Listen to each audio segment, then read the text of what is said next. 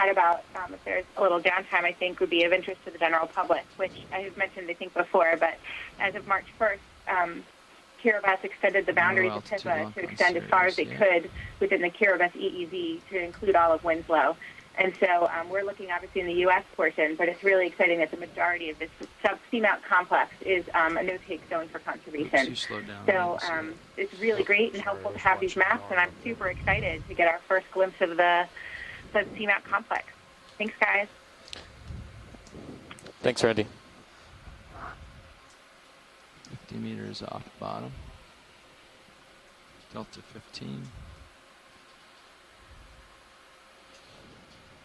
Why don't you stop at your depth of...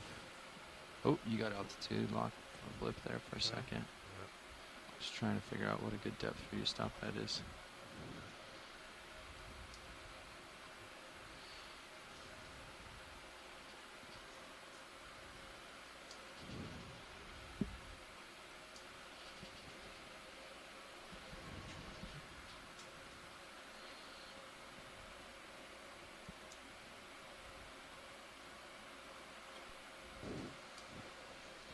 We're getting altitude lock at 60.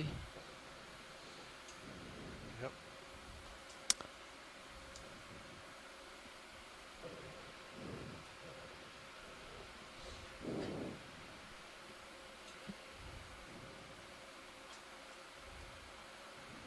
All right. Okay. I'll stop. At 50. Yeah. You can stop here. Okay. I'll hold that. depth. I'll Go into auto heading. Bridge to snav. I just wanted to let you know we have reached bottom. And I'm backing towards you. Okay. Please do. They're shifting to A-frame center of rotation. Perfect. Thank you.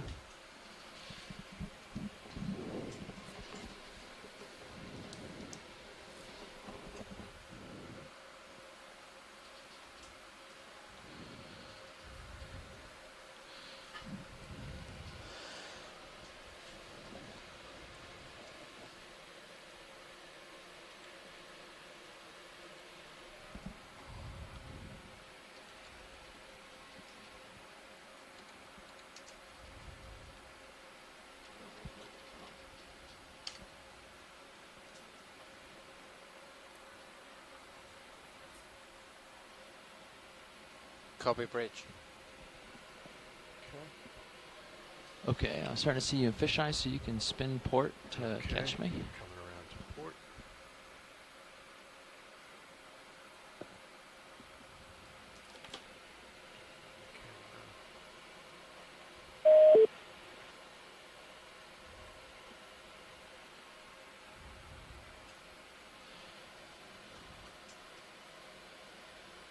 Yeah, you're gonna spin 90 degrees, basically. Coming. Basically under you at this point. So make sure you're looking down. You are. Down. Yep. There you are. Okay.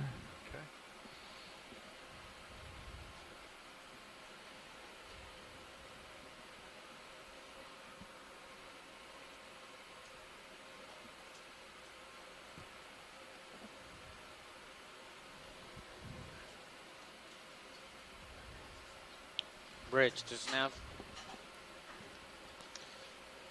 Since we reached bottom, I wanted to update you on the bailout plan. It's gonna be 260 degrees.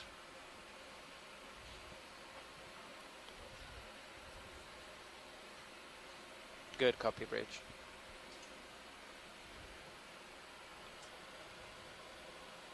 Yeah, turn all around, face east.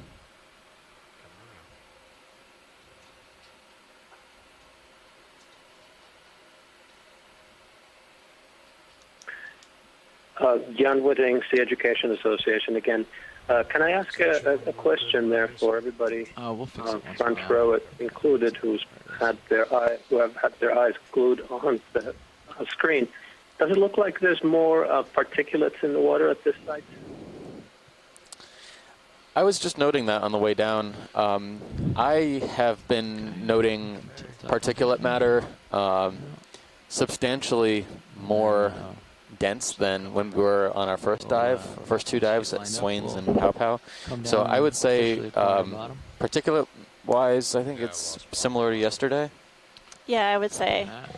seems like we're noting the Altitude's same at kind of 40. density of that material Seems as though we're still in drifting the water a little. column compared to our previous Mhm. dives within the Pippa region. Okay. Okay. Yeah, Ready to Swains drop? was Yep. remarkably clear, I would Coming say. out auto The depth, leaving auto heading in. visibility at Swains was a lot clearer. Yep. That was our first dive in the mission. So we, Yeah, thanks a lot. It's not in your face too much. so the pilots were just maneuvering into operating. position, and Sorry. See the we're. bottom I was just mosquitoes. giving some feedback, but you can go ahead. We're just On sonar, letting them turning get into my head position. to face it.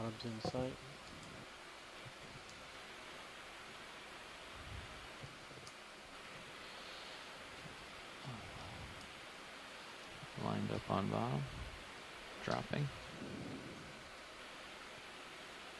Sidling towards you a little bit. Okay, I got hitting the bottom now on cereals. Looks like a fair bit of current. Huh? Yeah.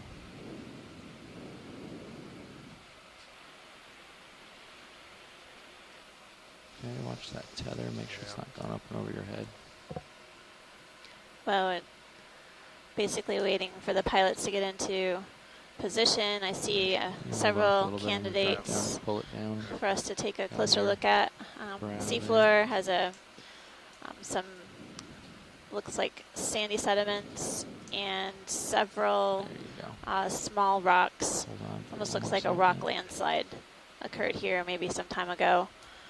Too much to the But there's several Yep. coral colonies, a few whips, and some Yeah, let's really line beautiful up on sponges. The bottom, you're starting to get in your smart. Can we Seems fix like we're gonna these be gains busy there to make today. the- I don't know. Maybe we can up the gain or something on his sonar so we can see the bottom. So was there an interest by geologists on? in picking up rocks at this site? I'll get it. I think that we will try. One of the concerns that we have is to make sure that the rock is basically an emplaced rock, so it's not one that has been transported here from above, to ensure that we're really getting a basalt Yeah, you can come down. All right. candidate for basalt rather than possibly more carbonate rock that would be up further slope up towards the summit. So we'll take a look around and see if we can find a rock that we can dislodge from the seafloor. But some of the looser rocks I'm concerned aren't appropriate. The slope is a lot steeper than I expected It's it very would be. steep. Looks like some of these corals are just kind of hanging on. I would say those rocks look in place. Those colonies are fairly large. Dropping a little more. Okay. I'm stationary right now. Yeah, you can come down a little more. All right.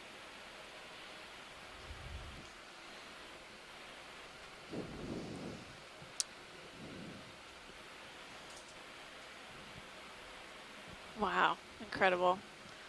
See a crinoid in the upper left hand corner of the screen, a coral colony, a fan some type, both in the middle and on the right inside. Seeing a few more crinoids as well, these stalked varieties Quite steep here. of these sea lilies. Several of them. Goodness gracious. High density crinoids. It's crinoid city. Yeah. He's got some coral predation action there, it looks like, too. By a possible mediaster. Although we'll take a look. We'll take a look at it, yeah. Some more coral whips and yeah, I don't think we have an age of this feature. It's an unnamed seamount within the US EEZ. For the dive's purposes, we're going to be calling it US Winslow. But again, it has no official name. That actually requires a bit of paperwork and some creative thinking about what would be the appropriate name for the seamount. All right. So looks like we're pretty much set on bottom. You can Right. get an appropriate delta and then So we're at a depth of just over continue. 1,560 meters. And and close to Not much getting ready current. to take a look around. Z-bias is set. Up a little. And the pilots are noting that there doesn't seem to be much of an appreciable current.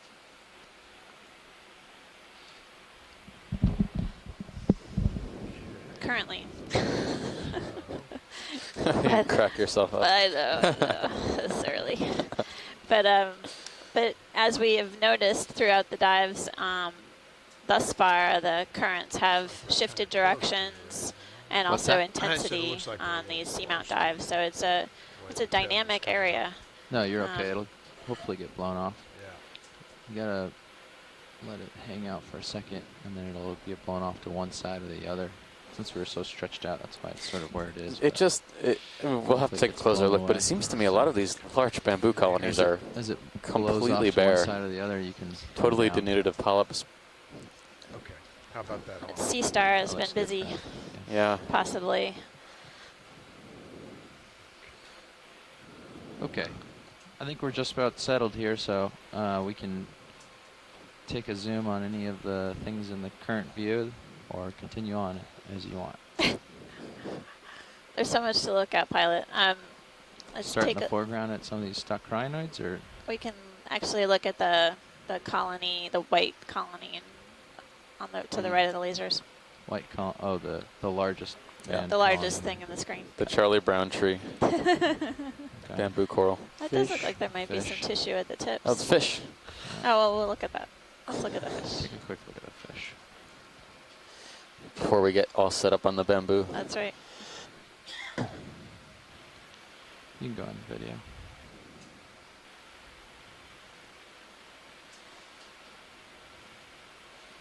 So we do have some fish experts on the conference line.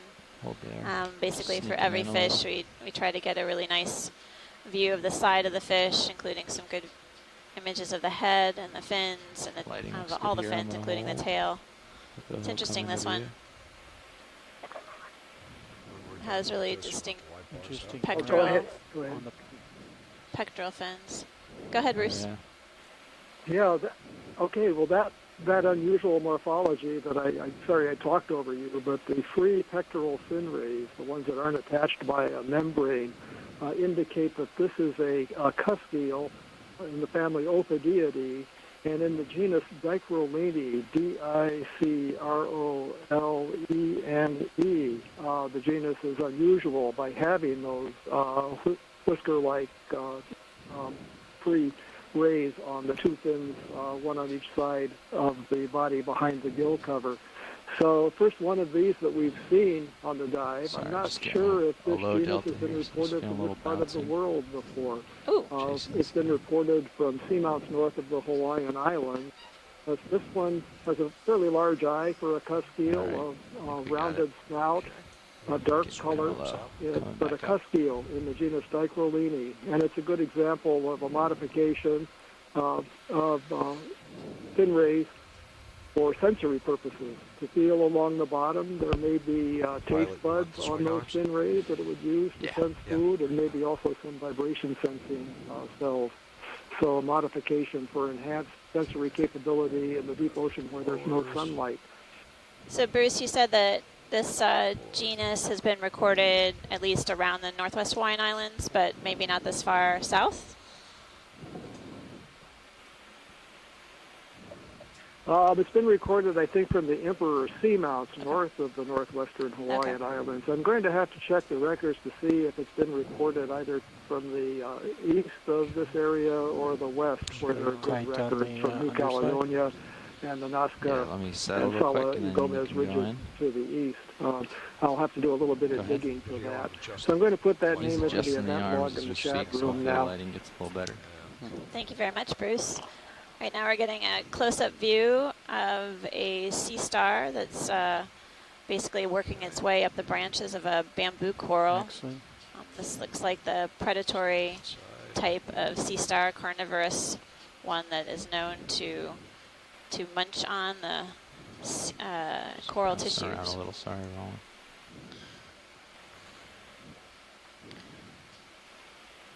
Good shot of the tube feet there. It's amazing. Rarely do we have the luck to come upon them when they're facing towards us. That's not the right light.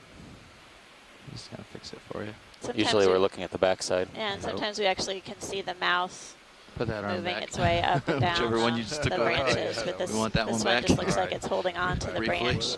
Clearly the tissue of the bamboo has been stripped clean. And right now what you're seeing is it's holding on to this I think this freeze clean throw it.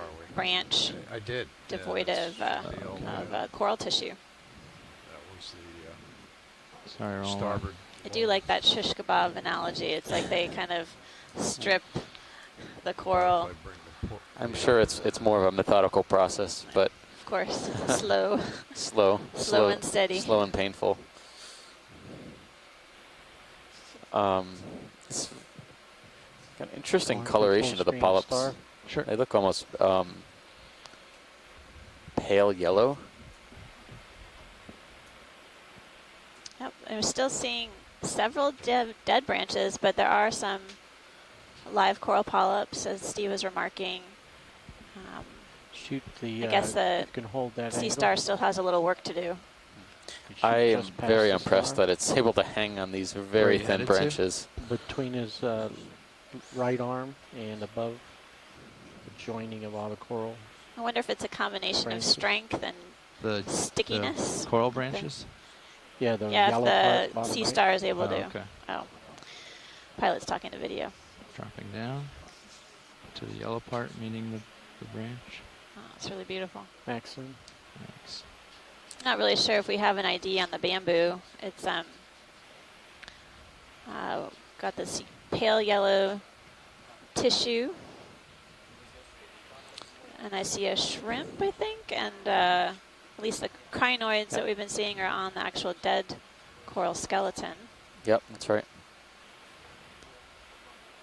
Yeah, the one we pulled up last night had a crinoid on it, and it had the cirri on the underside of the crinoid, what we're looking at right now, had either worn away or were taking advantage of the bare skeleton on the specimen we collected last night.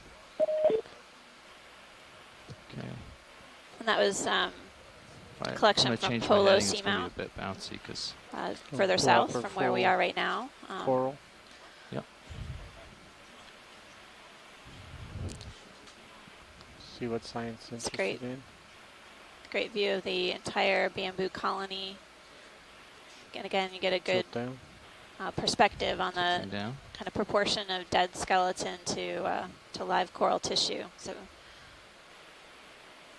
if that sea star has been the culprit clearing away the coral tissue, it's been very busy, but I'm guessing that process is pretty slow. Right, yeah. Our one of our scientists ashore, Scott France, from look the at the University of base. Louisiana at Lafayette, Down to the base. was saying that Tilting. on Paragorgia, a colony we saw yesterday, not the exact same colony, but similar, same genus, different location, sea stars had been feeding on a single coral colony for 18 months. Probably only moving a few centimeters during that entire duration. So it's definitely a slow, methodical process. Slow goes the race. Dropping a Tilt little. down. Looks like there's Hey a guys, this is Eric. If you look in the stereo camera, there's a very, very large coral colony just to the right, kind of Pulling full line. back behind Thanks. and a little bit down under the ROV. Might be worth a peek. Yep, Okay. I see that. Thanks, Eric. We'll take a look. I was thinking it actually might be a stalked sponge to the back, pilots to the back right of the vehicle. In Sirius cam, you can see a orb. Okay. Yeah. We can go for that. If it doesn't require Do you want to drop down a some little fancy for me, acrobatics. No, no fancy Yeah, acrobatics. I'll just get a little tether. Bring my bring the camera platform down a little bit so I can come down as well and get it into view. Oh, it's a large fan here too. It's Bamboo City here. Dropping. So it looks like we do have a sponge and a coral.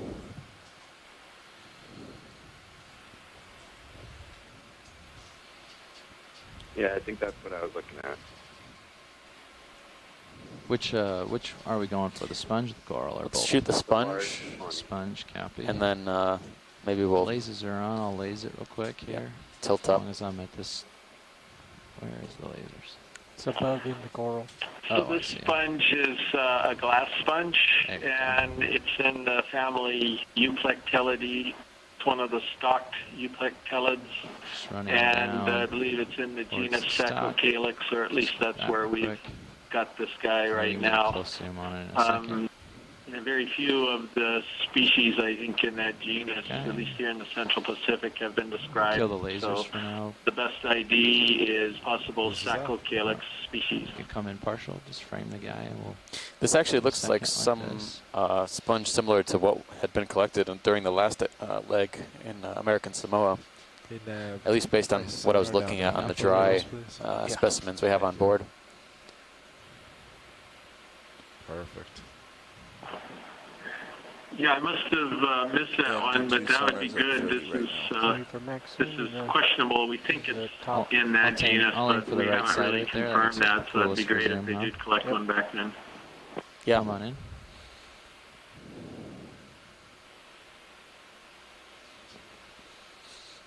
Is that polychaete in there or some debris?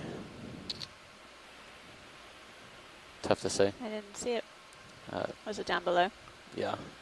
Getting a great shot of the towards it a little sort of lace-like structure and the interwoven spicules. They're creating this complex matrix of this glass sponge.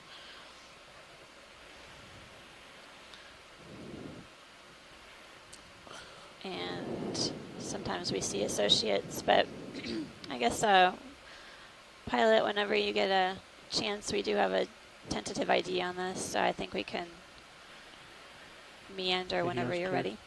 Pilot's clear. Okay. Any interest in the current view before I take off up the slope?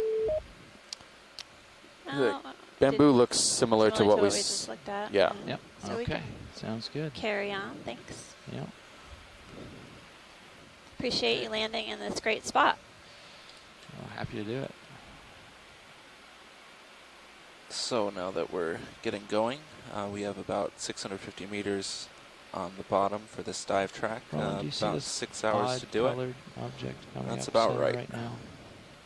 Snap in and make sure it's not something we want to take a longer look at real quick. Just a dead stock. Oh yeah, it looks like more dead bamboo skeleton. All right, thanks, Roland. Sorry, what was that, Nev? Oh, 650 meters for this dive, 6 hours on the bottom. That's 0.06 knots, which is our fairly typical speed for these. So, okay, sounds about right. All right, sounds good. What's the thing underneath the rock on the upper right, the white patch? I don't know. Oh yeah, and we're supposed to be looking for loose rocks as well, right? Is it the... If they look obvious. Yeah, okay. Things here are very deceiving. Yeah, I imagine.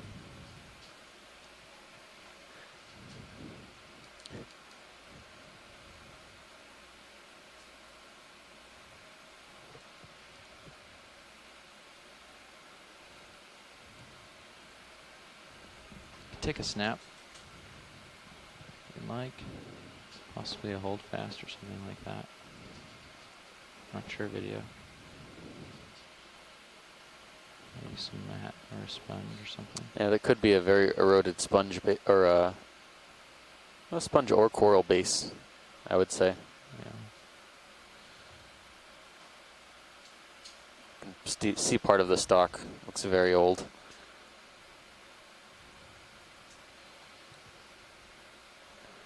Thanks.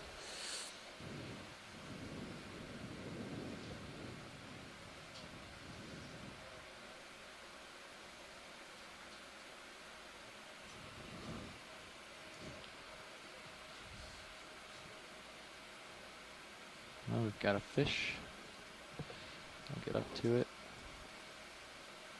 Catch him on his front side. Starting out to be another He's fishy already dive. On us, but I'll come around this side. Looks like he's turning here. This is something different. The head shape is very different than the previous Slowing fish my that we were move. imaging. Come This on looks in. a lot like what we saw yesterday. Coral as well to the right you just passed. Okay. This is the one that has a lateral line that's sort of disjunct. We imaged this yesterday and on a previous dive, type of Brachula or Bythidid. And I think we can probably get an idea on this. Copy that. We'll just get a shot for video, and then we can Yeah, run so off this and we'll one laser has it before the we go. You disjunct wanna get lateral lasers on? line. It's in two parts. The anterior part toward the head starts off higher, then stops, and then it starts again along the midline of the body. There's a distinct flap on the upper part of the gill cover that you can see that's distinctive for this genus. This is in a different family than the cusk eel that we saw before. These are live-bearing Brachulas. This family is the Pythididae, and unlike the previous fish that we saw, this species bears live young, much like a guppy or a swordtail or a molly in a home aquarium. So the young are born alive and relatively fully formed as little juveniles instead of larvae that are planktonic like the Ophidiids. This is in the genus Diplocanthopoma, and it's a really poorly known genus, but we're seeing them occasionally on these Okeanos dives. We saw them in the Hawaiian archipelago, we saw them over in the Marianas, and now that we're seeing them here in the Phoenix Islands, Kiribati, and up around Howland and Baker. It's quite interesting. Also, the depths that we're seeing these at are a little bit deeper than most records for the family. This family ranges from very shallow water, where the species are cryptic in caves or in the... Okay, we floated a ways up here. I heard something about a coral back where we were. Do you want to go back for it? So Diplocanthopoma. Actually, I just saw something really interesting in the lower left-hand corner. Lower left-hand corner. It's on a rock that's just coming into view now. That whip-looking thing? Or no? It's very, very finely branching. Yeah, thanks, Bruce. As you mentioned, we did see the that Brachula Bythidid on the previous two dives, one at Polo Seamount and one in an unnamed seamount within the Phoenix Islands protected area. So we're on down for this one, Roland, maybe. Within the U.S. EEZ. The fishes don't know these boundaries; they swim freely. But it's interesting to see that we know what it is. The depth distribution as well as similar species across cool looking. Yeah, so these areas. I spotted this one out of the corner of my eye, and I suspect there might be some interest on the shore side. It looks similar to something we saw. This one sure looks like a Metallogorgia juvenile. Yeah, similar to what we had thought yesterday, but there was some confusion, so I'll get some good imagery of this. Holding. Yeah, and on this one you can clearly, well, I don't know if you can clearly see, but I can clearly see that the branches on this are different from what we saw yesterday. Just waving they away come and out I'll try and to follow they're very angular versus what we were seeing yesterday. I think were these smooth curves upward. But it'd be really interesting if there's no ophiuroid associate on this. Okay. I think there was one a little bit lower down the colony. We'll tilt down to find out. Are you ready, Roland? Yep, following you. Tilting down to find an alpha right. Tilting right. Right. So Metallogorgia is a type of octocoral. It's within the Chrysogorgid family. We've seen several representatives of this family on previous dives on this expedition thus far. We are seeing right now a nice view of a ophiuroid or brittle star associate with its arms hanging onto the branches of this possible Metallogorgia juvenile.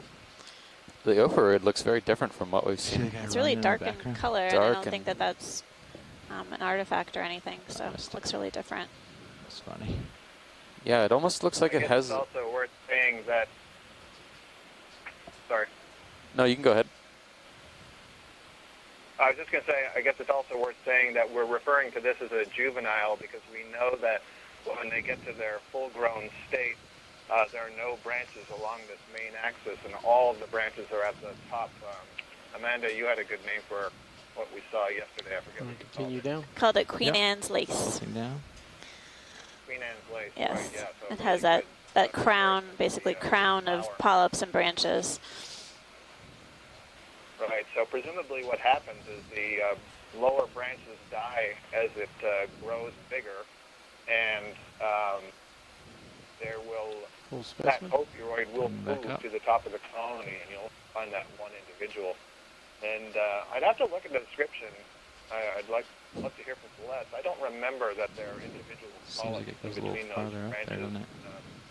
But It perhaps, goes on a long ways up there. meaning I don't know that this There's is the top. Metallogorgia Go to the tip. melanotrichos, which is the one really common, globally distributed. Do you want full specimen first? Yeah. It's hard to see. All right, so where are we going to next? Well, I think there was There was an there was Umbellula another also. coil, but I Picking up. will just come out and take a look. Yep. Hey, Pilot, you're Talk starboard. about It's interesting Umbellula. that fish is Wow. basically Did you want it out? Yeah. not particularly skittish. It's been hanging out with Do you want us us to do a short move since we towards imaged you? it. Yeah. Copy that. Nav, I think we do What? like. Sorry, watch lead say again. My co-pilot I was. think we'll. Do you want to continue upslope? I think we- we yeah. just make some way upslope. All right, we'll get the ship going then. So to our waypoint, which we do kind of want to hit, that's 060, but anything close to that would be good for me. 0 seems lined up on 060, yeah. I'm on. Oh, you're 0. I'm He's 060. off to Okay. the, yeah. Rotate though. Oh, I think okay. that'll be fine. All right. And you said I'll come earlier around that to this you is then. turning out to be a very fishy dive. I But would say it's turning out to be a within- very bamboo within- corally. within- 20 of that would be Fish fine. and Sirius cam. Yeah, Large you fish can and go in on serious. that while I get settled up if you wanted to. I'm just grateful that we have a couple of fish representatives so far on the dive. You see the fish on Sorry. Sirius cam? It's up near Yeah, Sirius. I don't And, have the control. ROV watch pilot this. just remarked that there's another fish in the Sirius cam right now. It's a different type of fish than what we've seen so far. So not to argue with you, Scott, but I think we're going to have some fun with the fish today too. Yeah, so far we're Yeah, battle. more perspective, right? Yeah, right. Sorry. Yeah. Billy. And the fish in the Sirius cam is a slickhead, Just family make the ship stop Lepidopteridae. heaving. It has a more rounded head and blunter Yeah, snout now, than go up the others bridge, that make we've that seen happen. on dives here in the Marianas. Another thing I would throw out here, looking at these colonies, you can see the yellow ones have Can you lead live it, tissue co-pilot? on them, and the ones that appear more white are where tissue has been removed. So clearly this is a popular feeding ground for presumably sea stars and perhaps That looks other sort of incredibly coral delicate. predators. What? What you're looking at, Yeah. I don't know. It's this big. It must be pretty resilient. I guess. My goodness.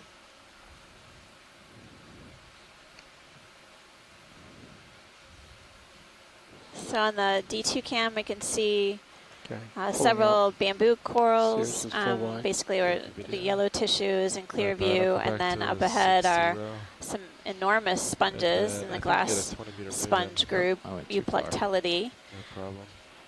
So Seems like that's- this is a 60. Yeah. You get that in. bamboo I'll get lined central up on it. There's a here, bunch of stuff as Scott right in mentioned. Sirius. Copy that. Yeah, Nav, 20 meters. I I'll think get lined that'll up be. on that shortly. 20 meters sounds good. Should still keep us a safe distance. From I'll the get that wall. in now. All right. Thank you. Bridge, nav. So we're just getting another ship Would you move like in. the ship move, please? And 20 we'll keep meters, carrying bearing on up the 060 slope. degrees, We just 0.2 knots. Pilot, we're at can about you, maybe pull 1,550 back meters, just a little bit, rotate side and to we're side, diving get at an an overlook of unnamed this area. seamount Pulling within back. the US EEZ, Rotating left and west right. of Winslow Reef complex. Just This is a feature that was previously mapped. We're able to basically determine a really decent dive track up a slope, So this pretty is steep slope. towards the north. As we head up slope, we're going to along the transition to ridge. a summit area, head to the summit of the seamount, and see what we see. We've done a couple other summit Passing. dives where we've Through been able to towards characterize the seamount fauna at the very peak. It'll be interesting to see if we find similar groups of organisms. Sort of falls off that way. Yeah, we were literally under fine. miles but from the Phoenix Islands protected ridge area, which we've drop been off diving in the towards the past 3 east. days, past 3 dives. And then And this feature, despite being blue water just towards over the the boundary, we're on a little bit of a nose is here. considered to be part of the Winslow Reef complex. The Winslow Reef complex, Winslow Reef proper lies within Thanks, the boundaries of the Phoenix Islands protected area, a fishing A lot of excluded stuff in reserve. the water here, huh? So we're going to be doing a couple of dives in this area over the next couple weeks. Likely related to all this being the first. This one here. in the U.S. EEZ. Recently, as of March 1st, the Phoenix Islands protected area was expanded slightly to include the bulk of Winslow Reef. We got that underway? Yes, we're moving. So we'll feel it soon, I hope. And really, prior to this expedition, we lacked high-resolution bathymetry or mapping information from the Winslow Reef complex. During the evening, we're able to basically cover some ground and map a seamount that we previously lacked data from, and that those data will be used to help guide our planning for future dives within the Winslow Reef area. We'll be coming back to this area later on in the expedition, so I think it'll be interesting to do another dive within this region and also basically compare how this seamount compares in terms of the biology and really the geological structure with the seamounts and ridges to the north, as well as the Winslow Reef complex to our east. Using some time here, Roland, while we wait for the ship, keeping it interesting. If you want, we could do a partial. Coming into view now is a Euplectelid Sponge. It's a type of glass sponge, a hexactinellid. It has a long stalk attached to the rock face you see below to the lower left. And much like the corals, sponges are in the deep sea are known to grow very, very slowly. And so large specimens like this are likely to be very old. Sometimes we see associates with the sponge.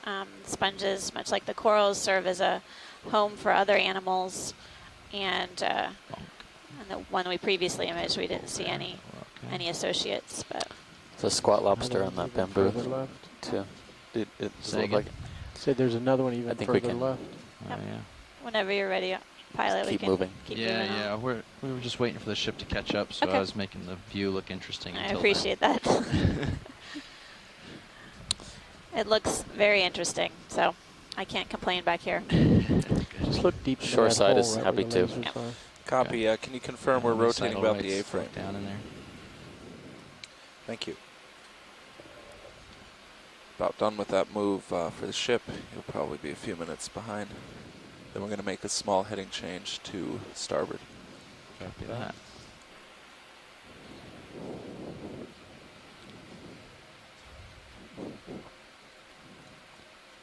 Do we have time to take a look at the squat lobster and the bamboo after we take a look at this? Yeah, of course. This is low priority by comparison. Okay.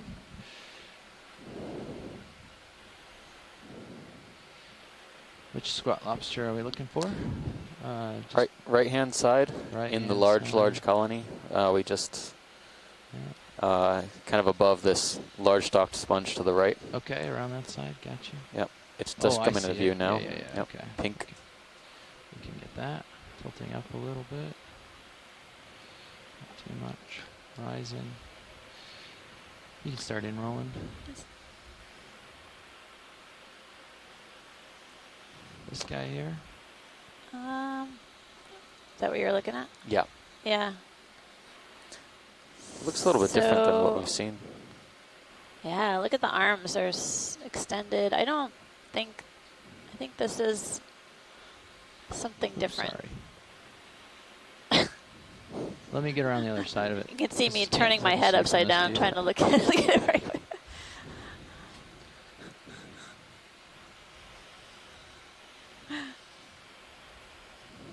This appears to be something different to me. I think these might be some of the biggest sponges I've seen in this expedition. Yeah, there he is. Dropping down. Easily half a meter across or so. Thank you, Bridge. Let's see, where's the hole they're shooting through? Maybe here? Copy. Try that, Roland. Let me get my head wagged right for you here. He's back in there. It's hard to get a good shot of, huh? Dropping down. Yeah, I think this might be a different group of decapod crabs altogether. Dropping a little more. It's got a really prominent rostrum spine. There you go.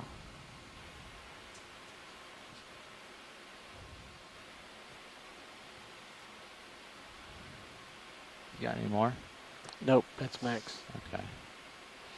You came around this side so you get a face-on view, but that's as close as we're going to be able to get for That's it. great, pilot. I think we got enough for our shore sides to ponder. Okay. A couple more seconds rolling, I got to keep up. Okay, video's clear. Pilot's clear. We do have a number of shoreside scientists participating today, both on a conference call line, so they can directly call in and chat with us about our observations, provide us with species identifications, or ask us questions to better really describe what we're seeing on the seafloor. The different institutions we have represented today include the Sea Education Association, Temple University. NOAA has several representatives from their fishery centers, as well as University of Hawaii, Woods Hole Oceanographic Institution, Boston University, and the New England Aquarium, and several others who have joined since the conference call line started. Yeah, we really appreciate your participation in the dive so far. It's been incredible to work with you all, and I definitely learn as you discuss with us what we're seeing. It's been an incredible journey. He's not failing. I think he's just eating. Looks like this is a brittle star is sort of hanging on to the very edge. Video was hoping to catch him leaping off. Aerial acrobatics here. I guess Jeff isn't as scary as he thought he was. Aquatic acrobatics. That's right. Wow. Little brittle star yoga this morning for you.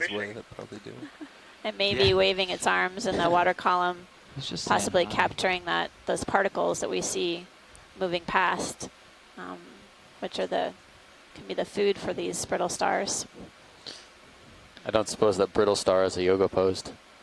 We'll have to make up We'll have to make up a new yoga pose. I'm not sure what the Sanskrit for that would be, but we can consult the experts. All right, video. I don't think he's going anywhere. Close-up on this bamboo tells me that this is a different bamboo coral species than the yellow one in behind. You see the polyps are all kind of retracted there, probably because they're being disturbed by the opioid legs, and they have this volcano shape. Suggests that may be the genus Ectomyces. Fly up and over that coral in front of you. So, co-pilot, I'm guessing you're caught up. Possible second species of bamboo coral. Be stationary. Yeah, I haven't even. And that was Scott France from University of Louisiana Lafayette. Again, another shoreside expert who's participated directly on the Okeanos expeditions. For some reason, this isn't really showing up on the Sirius sonar. I have the game maxed out.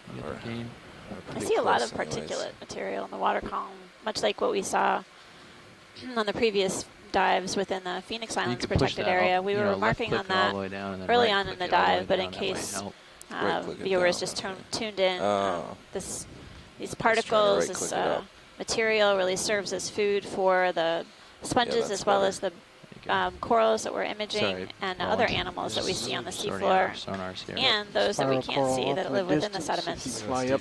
They rely on food to be transported to them through the currents and just through general deposition. So the fact that we're seeing a number of these big corals or really large size colonies indicates that there's sufficient food supplied to this area over a pretty continuous time range.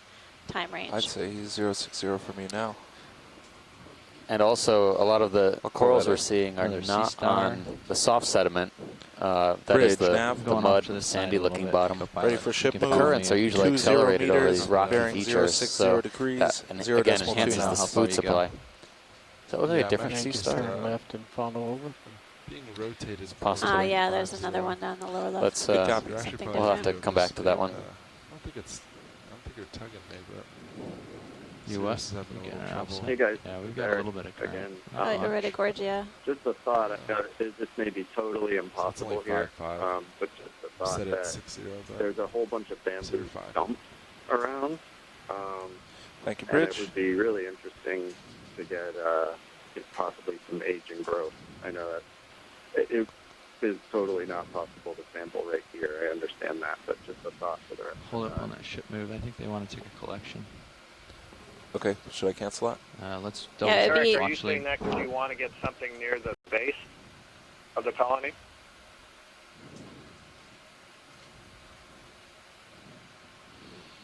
Watch lead, are we wanting to collect here?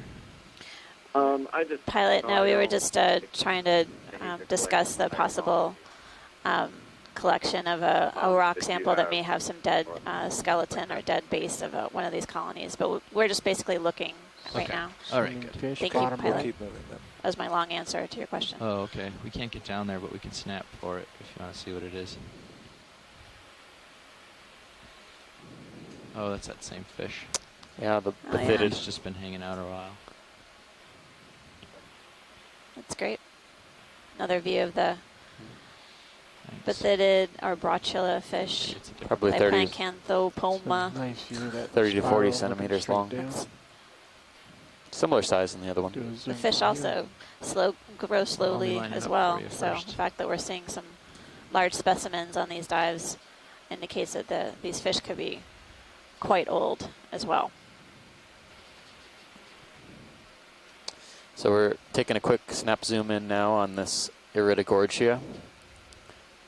It's a Chrysogorgia octocoral. You can see kind of the fuzzy texture as the polyp are open polyps along the skeleton. We have these branches coming off this windy axial skeleton. I think this might be Magnus borealis, but shoreside will correct me. Magnus borealis seems to be the dominant species we've been seeing the past few days.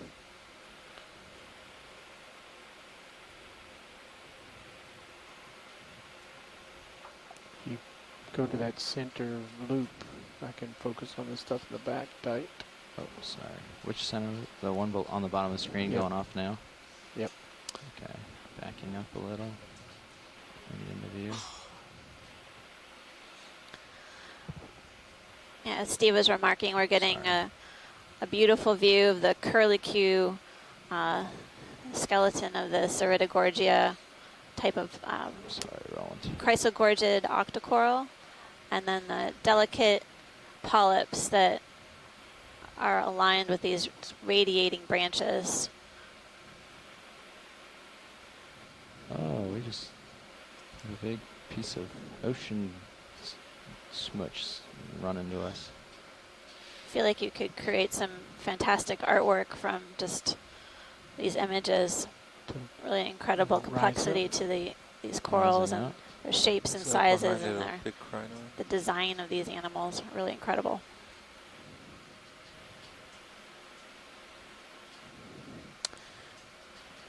The tissue of the coral is really thin and it looks kind of rough in texture. Yeah, yeah. Well, kind of stippled, modeled a little bit. Pilot, this is incredible. Thanks so much for taking a close-up. Yeah, all of those polyps are part of the larger colony. Watch your left toe on that bamboo. Yeah. Each of the polyps is able to share resources with its neighbor, usually food particles, but they all have the potential to have reproductive structures also. We've seen in the past few days a few reproductive octocorals, some chrysogorgids. I think we've seen some reproductive stages of some black corals and Dipitherians. Yeah, it's interesting to be able to get a close-up of these egg masses that form at the base of the polyps. There might be a Metallogorgia on the right-hand side, if that is an adult. Oh, I see it. It's a little out of the... Oh, I can get over there briefly. Seeing some more of the yellow bamboo colonies. We've seen at least one more species of bamboo on the dive thus far. And we're at around 1,540 meters water depth, diving on an unnamed seamount within the US EEZ west of the Winslow Reef complex. This is actually a really cool view. We're from coming here. up now on what I thought could be Metallogorgia, but it looks like just a very, very large, long Oh yeah. One of those Iridogorgia. gorgeous. Maybe a different species. Show the head from here. This is weird. That's interesting growth. Yeah, Cool, it's very, very I'm far long away, but skeleton it's a cool view. before you get to any polyps and branches. I'll stop I going. guess out, I'm used to sorry seeing the branches kind of Another one where continue the for a while. branches have likely fallen off. Okay. Yeah. So that occurs with age, Scott?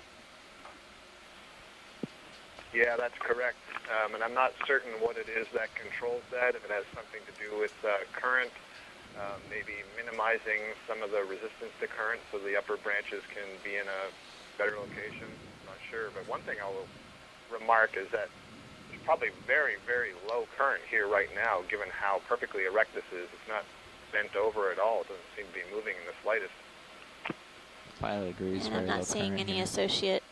There is a with the shrimp or Iridogorgia. something towards the right of center top right So now. how would you call this? Oh, there we go. Gorgia bella, or is that name no longer? Oh, there's a shrimp in the branch. Tim, I think I would have to defer to Les Pilot. on that. Yep. I'm not quite as good as I'll clear when separating you are, video. Magnus spiralis from Bella and some of the others. Corner. Shrimp. Picking up a little. Is that Max Zoom? So we're just getting a Oh no, we do bit have of a more. closer view of More. a shrimp that's essentially hanging upside down within the branches of this Iridogorgia. You can see there in the view, I'm 7 seconds behind you, but just to the left of the shrimp along the main spiral, you can see where a couple of the little side pinnules, which are the branches, have broken off, and they leave these little nubbins. And I would expect as you went down that axis, you would see more of those, evidence that there were branches that have now broken off. Dropping down. Catch some nubbins. Oh, thanks, Pilot. That's good whenever you're Okay. ready. All right, I think we've checked out this little knoll a little bit. We can keep moving up. Yep. I'm just looking ahead and seeing a lot of sand, so I was Okay. Capitalize on what we can capitalize on find. what we Yeah. can I find hear here, you. yep. You Yeah. should be almost done swinging with cereals. Perfect. Copy that. Yeah, we've moved See 60 another meters star since at we the got on bottom. bottom, so we made some 40, we've been progress doing on it. 20 meter Oh, moves. All 40 right. meters. We've made 40 meters. Once we got here, here's another one of these things. Make sure I don't bonk into it. Even taller than Wow. the last one. Oh, that's an enormous colony. Yeah. So many more whorls or spirals in the skeleton than any of the other ones we've seen so far, but they're really trying to get up off the bottom, up into this higher current, even though it seems to be kind of a moderate current, moderate to low current in this area.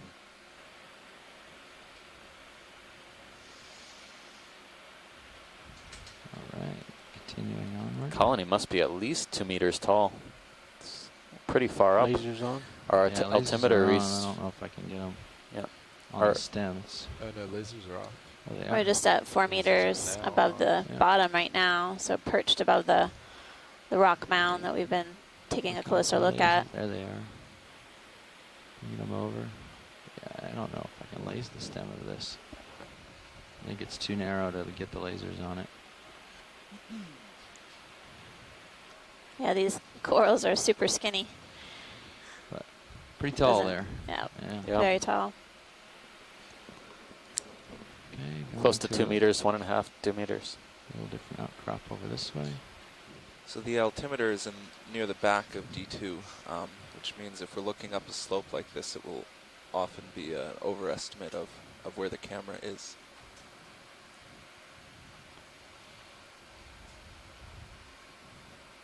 There's a Fish. fish on the lower. left. Yeah, thanks.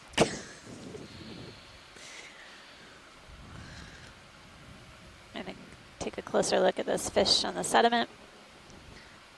Start in rolling.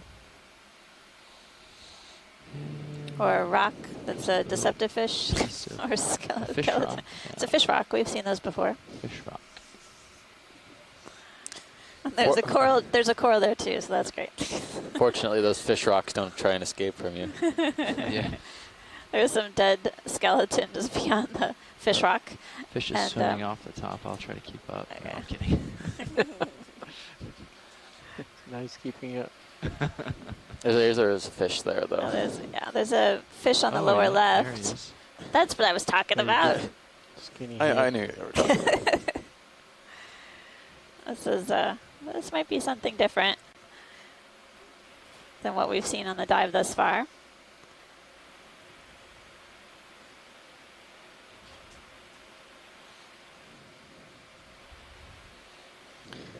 So far we've seen a cuskeel and a slickhead and Brotula. This guy's got a huge belly. This is something different. And it's got a really large abdomen. Maybe just ate. It looks like the pelvic fin is longer than the dorsal fin. Yep. It's kind of waddling. We can't get a good look at the head right now, but this is a very fat cutthroat eel. Cutthroat eel? It could be in the genus Synaphobranchus from that position of the dorsal fin origin that you noted. Yeah, I'll try. So he's uphill, so I don't know. And he's turning away every time I come around, but I'm almost facing. Yeah, he's turning. Brevadorsalis or Oregoni. Turning right way for us, coming around and up. It may be full of eggs, a female full of eggs, or it may just be a eel that's gorged itself on food, and it's stuffed, kind of like a snake eating a huge meal. We can win this. It would be nice to get a view of the side of the head. Just there we go. Pilot us, if we can zoom on the head, we can get a better ID. Yeah, we're chasing him. We're trying. Okay.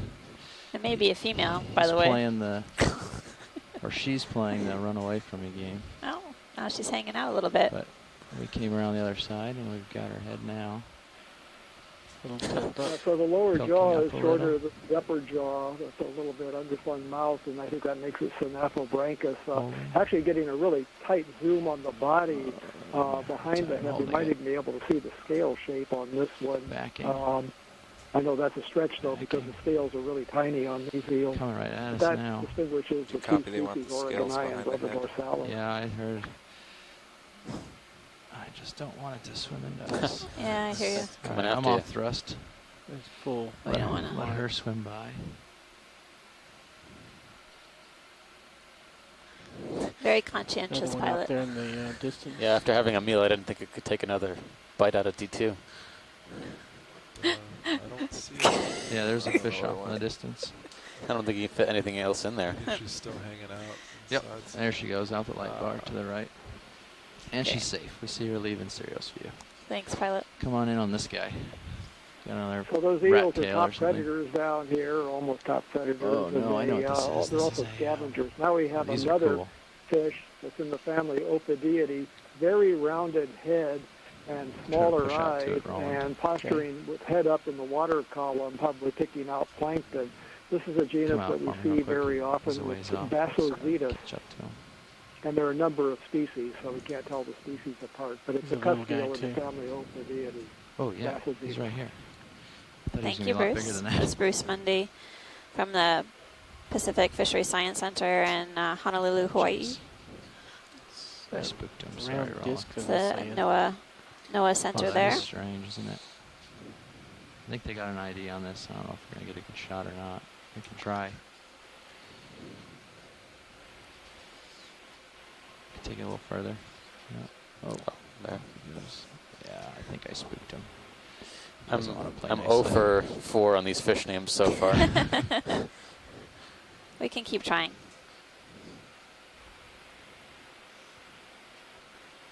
And just as a note, there's another genus that's very similar, probably very closely related, called Arrowmictes, so you may want to keep an eye out for.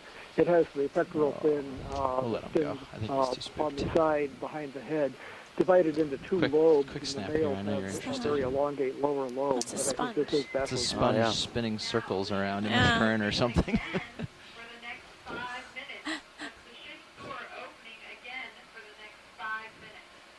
It's interesting, this sponge, glass sponge that we're taking a closer look at. Out there looks like it's been doing donuts around in the sediment surface, creating this clean sediment. Could be an indicator of variable current on this side of the seamount. All right. Very interesting. I've seen some corals do that before too. There's a coral in the family Schizopathidae from the black corals that kind of hooks into the sediment and can do these traces around in a circle. You've got a mushroom coral on the bottom here. Just a note. I'm sure you don't need a closer look, but at least it's note that it's there. Well, I know that people on the shore side will be excited if we see a mushroom coral. Yeah, come in partial video. Oh, yeah. Oh, there. This one. I was looking at the bottom. So this is Anthomastus, type of octocoral, and also known as a mushroom coral. The pilot spotted this. Each of the polyps have 8 tentacles. Again, it's within that group octocoral. I have a couple things right under you. Yeah, I see. We've seen Anthomastus on previous dives within the region. Very small. Not sure if we He's can on get a a little outcrop or something. species name on this one. This reminds me of something we saw yesterday, which was an Anthomastus colony with the Ophiuroid associate. That was kind of right on top of the polyp, Yeah, on top of the oral disc. Sort of hugging the polyp. Yeah.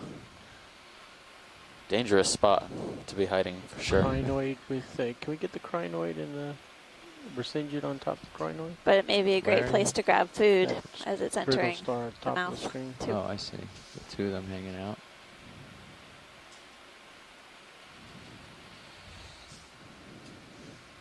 Battle for top.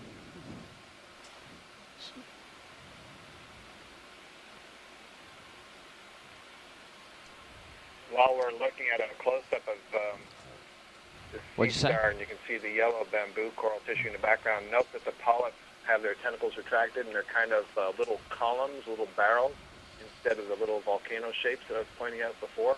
Another indication that we have seen at least 2 bamboo species.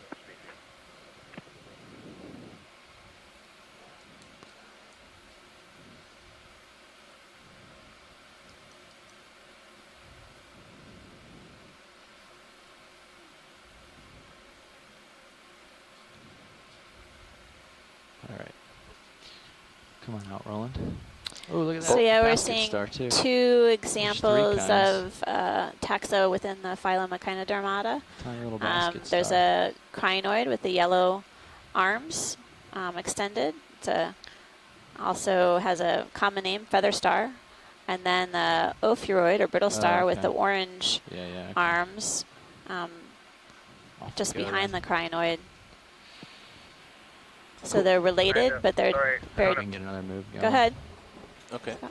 I was just going to say, the end of the branch there going off to the right, there was one single polyp still alive at the end. I thought that was kind of interesting, trying to reestablish that part of the colony.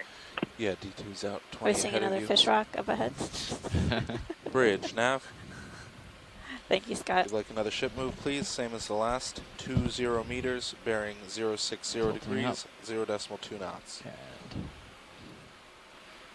So now we're crossing a sediment slope. Yeah, so there's sediment for a ways along here. Okay. Off to the north. You can see sediment for at least meters. Okay. As far as we can see, and nothing on sonar to indicate that there's any hard outcrops. But towards the east, there's still a few outcrops that we can chase along this ridge, I hope, possibly, if I'm not mistaken. It's a different star on the ground there? Yeah, there's a star on the ground. This might be a last could be an outcrop asteroid. for a while. Can we snap zoom on the star? Yeah, of course. Go ahead and snap in, Roland. This one also may be worthy of a sit down. Worthy of a sit down? Okay. Potentially. We'll see. Depending on science's preference. Yeah.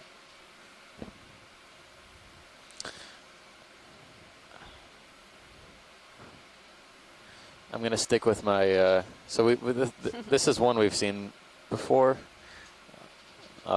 mostly on soft sediment habitats. I would say probably in the family Zoroastridae. But I don't know if we've got a finer ID on that, so I'm not going to hazard a guess. We always like to hear from our friend Chris. Coming in a little bit more. At the Smithsonian. Is that a regrowth of the arm on the right? I'm not sure. I think it's got kind of an uneven pigmentation, so it could just be color splotchiness, Well, it's mottled also like color right there too, for a brief second. Yeah, that it could be regrowth. It could be, you know, something that potentially took a snip and just a bit of tissue loss. It certainly looks like it was regrowth, but the arms look similar length. All right, I'm setting down here, Roland. Looks like we're seeing pieces of what may be bamboo skeleton just beyond the sea star on the sediment surface. So white linear structures.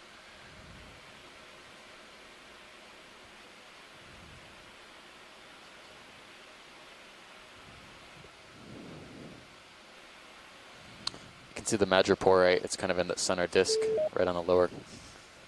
Hey, Chris Ma. Hi, Steve and Amanda. What's up?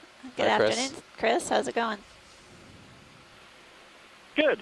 It's just about to snow here. See those feet on the bottom. So you're looking at, indeed, a Zoroasterid. This, I think, is actually Zoroaster. It bears a striking resemblance to Zoroaster spinulosus, which is the species that is seen in Hawaii. At least one of the species seen in Hawaii. Good job. And that's probably because it's got such a very fine and a thorough array of sharp spines covering the surface that you're so wonderfully capturing. These are fairly unusual animals, although they look sort of like typical sea stars. Again, in that they bear a striking resemblance to very old sea stars seen in the fossil record.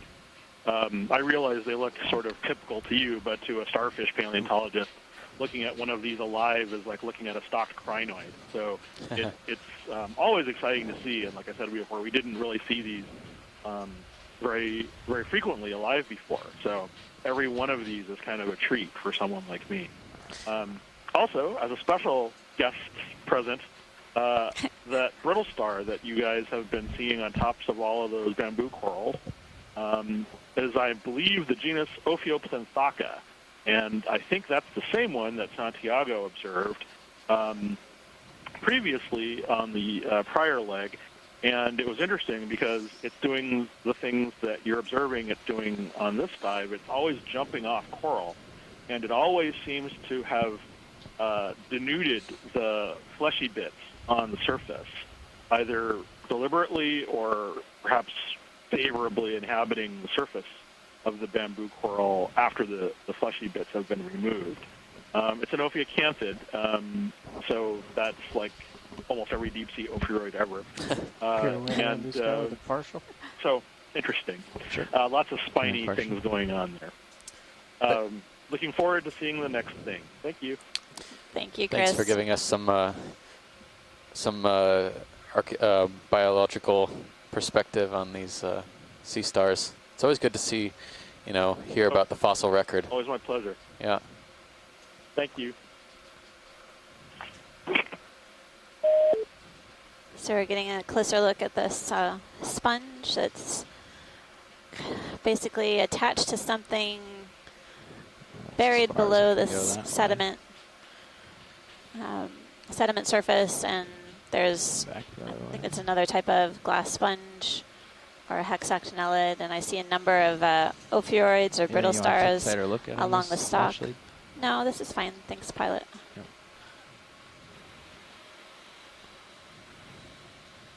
All right, I'm ready. We've seen a number of glass sponges on the dive thus far, some of them quite enormous, and several bamboo colonies that have also are quite big, sandy bottom off to Sean, indicating that they're very, very old. Just kidding. Do we have anything in sonar of interest? Look like sand. So we do want to hit that target because the waypoint, because then we want to move across the top. Yeah. But we don't necessarily need to go there in a straight line. Are those It xenophyophores? might be more interesting somewhere else. Xenophyophores where? immediately right of lasers, and I think further right is possible an enemy. Just not seeing what you're seeing. Under lasers. Under lasers. Bottom of stream. Oh, that mound? Yeah. Oh. Mound of dirt of some sort.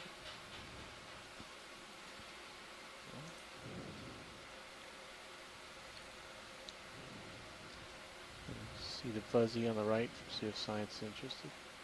Yep. Hold there, I can get there with this.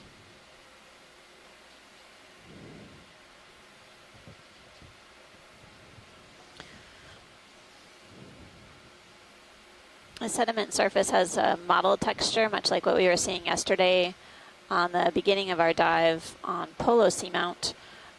It's basically a complex mixture of different things, including forams or small unicellular organisms, as well as pteropod tests, and which are the shells of gastropods that live in the pelagic zone. Now we're getting a closer look at what looks like the remnants of a sponge stalk, several linear spicules, yeah, and then several ophiuroids or brittle stars within it. Sort of a mini, it's like a tent. Clear, I'm clear. Small habitat. So that's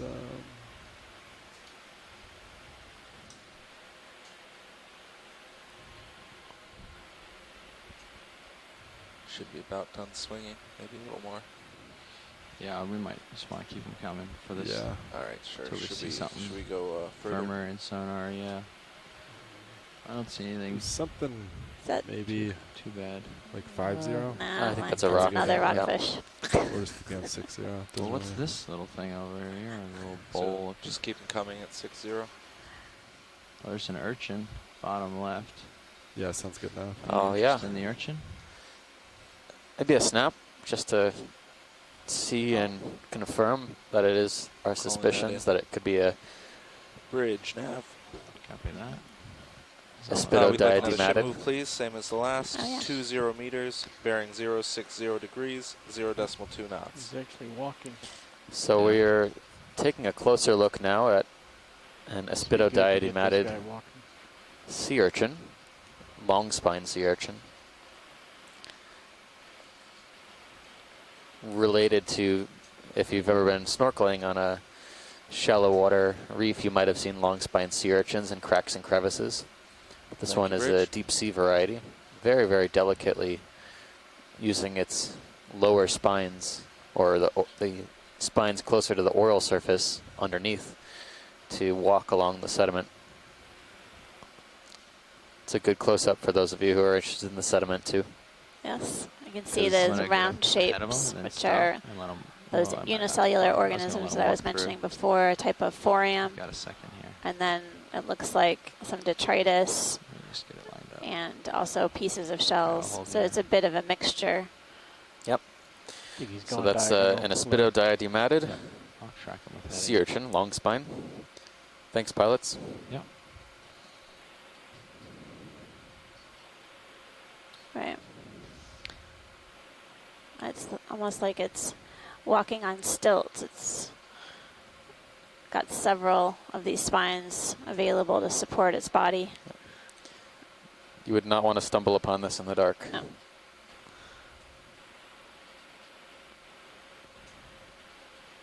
Cool.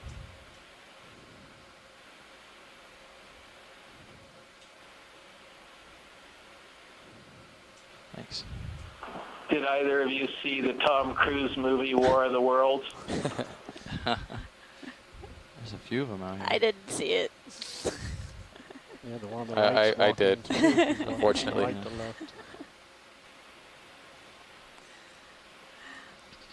Kind of looks like That's what I had in my head when the urchin walk across the sediment as one of the invading machines. The alien tripods, yeah. I think that sea creatures have inspired a number of different alien movies over time. If anybody's interested. They come in all shapes and sizes and forms, and if you make them into giants, they are very frightening. Something to possibly look at. bigger. Going to use all this science knowledge, and if it doesn't work out, I'll become a director and make sci-fi movies. Yeah. Get it. I'll get it with D2 real quick, Roland. See what it is. Career plan B. Yep. Always got to have a backup. Come on, Wyatt, please. There it is. Thanks. Tilting out. It'll be very sensitive. Oh, wow. Get it from below. Possibly a siphonophore? That is one of the amazing gelatinous zooplankton that we've haven't seen yet on this expedition. Yeah. It's in great shape. Can come in. Looking for the head. I don't think it has one. There's its million heads. Oh, yeah. That section to the right. Wow.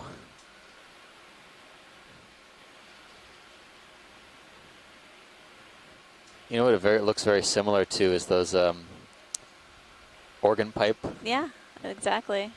Propulsion units we've been seeing. Really close. Providing its ability to move through the water column. Cool, those so I'm leaving those it there. propulsion units or organ pipes you see Tilting are up. basically pumping water through, and the siphonophore has basically different parts to it that perform different functions, Look at the including color on that. digestion and movement, and reproduction. Picking up. Yeah, it's incredible, vibrant red color. These siphonophores are related to Portuguese men of war. If you've seen those wash up on the shore, or if you've seen one in the water, they have a gas bladder. You're clear. It's not going to hit you. That keeps them floating, but these are deep water siphonophores. You usually don't find these closer to the surface.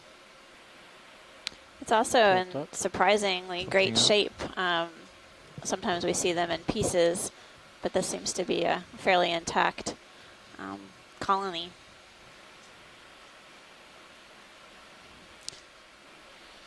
Picking up a little. Do either of you know whether these things are bioluminescent? I don't know. I have no idea. Is pilots? What's the possibility of doing some light modifications here? Do you think that would be safe? Well, you want to? I can shut off the forward lights. I can tell you that there are some siphonophores Can that do are the forward row. definitely Just leave my aft lights on, and so I some know of where I them am. have Yeah, you're right tiny already. Do I get front lights? Yeah, just do fronts only. Leave the trailing backs on. zoids, the ones that look orange in color. I don't know about this particular species.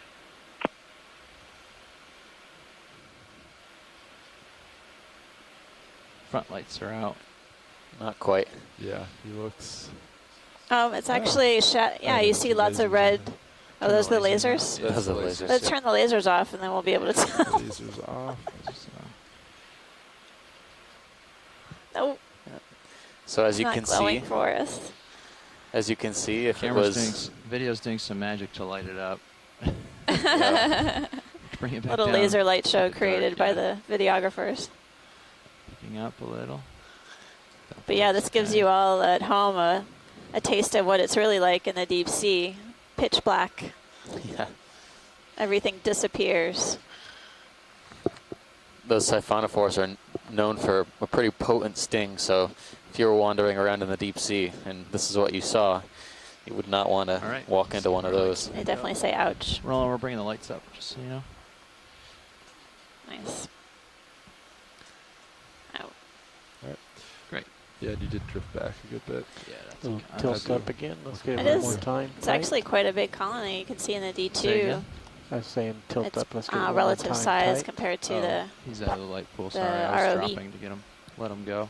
You sort of need to back him up. It's coming Yeah, close to you. I'm gonna let him go. Thank you, pilot.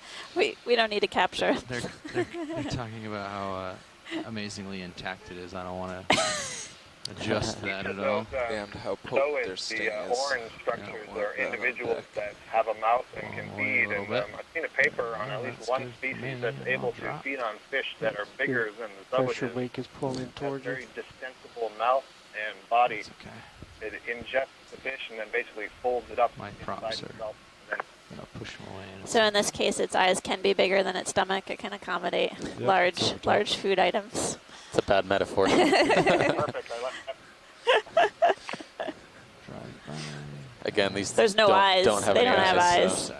so It's an improper metaphor. For sure. physiologically correct and all. That's cool. Sponge. Urchin. And urchin. Making fun of my metaphors. I can't believe it.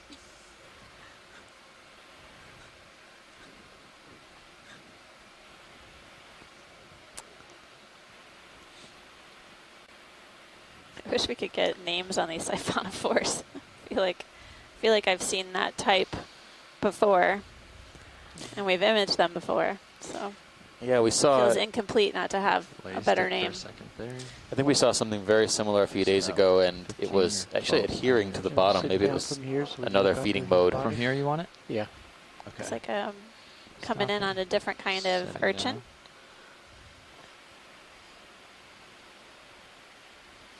Earlier we were looking at one that looked like it was walking on stilts. It's okay. The Aspidodiadematid. And this one is something different with shorter spines. But I think we may have seen this on previous dives. Yeah, it could be one of two things. Yep, after this. One of two families. Rotate these pancake urchins. So I'll slowly rotate back. Oh, and it has a polychaete on the lower left-hand side, this, I'll slowly rotate hanging on in between the spines, the bristle worm. Tilt down. So we have a pancake urchin here. Two families of pancake urchins I'm familiar with. The Formosomatids and the Echinothurids.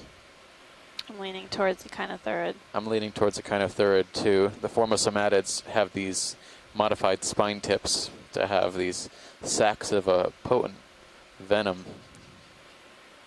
Really hurts. But needless to say, you wouldn't want to manhandle or hold on to this urchin very tightly because it would also hurt. Yeah. It's interesting, you can see the modified spines that have sort of what look like socks on them. Yep. They do use those to move around on the substrate. It does not want to hug. No, no hugging the urchin. Laser. It should be on. It's curious about the polychaete. I wonder if the polychaete's providing any benefit to the urchin at all, or if the urchin even cares that it's there. But I'm guessing that that's a great place to possibly eat food that's trapped within the spines of the urchin. Polychaete benefits. Go out of Sirius's view. Copy that. From having a home that's well protected.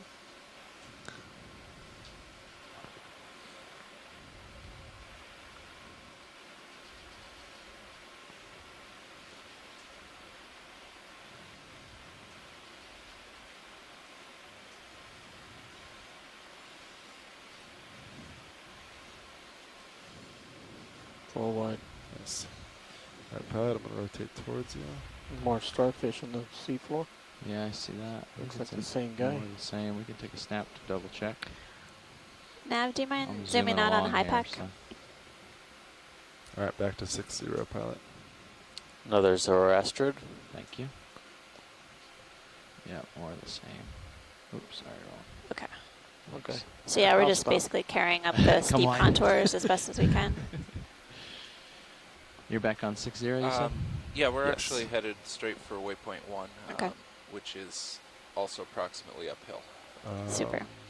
We're probably going to move in then. Thanks, Nav. Unless you see anything in the software. Yeah. I'm seeing some what look like biogenic traces or tracks in the sediment surface, possibly caused by the sea urchin that we just saw. There are other animals that also create those traces, including holothurians or sea cucumbers, which frankly I haven't seen on this dive thus far. We were diving deeper yesterday and they were pretty numerous. So it may be that there's a depth distribution limit in this region for some of the holothurian species that we encounter. Let's not counter apples before they're in the basket. Do you want to call it in first? What's that? Call in a move first or switch? You coming here? Sure. Yeah, we'll do it. Let's get you in here.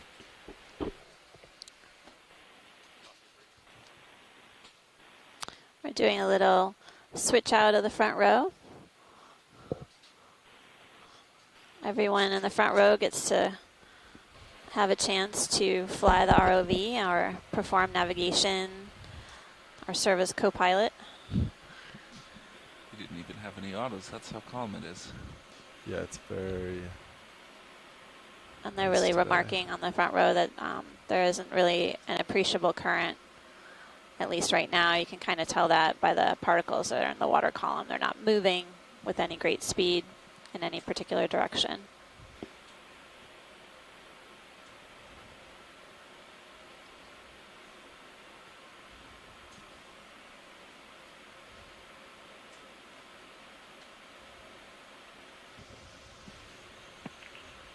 Amanda, Steve, I'm looking at how flat this is, and I'm wondering if it's possible we originally landed on the steep slope just below where we had intended to land, and if we're Quite a now deep in scour, that can we follow green, it? flattish dip before the next steep. What do you think? Yeah, probably. Yeah, basically we were traversing kind of a flat sedimented feature, and then it looks like, based on the contours, that we're approaching a steeper area coming up. Looks like we have an Umbellula sea pen within the sediment. I think this might be the first sea pen that we've seen on the dive thus far. We have seen this genus of sea pen before on previous dives, and we're just at 1,526 meters. Yeah, I meant to say we did see Amanda this. and Steve. Hi, Chris. Let's do the top. Oh, wait. Sorry, just a quick interjection. Well, I thought it was quiet earlier. Right, as close as you want. We passed that Zoroaster earlier, and it occurred to me. I previously examined those specimens and found snails in the gut. Ready And, for 30 meters? Putting that all together with the live ones and the preserved ones, it occurs to me that those are all probably feeding. They're probably using their spines to, or swallowing all the little. We're going to do 30 meters, bearing 060 degrees at 2 bivalves and all of the little tiny gastropods living there. So I just wanted to mention that just because we passed one and it was quiet. So I'll let you get back to the Umbellula. Thanks. Thanks, Chris. So, yeah, basically we are in a relatively flat sedimented feature, and we're looking at right now Umbellula sea pen. I believe it's the first one that we've seen on the dive thus far, and right now we're getting a closer look at the sediment surface and the kind of complex composition and mixture of different things. In the chaos of the bamboo garden, we kind of touched down, and we did see an Umbellula kind of in the rocky crevices, the sandy patches of the rocky crevices. And rather than take the time away from our bamboos and everything that was going on there, we skipped it, but it's good we got a chance to zoom in here. Couple more seconds. It's great. The colony looks to be around 30 to 40 centimeters tall. A pretty large one. Lots of polyps. Yeah, if you look in the Sirius cam, you can see a lot of those tracks seem to go on for a while. Yeah, it was. That's what I came over here to look at. We Maybe have if you rise up, we can a lot of see tracks here on the bottom. One track. Really, yeah, one big track. We go over top of it a little bit more. Hi, this is Natalie Summers speaking from, I've just joined the ECC at University of Hawaii at Manoa. I'm studying biogeography of deep sea corals with less watering. Thanks for joining. Any thoughts on all these lines? So these tracks that we're seeing in the sediment surface are created by epifauna, or animals that live on the sediment. They could be created by the sea urchins that we were just observing earlier. They move along the sediment, processing the food that they gather while they move along the sediment surface, and then they basically poop it out. There are other animals like sea cucumbers that also surface deposit feed or feed on that organic matter that's concentrated in the sediment surface. And when they move, they basically create these tracks exposing the underlying less organic rich lighter colored sediment. Yesterday we saw quite a bit deeper, but That's another sponge. Yep. We saw quite a bit deeper. A irregular sea urchin was actually causing a lot of this excavating in the sediments.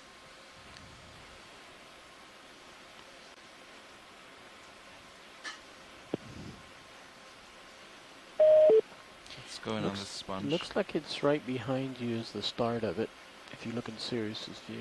Oh yeah, there's a little divot. Okay. Okay, I can turn to... just back up over it. Just back up, sure. It's either the start or the end. If it's the end, we might see something interesting. I also think I see the ROV track just behind it. So you want to rotate yes, left? I put my right toe there to look at that sea pen. Maybe it's a napping spot for a fish. I think that's just a divot and a bump. I'm sure fish have napping beds too. Unrelated.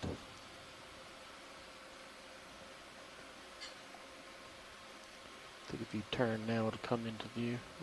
Left.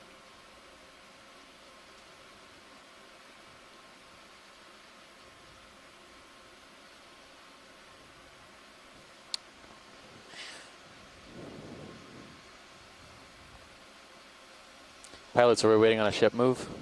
Yes, Okay. ship is underway, and we were trying to find Forward, what might be top making left this of the track.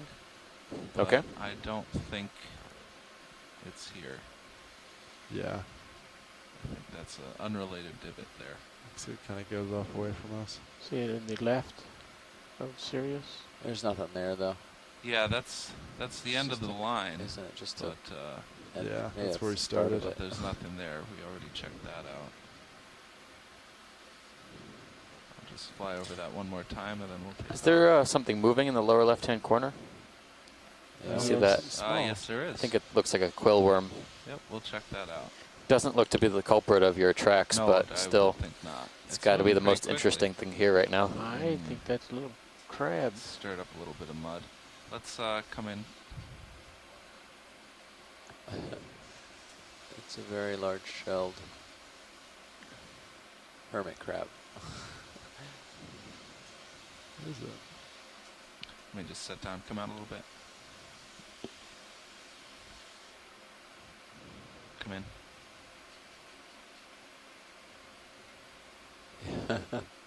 Yeah, that looks like. Far away. Does that look like a hermit crab?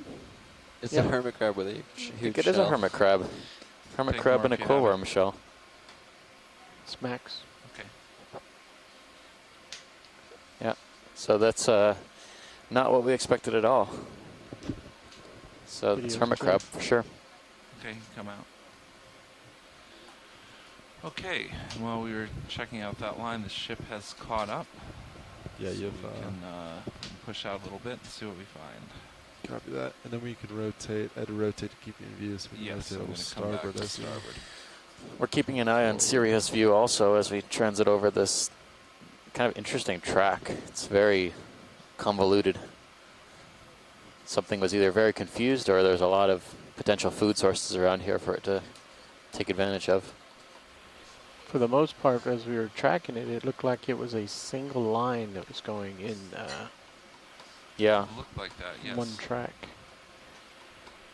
We can get a screenshot from Sirius view and see if we can. There's also some find deeper it. scours up here, which is interesting. I wonder what those could be. Yeah, it looks pretty clear ahead, pilot. Yep. I don't see Divot in too Sirius's much. view. Still centering up. Copy that. I still have to rotate a little more, but you're in good condition.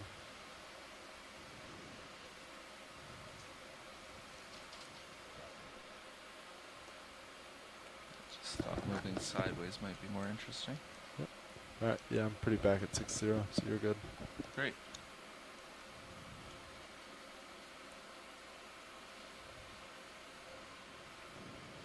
Move's just about done. Copy. Pushing out.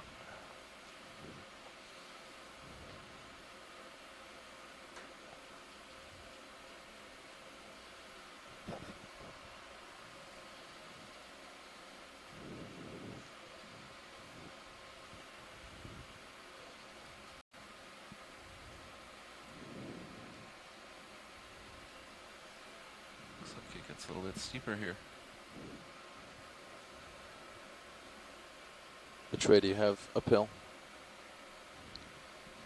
About 5-0, I'd say. Check sonars. No, it might be. Yeah, somewhere between there and the 6-0 we've been moving. Okay. Fish. Right hand side. See it, yep. I don't have too much tether, but we can. Yeah, looks like a fish flopping around the sediment. Give you a little more. That should be good. Come in. Trying to stop. Oh, this could be something new.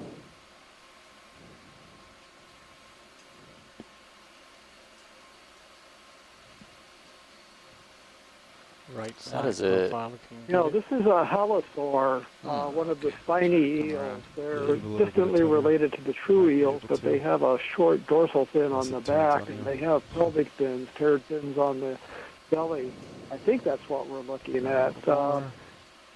Although it'd be good to get a look from the side.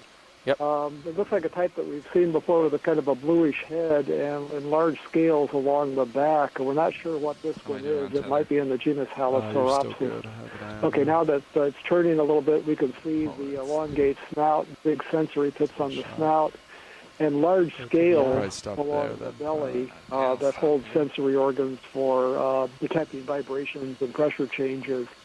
So a deep-sea spiny eel, family Halosauridae, and we're not sure about the genus. Unfortunately, Ken Sulak, who I've mentioned before, recently retired from the U.S. Geological Service, knows these really well. He's even described a species in the family, but he is traveling right now and so can't provide input about this.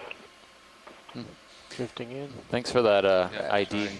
Yeah, this is not a common fish that we've been seeing. I think we've seen a couple of Halosaurs over the past, been out here a little bit over a week now. Lasers are clear. So it's good to get some more observations of Yeah, you can kill lasers. specimens in this family. One more time. Coming on head.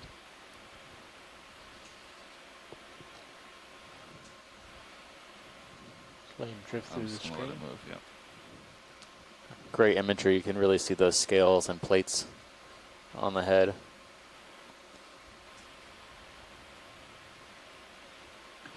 The lack of scales on top of the head suggests the genus Algovandia, but the enlarged scales on the back suggest a different genus. Again, maybe Halosauropsis. So I'll have to do a little digging on this. Another expert on this group, or somebody who knows the group really well, is Thanks, Pellets. Dr. David Smith at the Smithsonian Institution. Video's clear. Excellent. It's rare that we get a fish for as long as we want. We're ready to go, and you are. Whenever you're ready.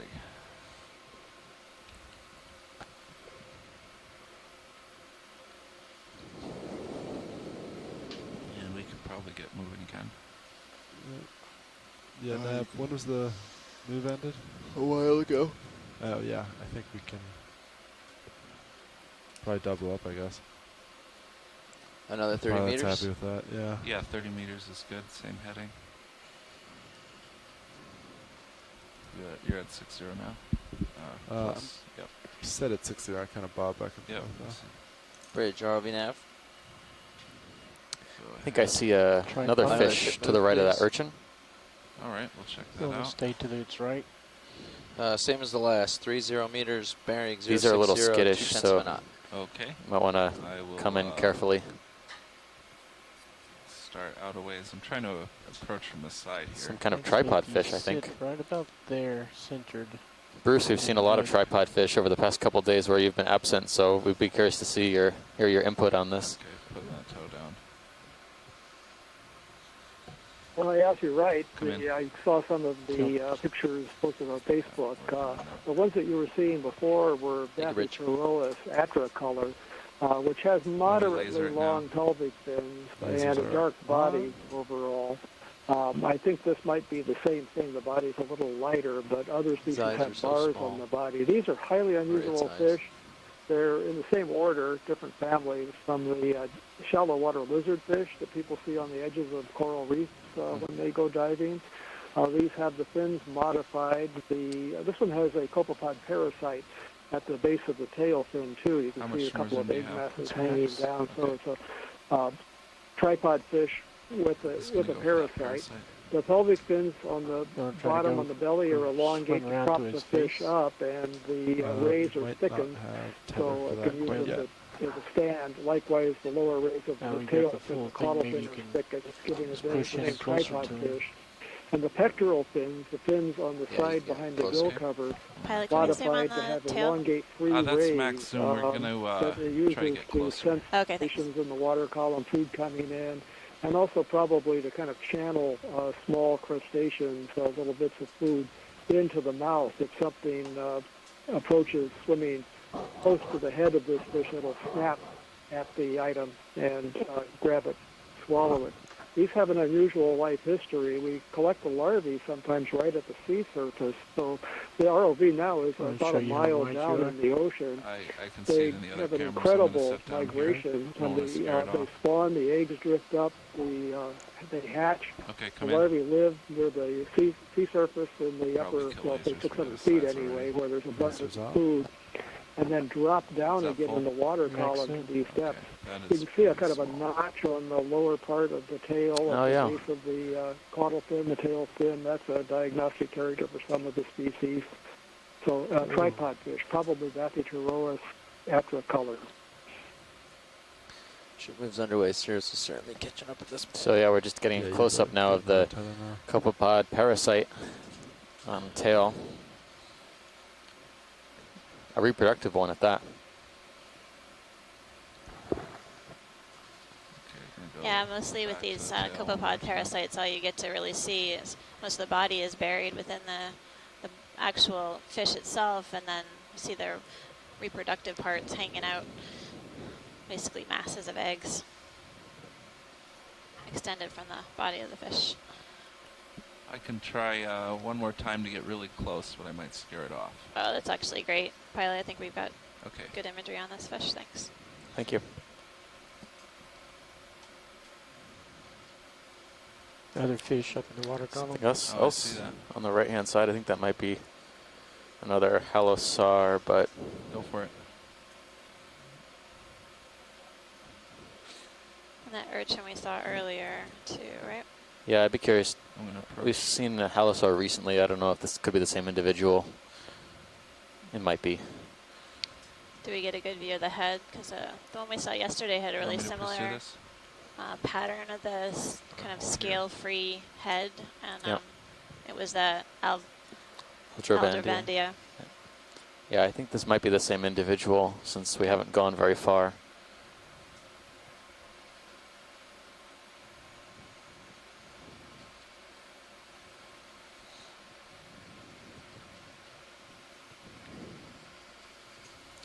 That was great, Pilot. Whenever you're ready. Okay. We'll get moving.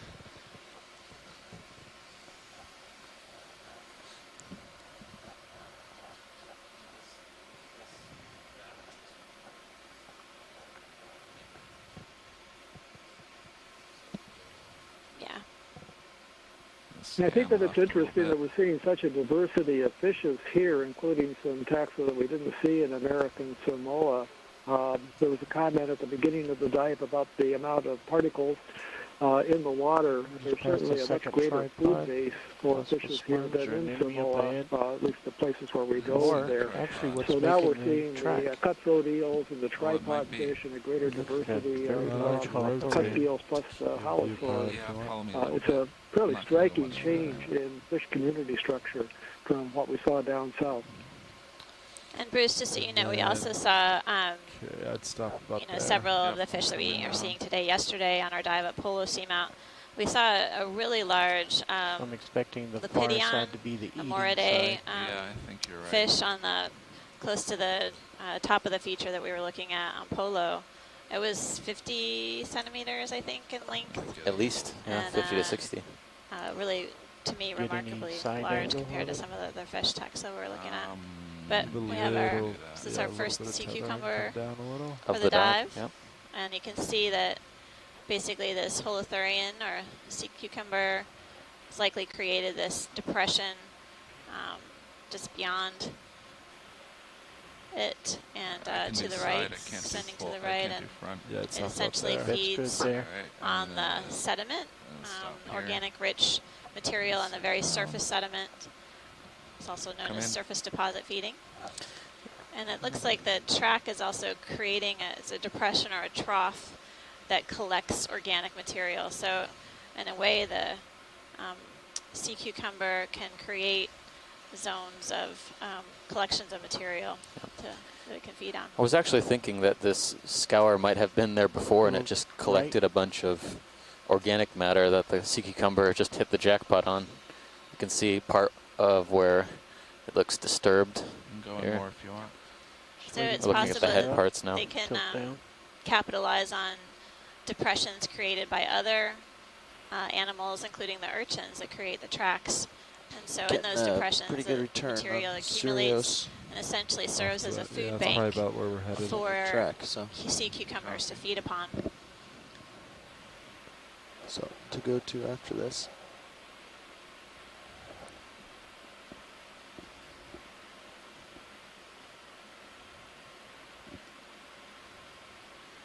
Tilt down. And right.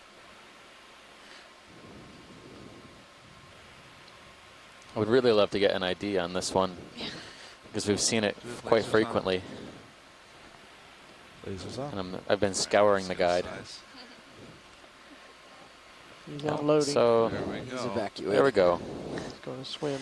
That is the takeoff procedure for the swimming holothurians. And it leaves behind it a pile of poop or fecal material. Now we can see it swimming, essentially moving on to another spot. It's a good thing we're not actually attacking him. So they have this kind of skirt along their head and tail regions that allows them to get some propulsion up into the water column. This one's really graceful for how big it is. Follow this around anymore. I'm getting screwed up with the tether. You're full wide. All right, thanks. Yeah, just rotate and you can just kind of lateral towards me and you'll be fine. All right, lateral into you. If you want to have you in the... I guess we were infringing on that sea cucumber space, getting too close. Well, he ran the right way if he was trying to avoid us. That was as far as I could go from his point of view. That's good.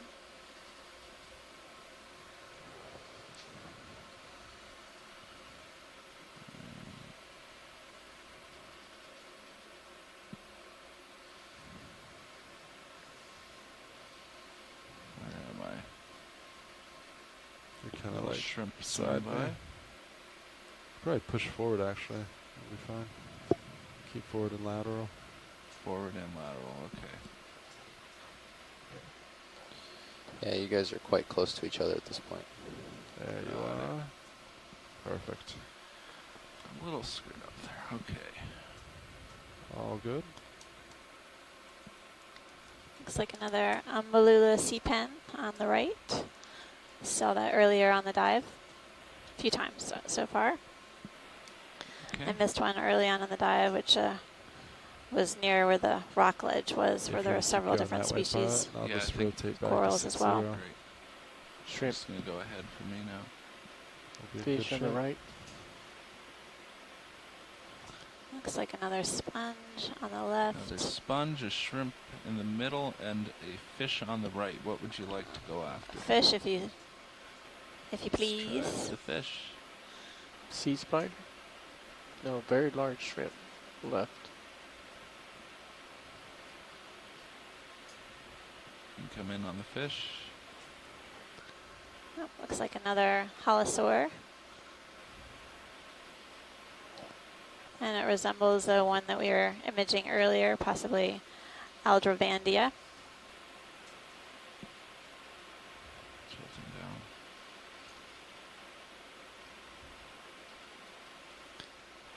Pilot, I did see something long-legged to the right before we were imaging. Yeah, I saw that too. Okay. Should we drop the fish? Yeah, I think we're good with the fish. And another big shrimp in the background. Okay, let me try to get that. Oh, the long-legged thing. So it's interesting that we're seeing more of these now that we're over a fairly thick layer of sediment. These halosaurs feed on infauna, things like the polychaetes and amphipods that live in the sediment. Sometimes we see them hovering in the water column too on rocky areas, so they are a little bit, they can modify their feeding. But this type of habitat's good for a lot of these foraging fish that feed on the small animals that live in the sediments.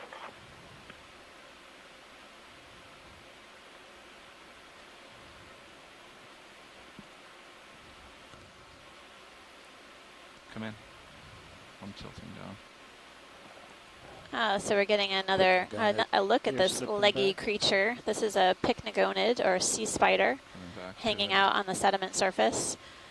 On the previous dives, we've seen pycnogonids living on corals, but this one is a sediment dweller. You can see on the lower right, it's a proboscis extended down close to the sediment surface. And it's, again, a common name called a sea spider. This is a large specimen. Sometimes we see smaller pycnogonids on the sediment surface, but this is quite a treat. It's really great imagery. Oh. Maybe it's just the camera view, but wasn't one of its legs look lighter? Or is that regrowth? You mean one closer to us? I think it's just the camera. Yeah, maybe just the tricks. light. Yeah. Awesome. Beautiful imagery. Yeah. The closest view. That's the first time I've seen the closest view I've ever seen of a this guy. pycnogonid on the sediment on the set of dives we've looking at his proboscis had so far on this expedition.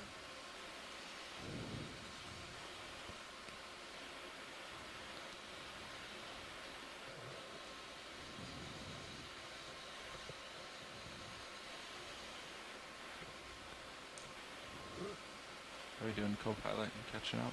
Yeah. All is well. We've been stopped for a while. Thanks, video. Yeah. Thanks, pilot. Can we get lasers on us if we don't? Absolutely. Just can hold this full speed on.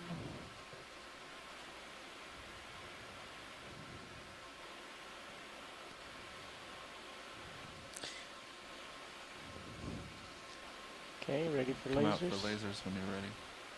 I'll put them Yeah, on. wow. Tilt up. That is one of the biggest I've seen on the seafloor. Greater than 10 centimeters across. Easily 20. Holding there. Maybe more. Clear. Leg to leg.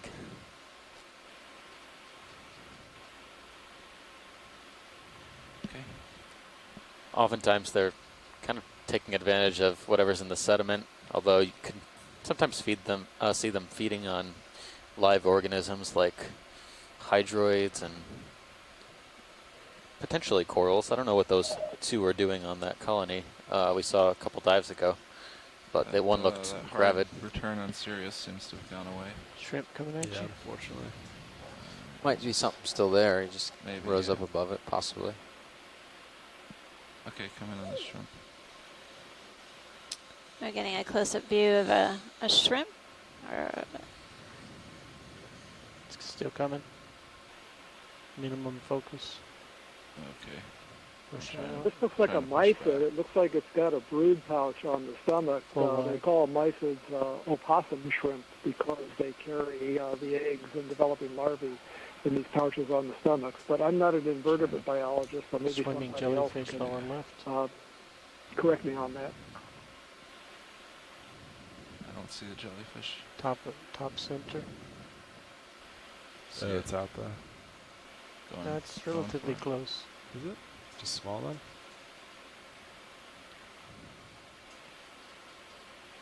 Top center. Yeah, it's above me. I'm trying. Cash. Oh, it's just, yep. Full wide. Okay.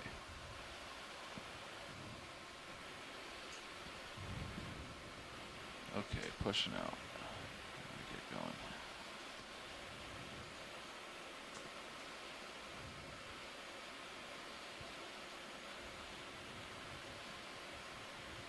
Coral whip. See that? A couple more umbelulids here. And there's a fish darting through the area. That doesn't look like one looks I'm gonna fast. be able to get, but snapping? Yeah, try it.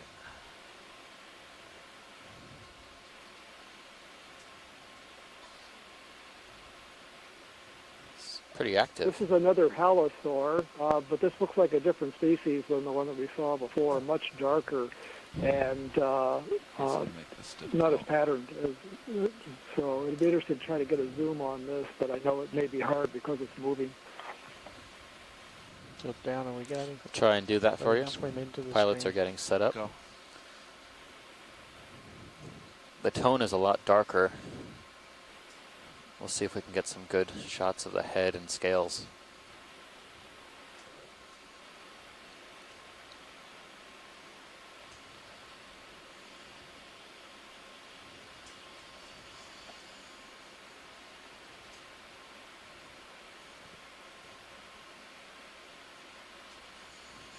Tilt up.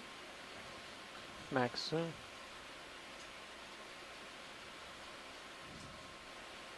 you doing that with lighting, or is that the sediment I kicked up? It's dust.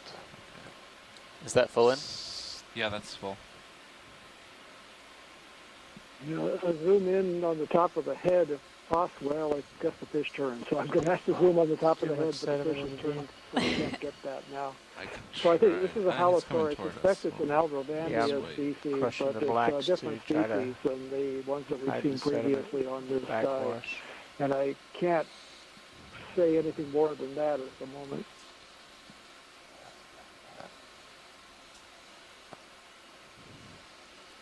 Some of the sediment's cleared. We're gonna have to try, get a little bit more in focus here.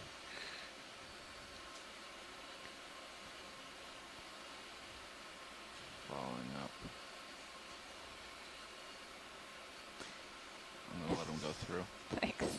Thanks, pilot. Thanks, pilot. And video engineer, that was a pretty tricky shot.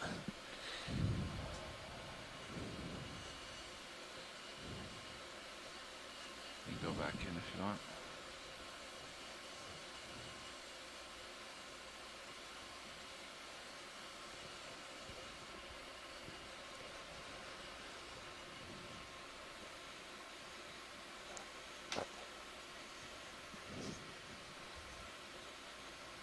Alright, let's let it go.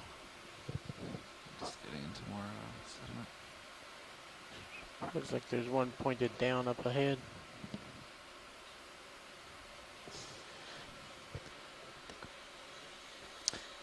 Yeah, it looks like a whip we've seen before, possibly a black coral.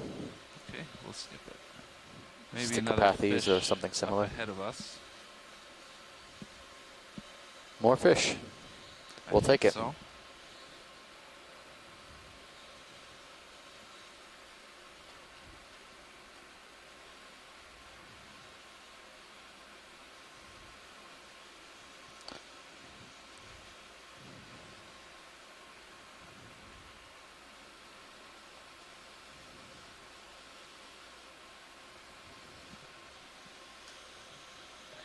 Well, from a distance, this looks like another Halosaur. Looks like a larger individual. Can't tell if it's the dark one or the one that we saw before with the large scales on the back. This looks like it's lighter in color.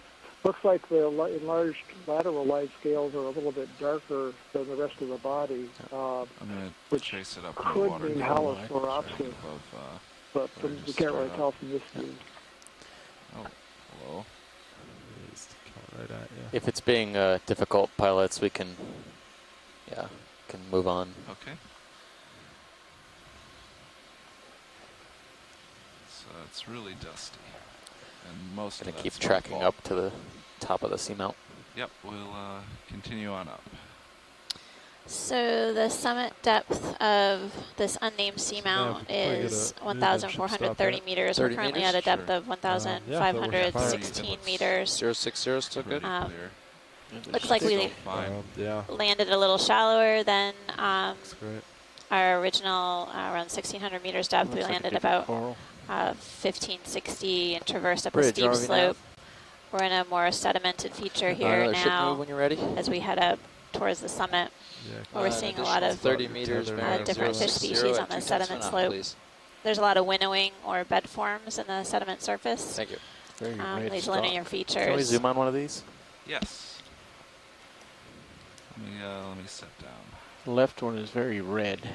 Yeah, the left one would be preferred, but yep, I think we'll get the left one here. Get both in focus eventually. Thank you, Rich. Try not to stir this up too much. It's very loose.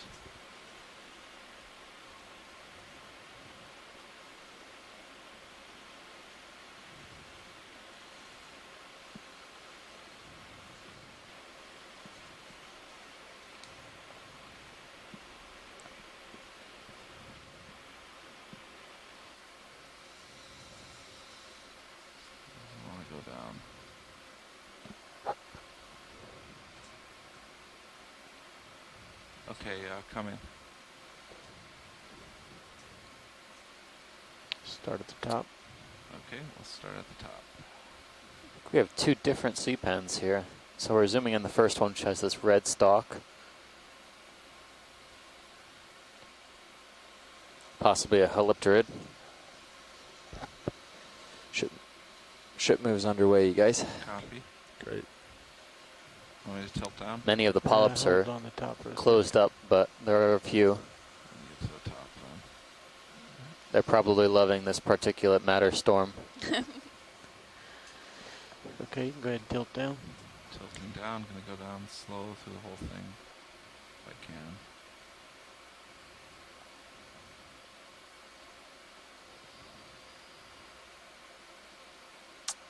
Interesting, only about half to about a third of the polyps are actually open. Hold. And continue. Continuing. That's the speed I was trying for. Oh. It's just stuck in the sand. Hi, Steve. So it's Scott France again.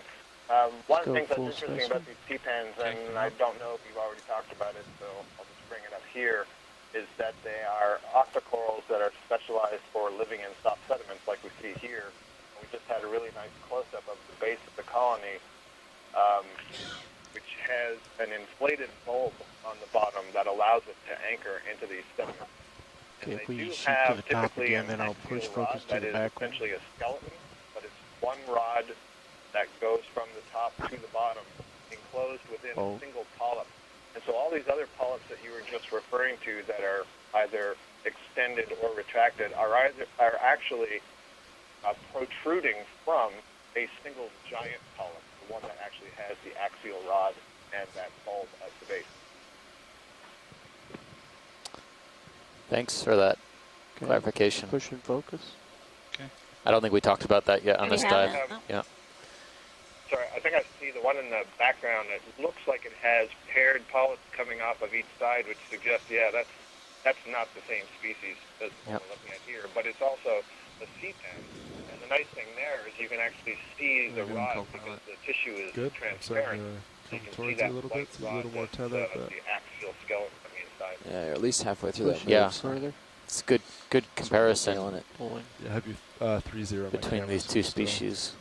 In front a good bit, but I'm on my way. So it almost looks like the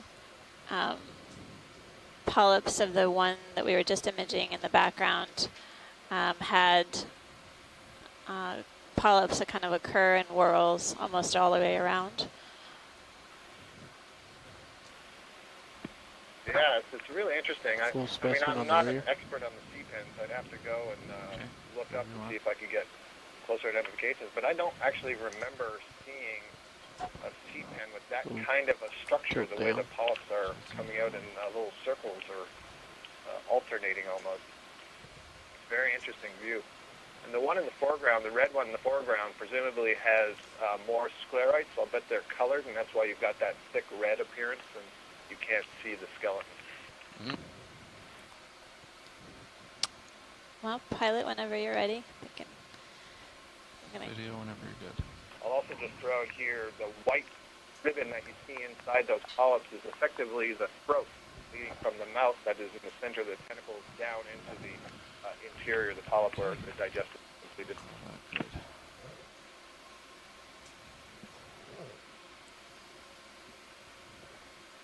Yep, I have about Excellent. 5-0 my cam now, so tether to move. Lost communication with the ROV camera, then it just popped back. Okay. See rocks in the upper Kind of right. interesting to just see two lonely sea pens here, and they're different species, so they can't actually reproduce with each other, even though there's the only two corals nearby. Well, it looks like we've got a little action coming up upon a boulder rock feature. About 25 meters out. Punctuating the sedimented slope. Yeah, it's these rocks. Nice. If we get to a ledge, Small features like this don't really show up on the multi-beam bathymetry that we have, so they're kind of a surprise sometimes, but we do get a hint of them in the scanning sonar that runs from the ROV. So what would we like first? Let's see. It's great to get this overview first, and then we can basically scan back and forth. Looks like I'm seeing several bamboo colonies. They may be similar to the ones that we were observing early on in the dive at the base of the slope. Unless I hear otherwise.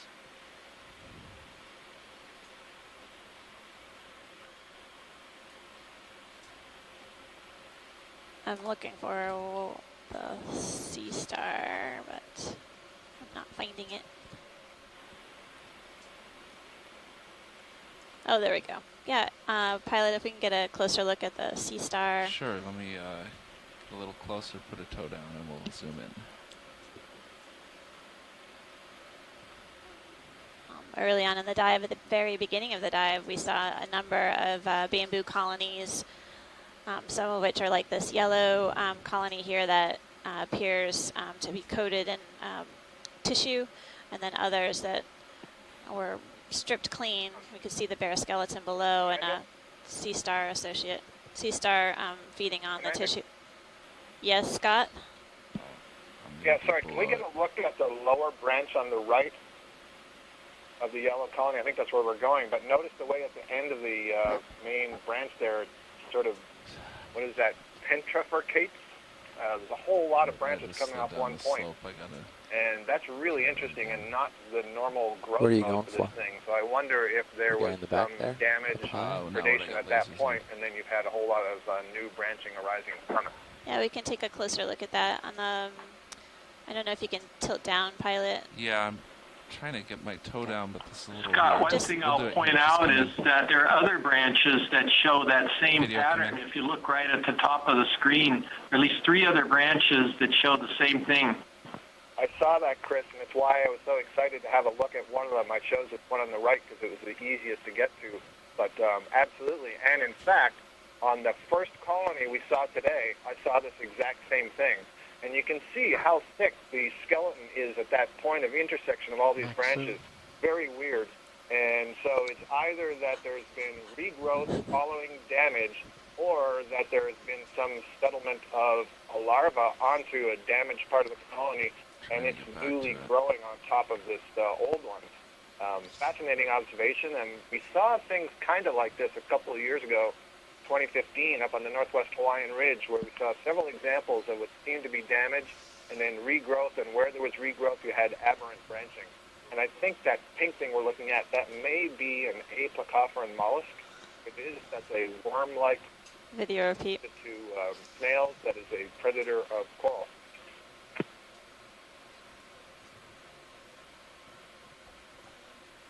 Okay. Thank you for that close-up.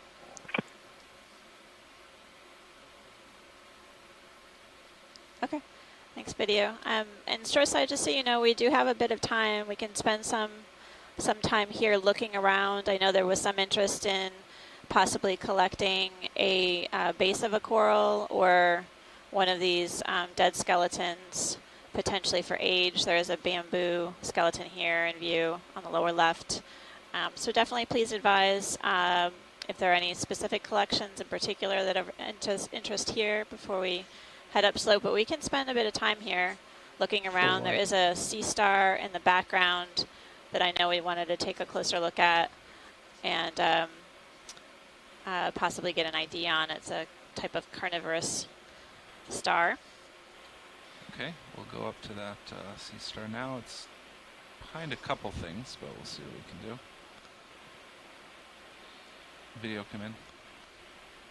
Oh, I'm losing my foothold. You can come in. We're going for the overroy. Is that what we're looking for? No, the Actually, sea star the on the up top and left. It's over to the left. There. The big oh, fat yes, guy. I see that. Okay. Yeah.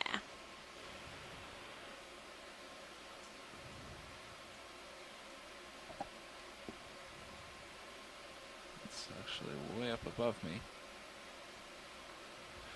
You actually got your brow in the coral. Yeah. Okay. Oh, I see that. I'm going to approach this a little bit differently. best image would be from the right side. From the right? Yeah, that'll look underneath of it. It's mouth oral section. Okay. I just gonna have to wait a minute for this to clear. I just kind of blasted it. Feeding the So for you all watching on the shore side, I'm on the Okeanos Explorer in the Central Pacific Ocean, diving on an unnamed seamount within the U.S. EEZ. The seamount is west of the Winslow Reef complex, and I have several shoreside scientists helping us identify the fish, corals, sponge, and other invertebrates that we're encountering on these dives, as well as I know a number of shoreside citizen scientists participating and providing your input through social media.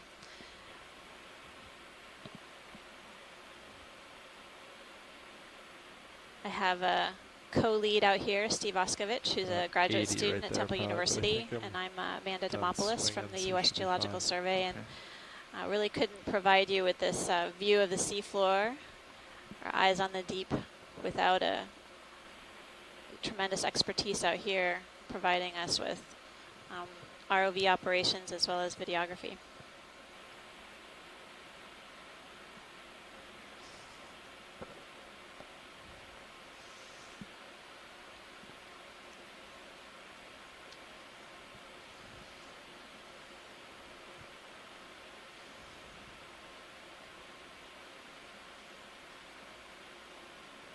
There's not much current to clear this. If you center it up, might be able to clear it up with camera controls. Well, he's 5 meters off and pretty far away, so yeah, he's got a lot of making up ground to do. All right. There you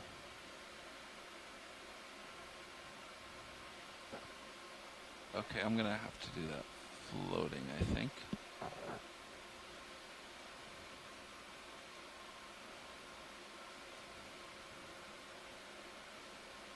Okay, you can come in, partial.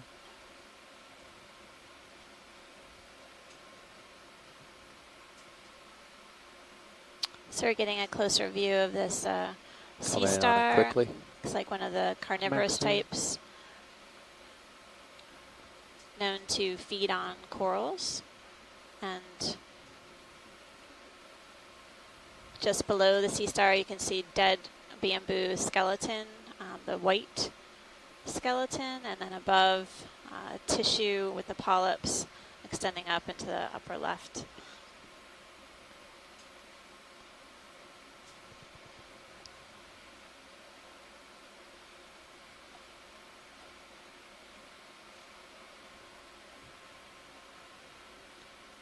There are also a few other representatives within the Echinodermata phylum. There's a crinoid or a feather star, and ophiuroids, or brittle stars. And then toward the base is a type of crustacean, which is barnacle, a few barnacles. Okay, ready to pull full?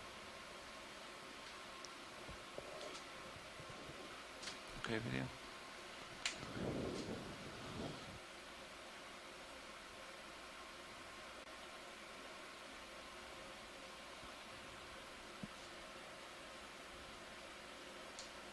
Full wide. Okay. I'll try to extract myself here. I got in a little close to some of these corals. There we go. Okay, so I think it would be good to basically image this area as best as we can, pilot, and then we may set up for a collection. But before we set up, I just would like to see what we have in this rock field. Sure, we've already, I think, covered over to the left, so I'm going to turn to starboard a little bit and see what's there.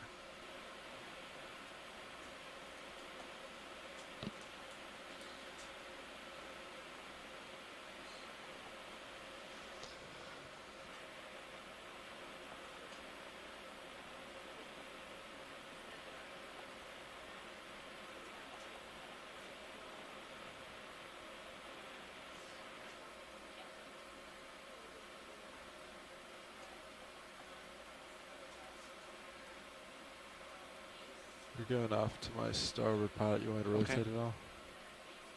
Yeah, you can come a little bit to starboard. Copy that. Keep in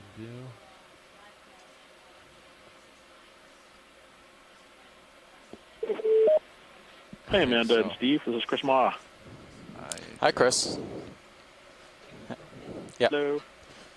So, from what I could see, based on the very interesting perspective that we caught the sea star on, I think that is sort of the most commonly encountered of the goniasterid predators, Euplectelid, possibly Euplectelid forcipifera, which is the species that was described from Hawaii. It looks like a slightly different color than what I'm used to seeing, but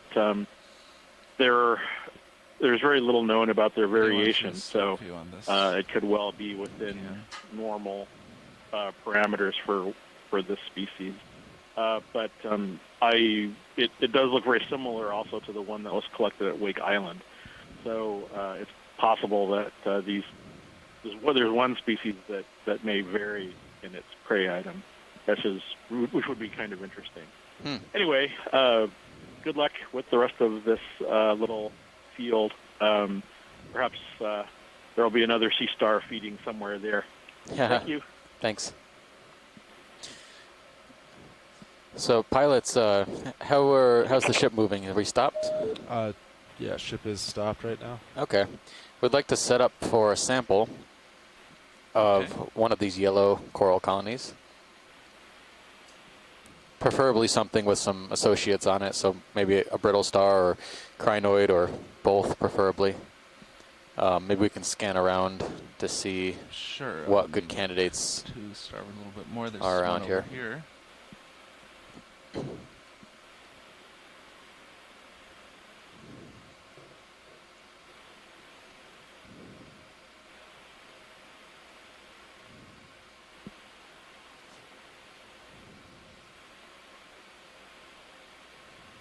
A video partial. Come in partial.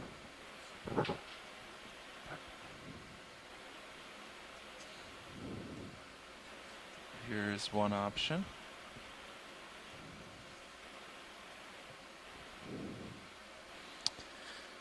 All right, we got some crinoids on there, but maybe the colony to the left-hand side that we were at before was a little bit bigger.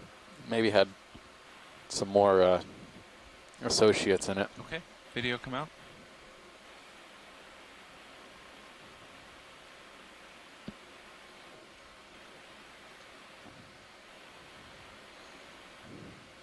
You mean this one? Yeah. Let's see if there's something reachable, workable here that we can do something with. Problem with this one, it looks like everything interesting is kind of in the middle.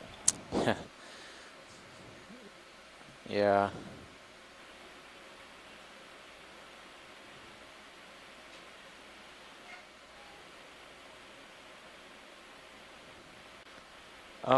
Can we zoom in on the branch that's over on the leftmost in the bottom? Sure. With the crinoid on it? I think I see some other things on there that might be of interest. Tiny little crinoid or something.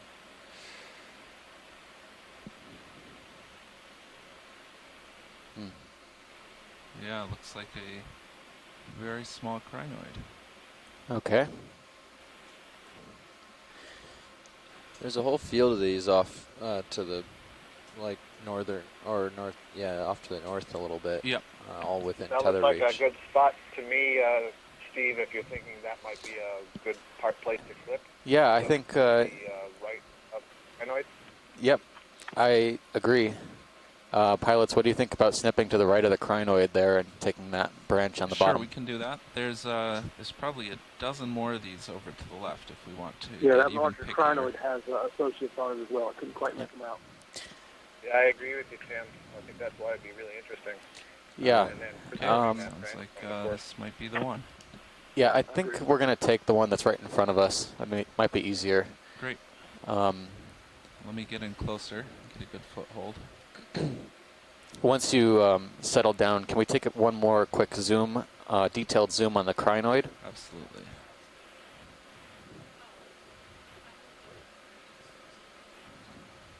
Yeah, thank you, Steve. I think there might have been smaller ultralights. Couldn't look like there was a I think this is close enough. there, on the right-hand side of this larger crinoid. Tim, I'm seeing 2 or 3, and I'm wondering if those are small gastropod predators on the crinoid arms. Yeah, it very well be. I thought the biggest one was on the right-hand side, but yeah. So we want to look at potential associates on the larger crinoid? Yeah. Yep. Oh, that was not as good a foothold as I thought.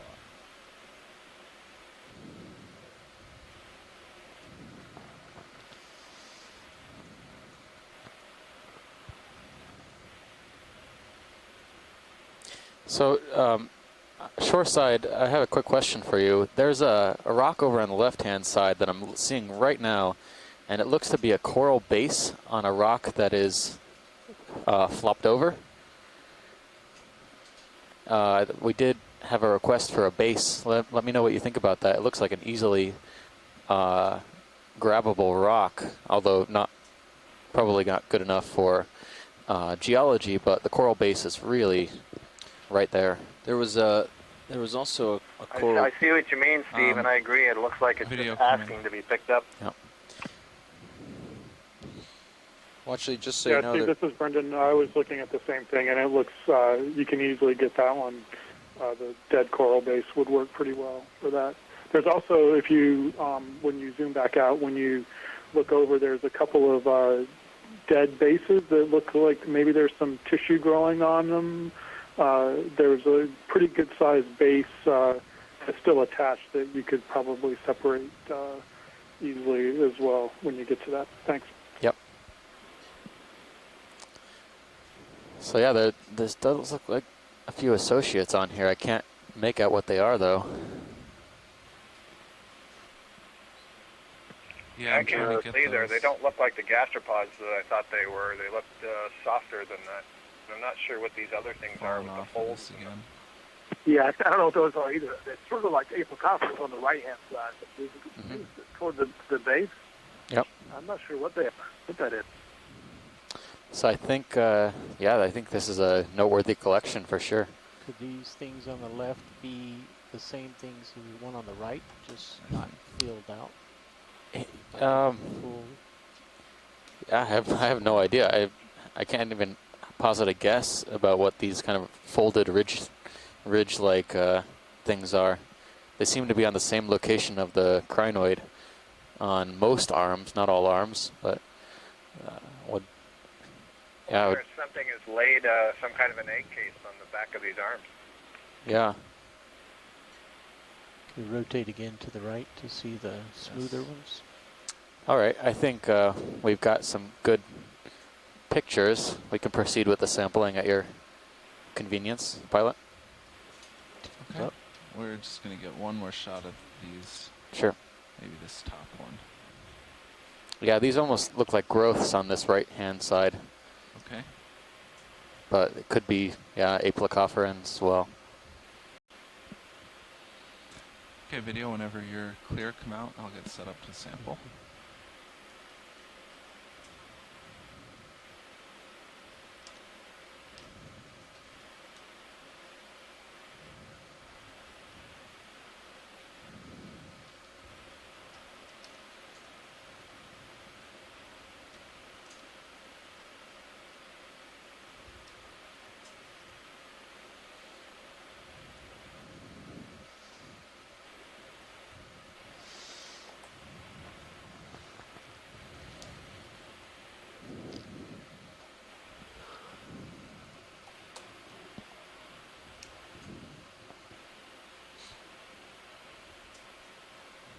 Copilot, can you hit my draw lock? Absolutely. Ready? Yeah. Draw lock in.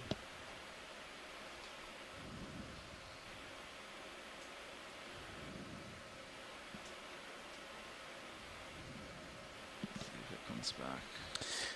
So we are setting up now to take a sample, our first sample of the dive on this bamboo coral. It has a curious looking crinoid with some interesting associates on it. Yeah. We're going to grab a branch kind of in the lower left-hand corner of this colony. And it should include plenty of tissue to get a good identification of what this bamboo coral could be. In addition to the crinoid has, so the associate has associates on it. I'd be curious to see what those are as well. Attracting pins. I've been throwing out some names on the shore side and here, but I don't think anyone can really quite say what they are, so we'll get the sample back and do some sub-sampling to figure out what we got. Yeah, the drawer might open there. We'll see. Yeah, I'm not sure if it will. Do you want camera view? Yep, Mini Zeus up there, and you can take both cameras. So the arms on this, if you knock them, they'll come free pretty easily. Right. So I think I'm going to have to come in kind of down like that. But I think its little feet might stay on, so maybe when you do the cut, you try to, I don't know if it's going to fly or not. Probably not. I don't think these ones fly. I'm not sure if I should swim, go. I should say. So there's those two branches that way. Should I go to the left of them? I'd go between those branches and the crinoid. Yeah, it'd be a lot easier to get it in the box. Okay. Oh, I bet this guy flies. You think so? Well. Yep. I knocked one of them earlier and he didn't fly away. Hi, Steve. Hi, Chris. Yep, you're spun up. Good to go. Okay. Hey, I have an answer to your mystery. Oh, really? So those little critters that are living on top of the arm that you guys closed up on, those are what's called Miso Stones. They're parasitic worms that are, I believe they're classified with the annelids or polychaetes. They're fairly common parasites of crinoids. They're highly modified. They're really bizarre, and they don't look like worms in the traditional sense, although I think they are segmented. But it's well something that we see in shallow water crinoids, but I don't know how well known they are on deep sea species. So anyway, they're worms, and if you get them, they're probably, I know one or two people who work on them that will be overjoyed. Hey, Chris, it's Scott France. So the Miso Stones, is that the ones that were more fleshy or the ones that had the ridges in them? I mean, they didn't look like any Miso Stones. The fleshy. The fleshy ones. Do you know? The ones that are, well, the superficial, the ones that that were superficially living on that were superficially on the surface. Sure. There were two sorts of things like that, and there were some others that had what looked like a ridge along the back and maybe 4 folds, and I'm wondering what those could be. Huh. I would have to take another peek at which of the two varieties you're looking at to make sure that I could distinguish between the Miso Stones and the other thing. The other things were closer to the oral disc, so I'll be excitedly awaiting your report. Let me go back and take a look. I'll ping you a little later. Thank you. Thanks for chiming in. Now, do they want this behind one of the branched areas, or? We're actually going to get a branch here. There's a branch right where the crinoid is. Yeah, anything bigger probably wouldn't fit anyways. I had never seen a Miso Stone until now, so this is a really interesting collection for me. I still have that one, but I think I'm going to do it here. Yeah? Well, when I was staring at them, I was thinking that maybe possibly that they're some sort of a worm. Then I was waiting for them to move, and never saw anything move at all. It's really interesting. Hope it gets back. Yeah.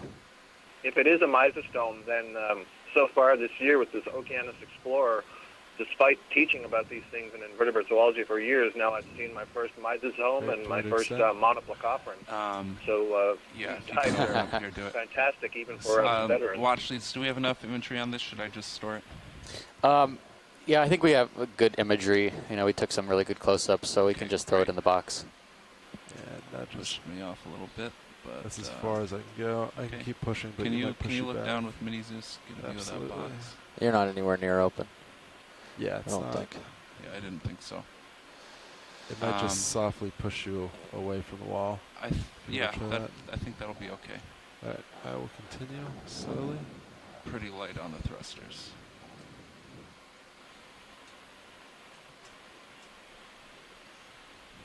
Yep, looks good.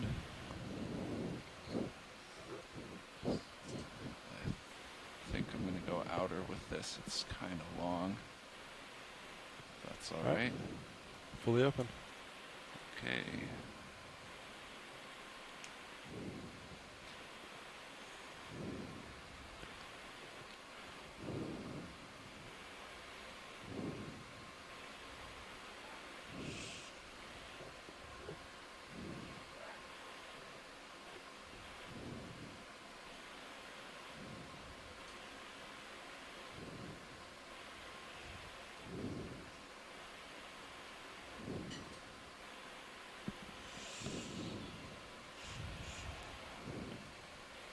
That's longer than I thought.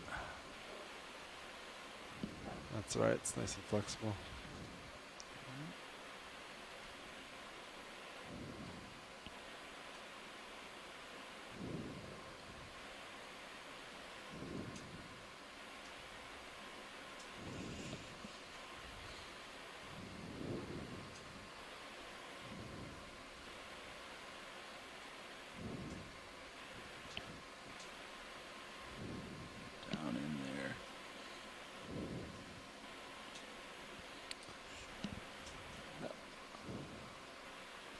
Just interrupt HD2, I can zoom for you.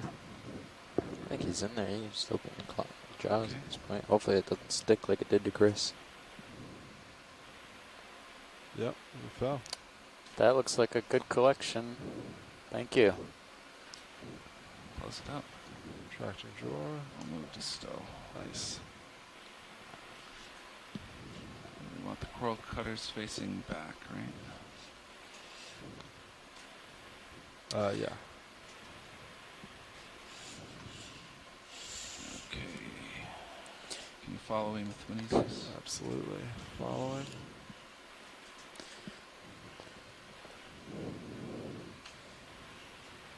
I'm all stopped. While you're getting that sorted out, pilots, I think we might actually do another sample in the immediate vicinity. Not too far away. So you don't have to stow it or turn it off and all that. You can just leave it out. Okay. Could we first take a high zoom photo on the lower left-hand corner? There's a like a coral stalk that's been plopped over on its side. Yes, I see that. Yep, gonna take That's the camera alright, back. yeah. That's fine. And coming out of joy lock. Watch lead nav. Hi, Nev. The one here in the view is perfectly good for collection, but there's a much more handsome one a little bit to the left of, a ways to the left of it where we first came. That you guys might be more interested in. I'm not sure. I think we can take a look for sure. I think the reason why this one caught my eye is that it looked like it was on a You might still have some a rock and easily pluckable, and you know, the base is attached to the rock still. But we can definitely take a look.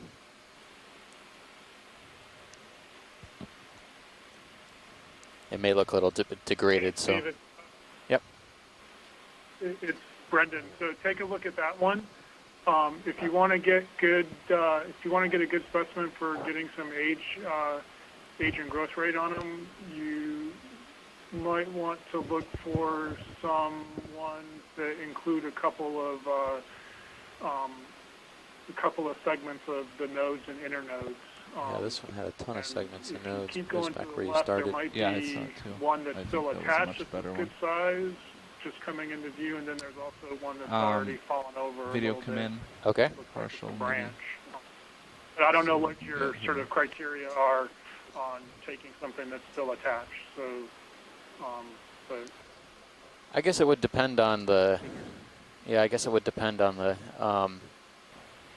You know, how much tissue there was. This one, now that I see, I thought it looked a little bit more fresh, but it looks pretty degraded and might even be a little bio-eroded. yeah, that one.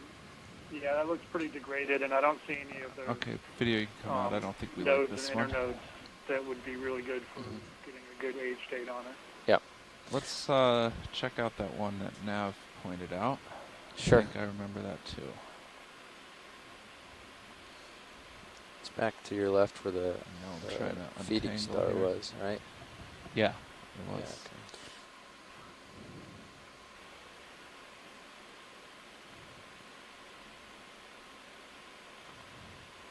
If shoreside, if you see anything that looks appealing, be sure to shout out as well.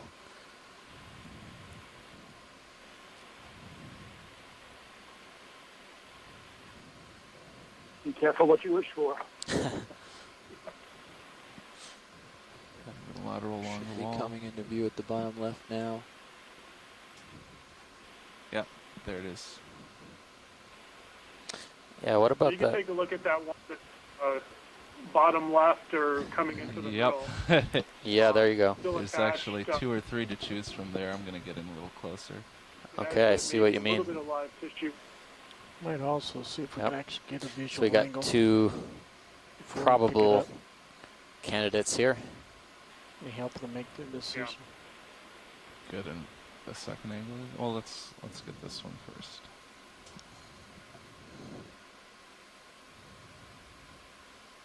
There's a spiral coral on the left. Kind of looking on the Let's one look on the at right-hand the side, lower maybe one a little first, bit yeah. fresher. Okay, come in.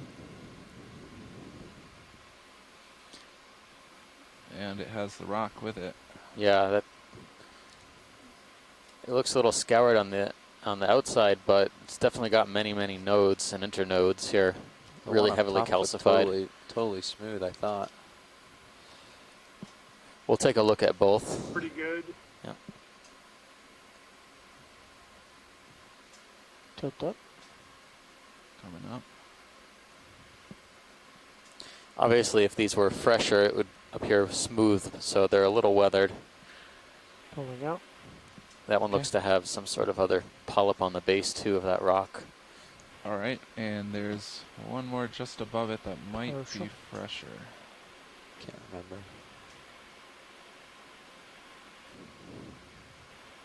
Come in.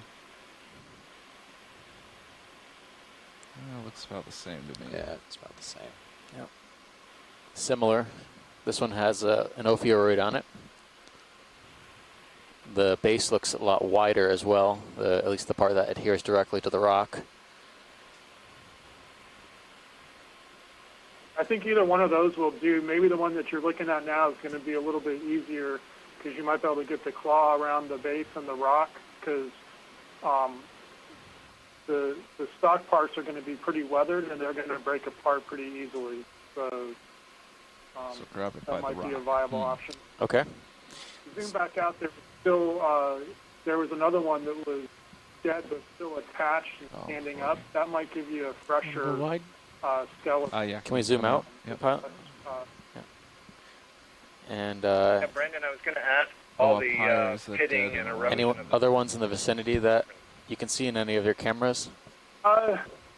There's one or two up a little higher that are dead but still upright. It'll make it a little bit harder to get a good right. age state, but Very corner has some yellow still on it. it'll still work.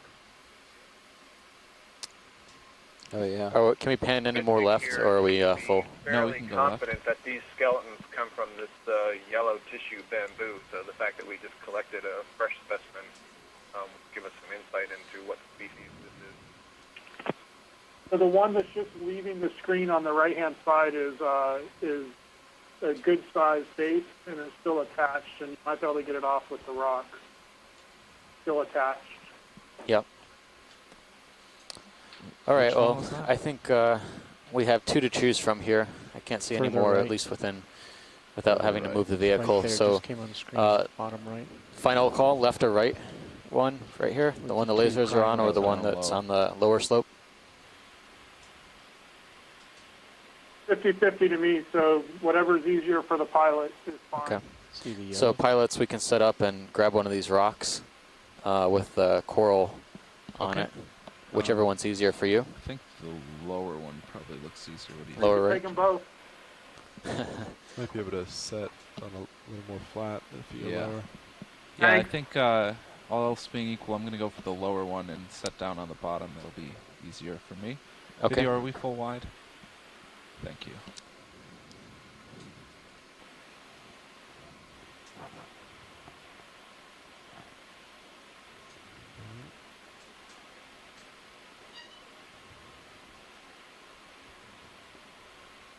That's helpful.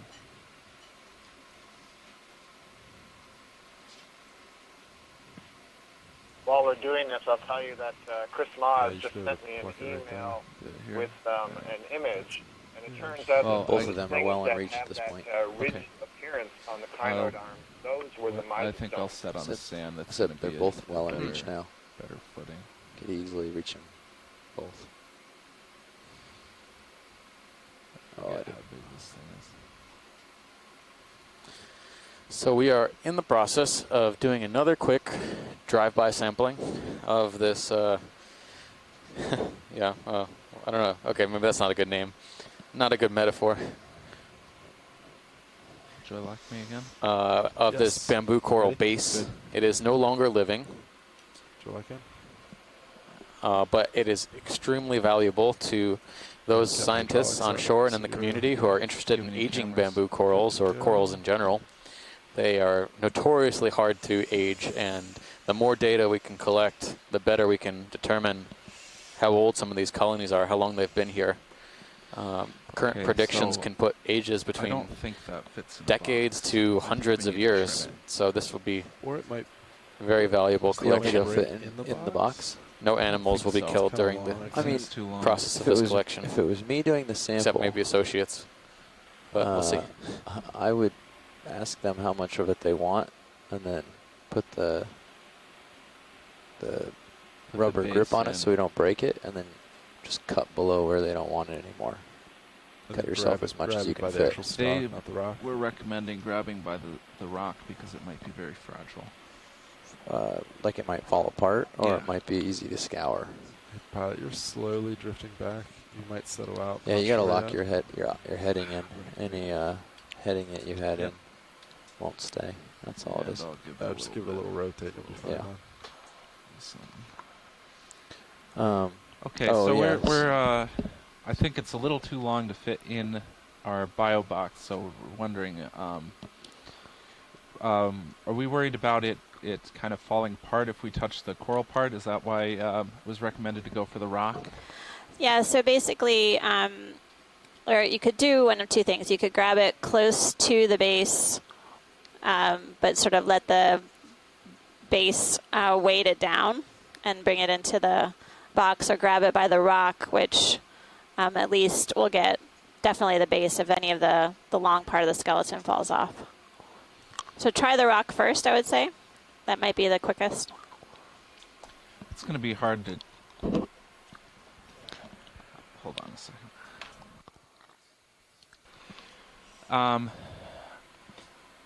Okay, I think I'm gonna try to cut it and actually grab it by the stalk. Okay. I think that's gonna work better. If it doesn't, we have a backup plan. So, you know, Pilot, you could just grab it and then make sure that you're able to get the base in the box, and then if it breaks, once it's in the box, that's fine. But you don't have to necessarily pre-cut it. Mm-hmm. Okay. I'm gonna go for it. Do you want to follow you up? Yes, please. Here we go. Panning. Up. Stop there. That's a little twisted there. Oh, it's actually quite a bit smaller than I thought. Alright. Panning. Up. Stop right there. I'm going to go for the rock. Copy that.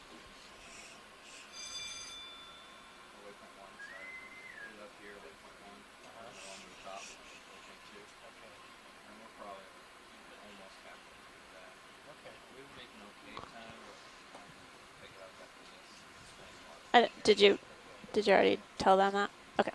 Okay. It's pretty close. Yeah, you should be able to get it though. Yeah, it's a little far. Yeah, you rotate it a little out. Yeah, I know. Completely a little way, but that's alright.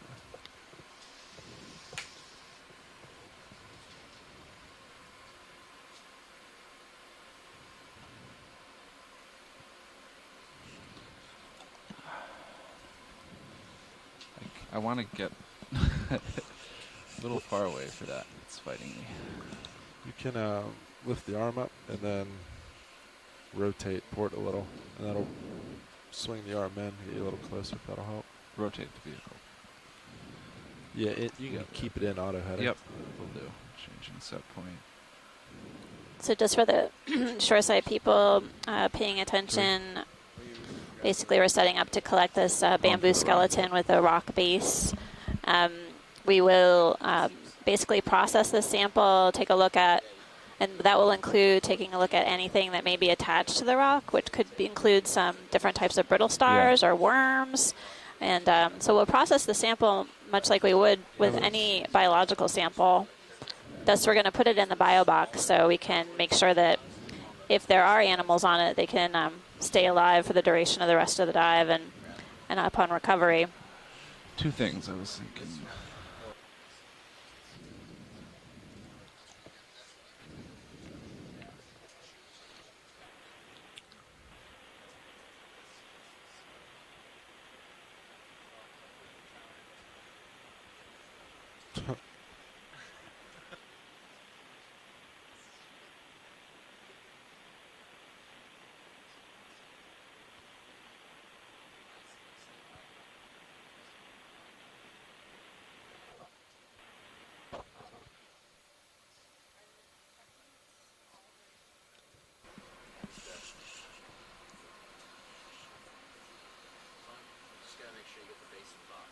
Yep. The rest can fall off, it seems like. A couple notes of base.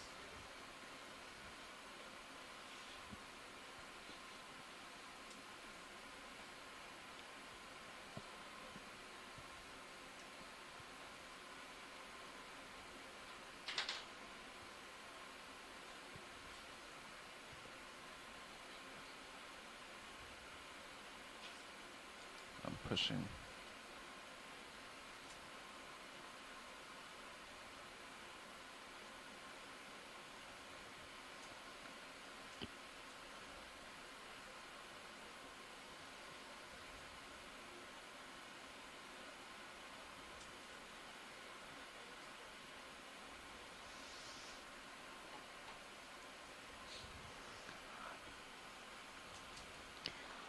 Very nice pilot. Exactly. All right. Can we start extending pilot? Yes. I don't think you're going to push us off. And can you follow me over there? Absolutely. Do we want some imagery on this first? Sure, let's take a close look at the base and then just take a quick look. Did you already do the lasers and stuff? I don't know. Okay. Okay, video, you can come in. All right. And Copilot, can you bring it up? Coming up. All stopped. Do you want further This one I think had a polyp or hydroid on the base, so nice. could be useful. Sure, come in more. Coming up. Small. Done. Stopped. I think there might be someone who's put us on hold on the conference call line. It's really okay, video whenever interesting you're good. hold music. It's better than the usual that I've heard. Okay. Same thing. We're like halfway open.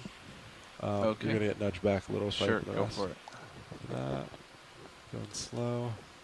I'm a little twisted up here.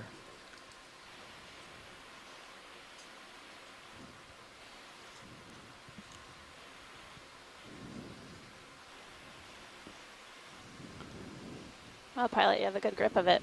Nice. Yeah, it looks great.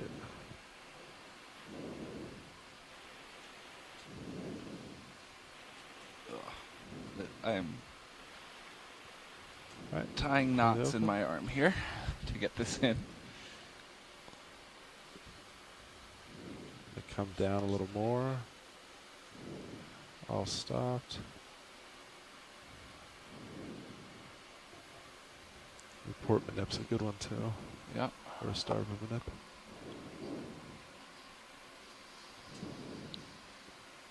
So for those of you just tuning in, the pilot and co-pilot use several different cameras to get a perspective of these collections in order for them to be able to grip the specimen and then also bring it into the bio box.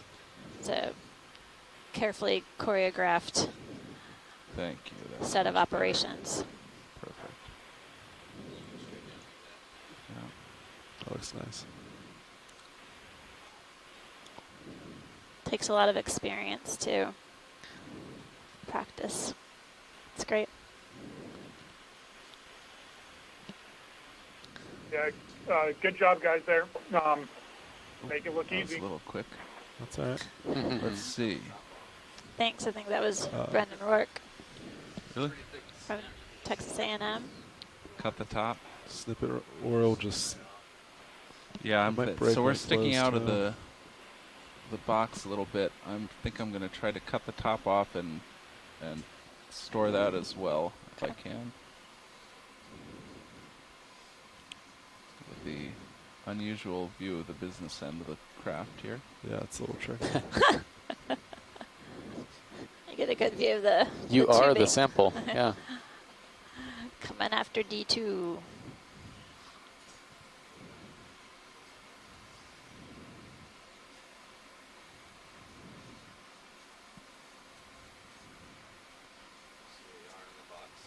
Yeah, I see. Nope. Yeah. We just, yeah. I got it now. Wash your No, fingers. I don't. Okay, let's just close the box. This is not working very well. Extracting drawer. It might snap it. It might be okay. I think you That's just all right. sheared it off. Yep. Yep. Perfect. Good collection. Okay, moving the stow. Wow, that is a Nice job, twisted pilot. arm. Yeah, it's in there. All right. I'll follow you back.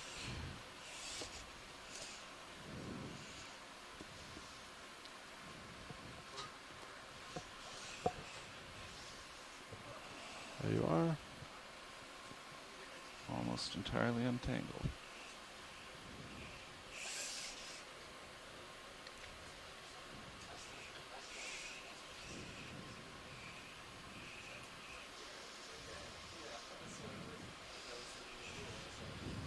Looks good? Looks great. Okay. Nice. The drug's gone off. HP down. Have we pretty much imaged everything in the Leave your cameras general back. field of view, or? Oh. Yeah. Okay, and who All is is well. coming in?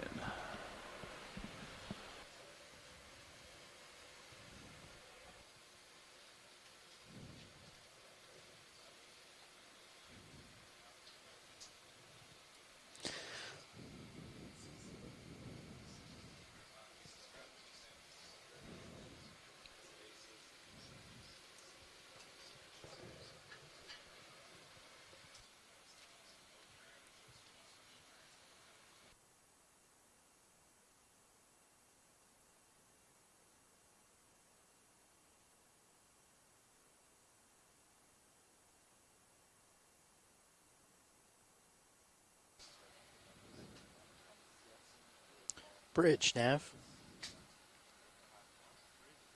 Bridge, I just wanted to confirm our bailout bearing is 260 degrees.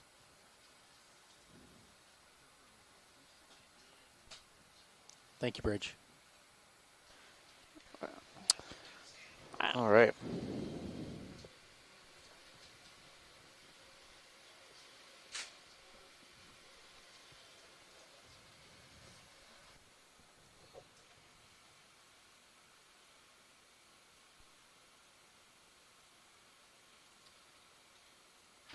So we just had a change out of pilots. We'll be underway in just a few seconds.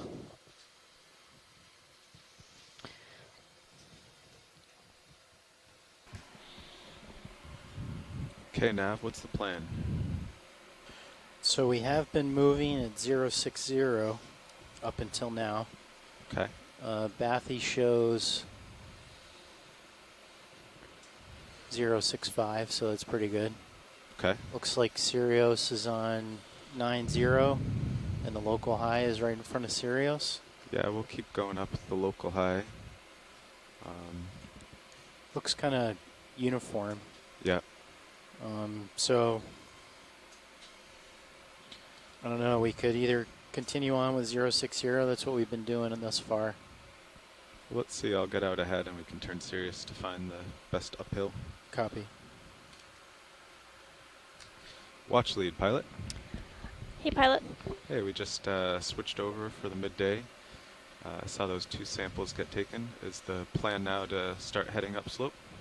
Yeah, I think we got a good image of everything that's in this sort of rocky feature. Okay. So we can continue moving forward.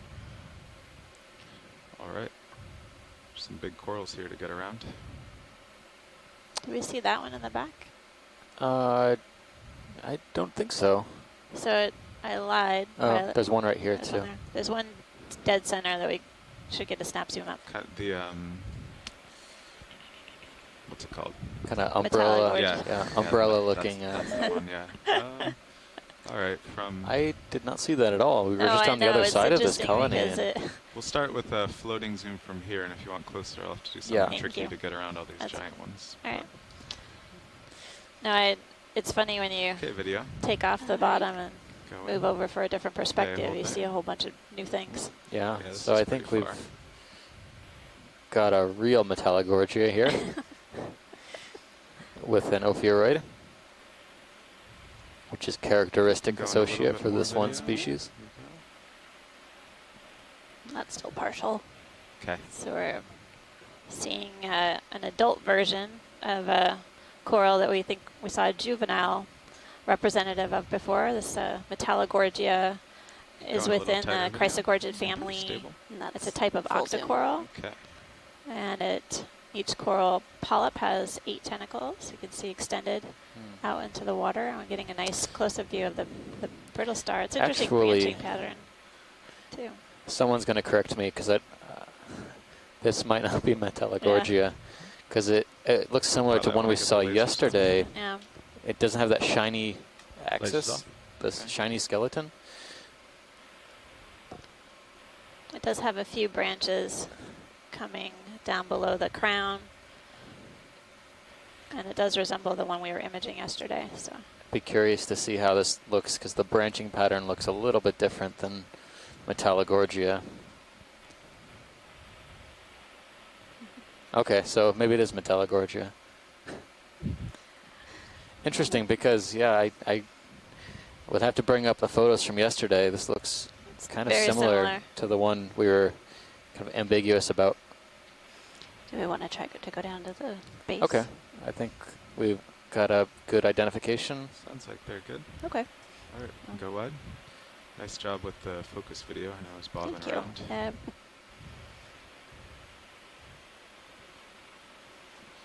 Okay, up and over.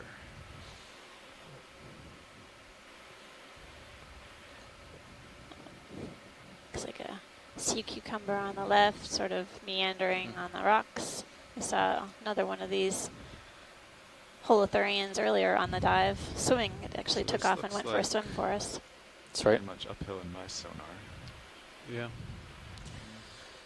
What are you at, 0? So after come over to like transiting that maybe, or? Yeah. So bit of sedimented patch, we're back on the rocks now for at least a little bit. It looks like the communities haven't changed all too much. Corals are still bamboos and chrysogorgiids.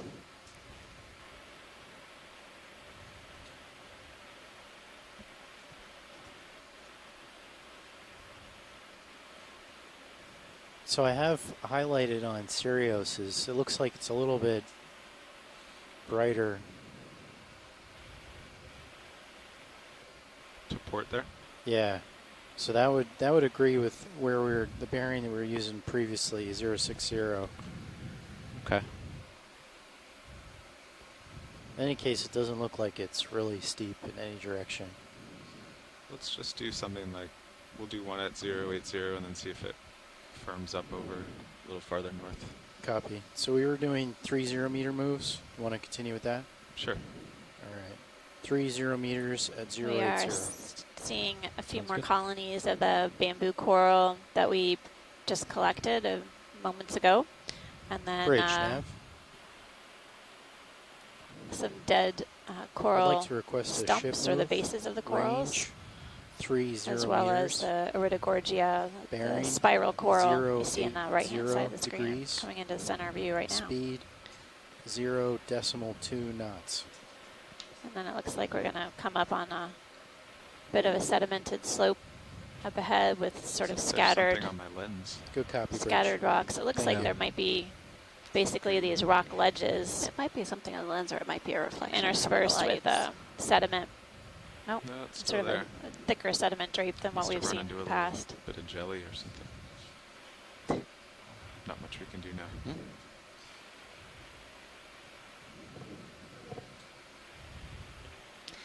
In the sediment, you can see track lines, if you will. They're just basically biotraces created by either urchins or holothurians, sea cucumbers that move along and feed on the sediment. It's a little.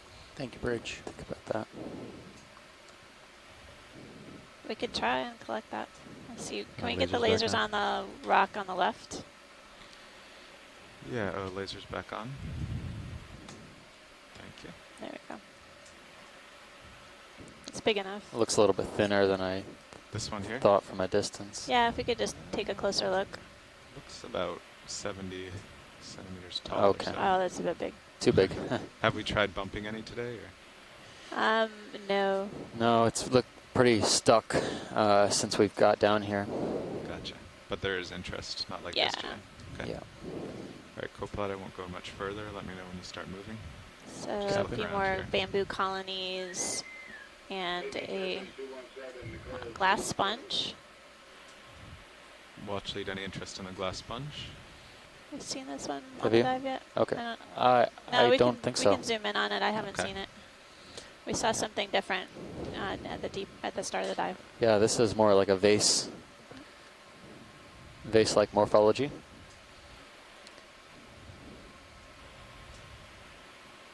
It's a pretty one. Yeah, it is. We've seen 2 sponges so far. Something like a bulbous hexactinellid coming out of the sediment. That was kind of on the sedimented slope. And then a sacrocalyx earlier on in the dive, a stalked type of glass sponge. Okay, Copilot, you can get lasers off. Okay, video, you're free to zoom. Cool.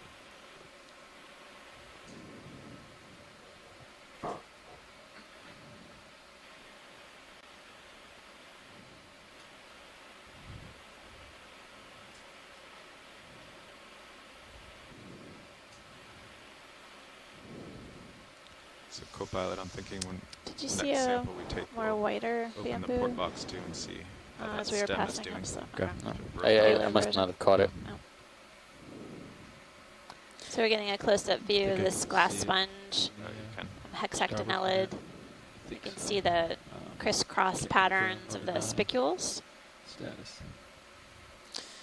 Can we also take a look at the base when you're done scanning the colony? Sure, let me know when you're good, video. I think we're good to go down. Okay.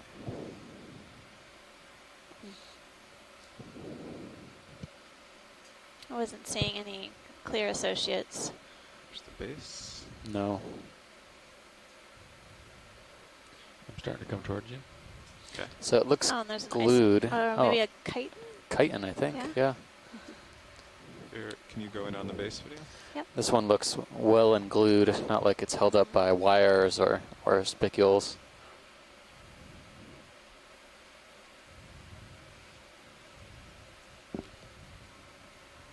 There's a barnacle to the lower left as well. Pilot, when we get a chance, if we could take a look at the chitin. I don't think we've seen that one Are before. you done with this video? Yep. Okay, I'll spin to starboard. Should come out partial. See how far I have to go. It's right there. Well, I can't even put that one into a family, so I'm just gonna have to write down some characteristics and we'll hope. For the sponge, yeah.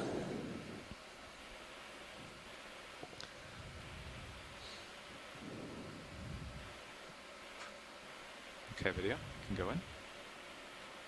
That's full zoom. So we're getting a close-up of this chitin, just in the phylum Mollusca. Really characteristic plates. Is it stuck there or does it walk around? It's or crawl around? pretty stuck, but it can kind of alter position through moving with its basically a foot. And how does it eat? It's a grazer. Grazer, a basically, scour. Scouring the rocks. So it is slowly moving along. Yeah, you can find these in the rocky intertidal as well. Yep, they're representatives in the shallow water environment. It doesn't have a trail behind it. It hasn't gone anywhere lately. It may move very slowly. Yeah. Okay, whenever you're done, video. Thank you, pilot. All right, video's clear. And we're full wide. Excellent. Yeah, it looks like someone in the morning watch ran into a jelly or something on the lens. A little bit of schmutz. Technical term. Totally. Thank you, Bridge. Seeing some more stocked crinoids as well as the free-living variety, feather stars. Would you like lasers back on? Yes.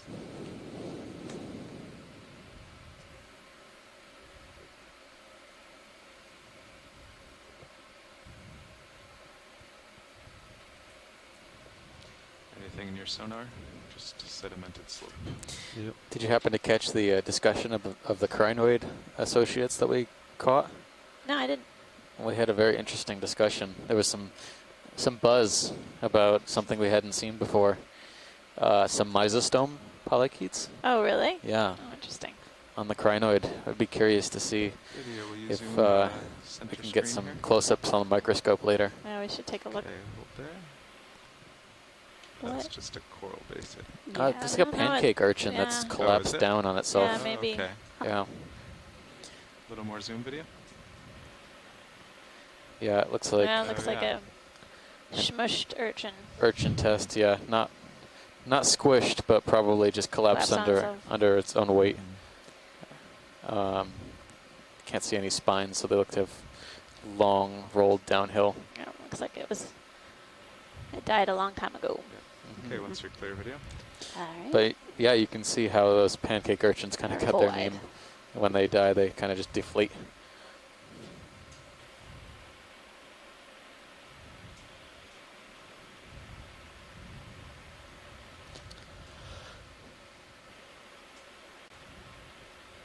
It's interesting, we're seeing several of these dead bamboo skeleton bases with small branches. I'm curious if maybe we're seeing possibly some evidence of rock slides that may have cut off these bamboos at some point in time.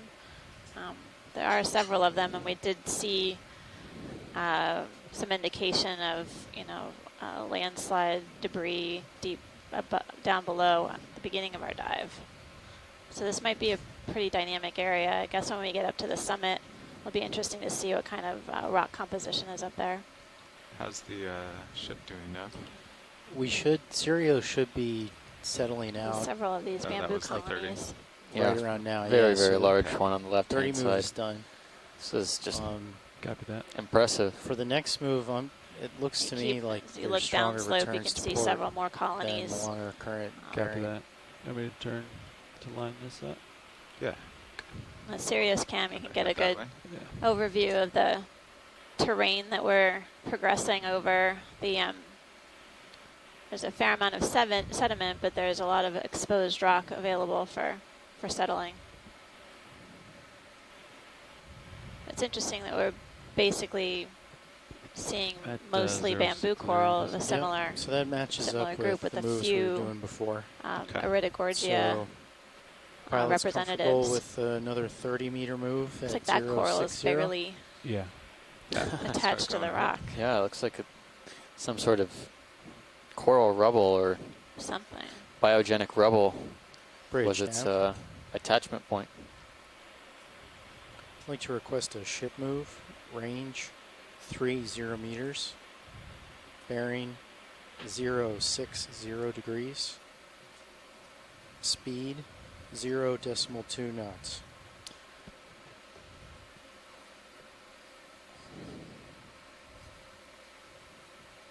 Good copy, Bridge. Thank you.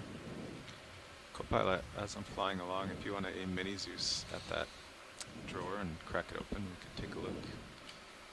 Then we'll know what to do. When the time comes. I'm wondering if any of the rock under here actually is volcanic anymore. I know. It's kind of starting to look a lot more like crust. And these rocks look really worn or weathered. They've got a more smooth appearance rather than the angular rocks. It was really interesting. Fresher. Yeah, on our first dive, our geology lead from the last cruise, last expedition, Matt Jackson, was online with us, and he was remarking how up even close to 1,000 meters, we were still seeing what looked like really We're underway on that move, pilots. intact pillow basalts. Here, up in, at least I would say in the Phoenix Islands protected area, the seamounts we've been so far, and now this first U.S. Winslow seamount, we've found that the carbonate layer is much, much deeper, or what could be carbonate and crust layer is much, much deeper. That's just a biologist's diagnostic.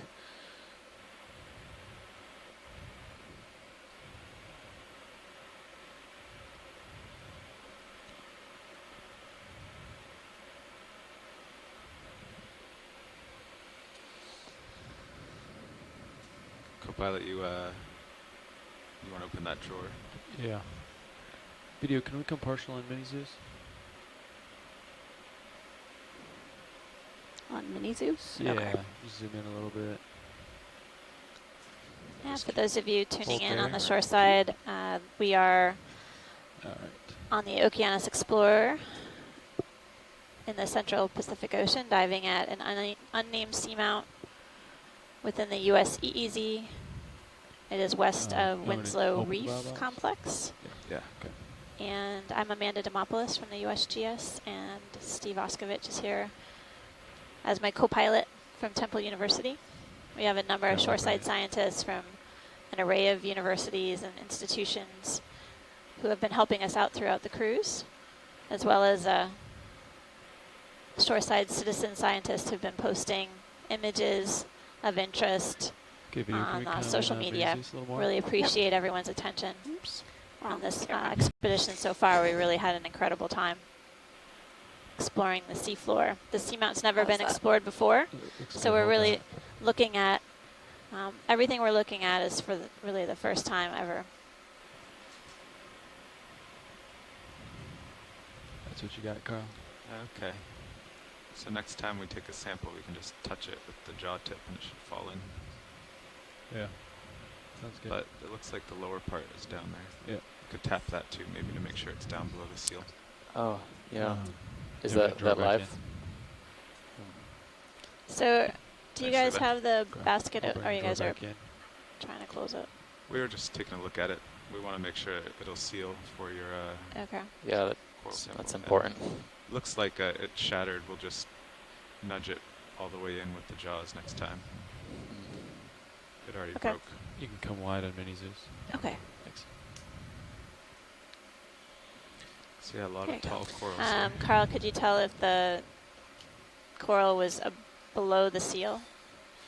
It looks like when the drawer closed, it broke right where the seal is. So the 2 inches sticking out is laying on top of the box, Okay. and the part still attached to the base is still there and upright. Okay. Can we take a look at this whip? Sure. This looks to be a different clade of bamboo, potentially. The video. Let's go in on this whip. All right. It's too tall, so I'll just be floating here. That's a partial. Okay. Can go in tight. Okay.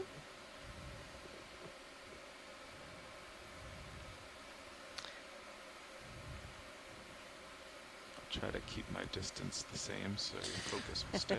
All right, so we're looking at this bamboo whip. Yeah, we're definitely drifting closer. Okay, coming back.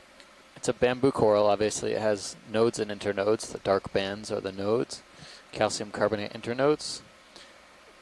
Octocoral, the polyps have 8 tentacles. They're pinnate, Still drifting closer. or they have pinnules on them.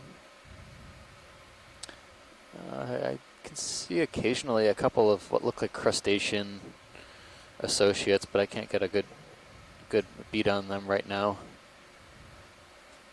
I'm looking for sclerites. I see some sclerites and some very short intertentacular spines. Still lasers. That's an amphipod. I see an amphipod associate or a crustacean type of paracarid. You want me to turn the lasers off?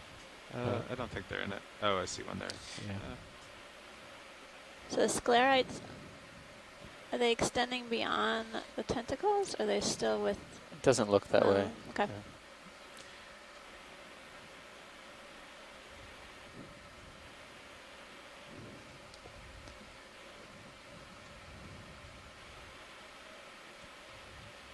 Yeah, there's looks some kind of crustacean on the left-hand side there.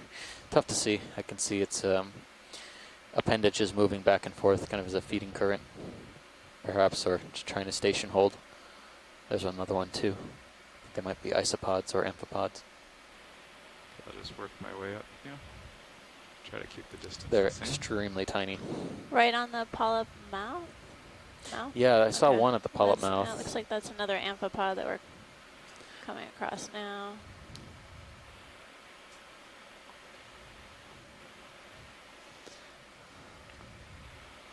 Now, several of the bamboo whips that we've encountered on the expedition thus far have been incredibly long.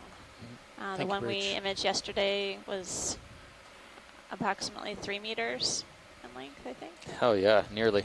And let's see what this one is before we take off.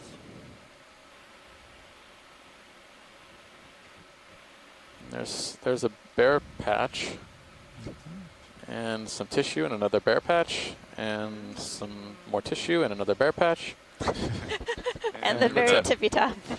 So Okay, you can something go might have on been up there, maybe a crinoid at one point in time.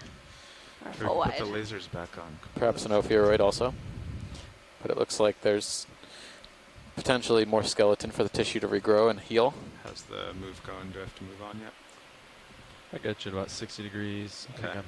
So I don't know if we saw a bamboo whip earlier on the dive. No, I think this is the first largest one we've seen. It should only be swinging for maybe another minute at the most. Okay. Yeah, so you got. I'll just get the lasers here, and then I'll We're push kind of just approaching the lip of this seamount along the crest. Our depth is 1473, and we're approaching a depth of around 430 or 1430 meters. There's the base. Can't even get the whole coral in the shot though. Looks like there's another Metallogorgia that's right below it too. I don't know if science wanted to see some more. Thanks, video. Okay, you can go.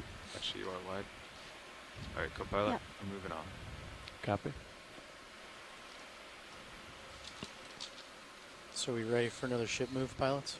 No, let me get out ahead here. Copy. He's looking down at me.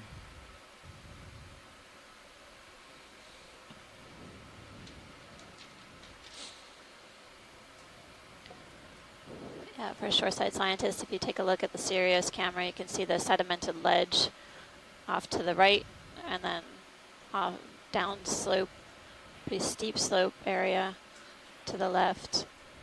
Seeing several scattered boulders and cobbles. These rocks may have been transported from upslope, but it's unclear. So since we're going to head to the summit, we might be able to get a better understanding of that possible rock fall. I'm going to jump over to these rocks. It's definitely more upslope for me.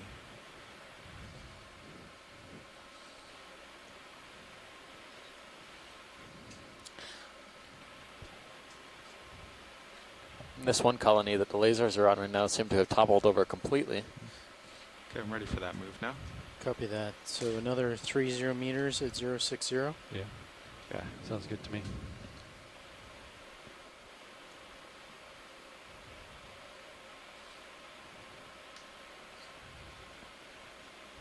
Bridge, nav. I'd like to request another ship move. Range 30 meters. Bearing 060 degrees. Speed 0.2 knots.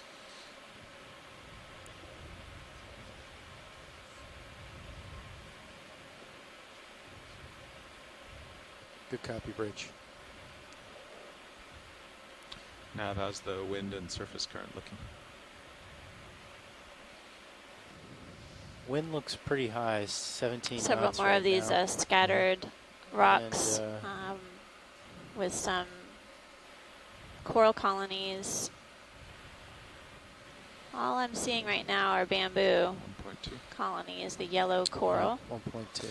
There's another sea star grazer over there, predator. Sitting there, if you just check wind and current every 15 minutes. Well, it or has so, a lot to feed on around keep here. in your head where the Yeah, ship it seems would go. like Good place to hang We out. lost, whatever propulsion. falls, that looks like the More purple crinoid? crinoid we were Okay. seeing. Oh, Yeah. okay.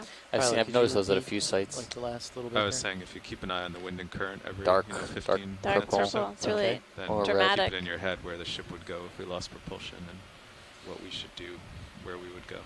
Copy. Right now our bailout is away from the cliff at this way from the seamount. Yeah. 260. Okay. But we'll do, pilot.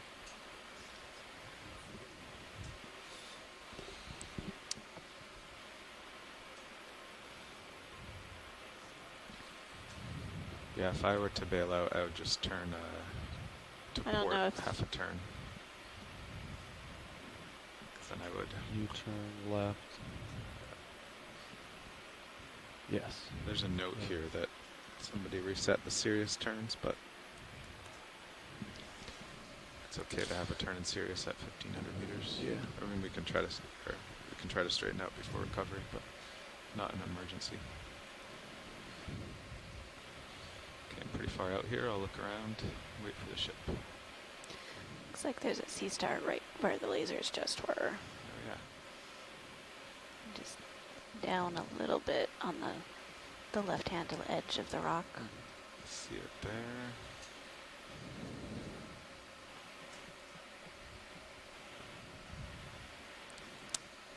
Nice big Is that a coral fish ball. on the left? Oh, it I is. think it is, yeah. Yeah. So we have a fish Sure and looks a sea like it. star. Not a rock, you sure? No, it's not a rockfish this time. I promise. It's waving. It's definitely It could be a little halosaur from the way it's yeah, undulating. video. Let's go in from here. All right. Before it gets scared. And I'll But try we're to still get not sure that closer. it's actually a fish. Partial. Okay. No, it's a fish. I think it's confirmed. Confirmation that it's a halosaur. Okay, I'm just drifting down and towards it. Yeah, I think that's what it is.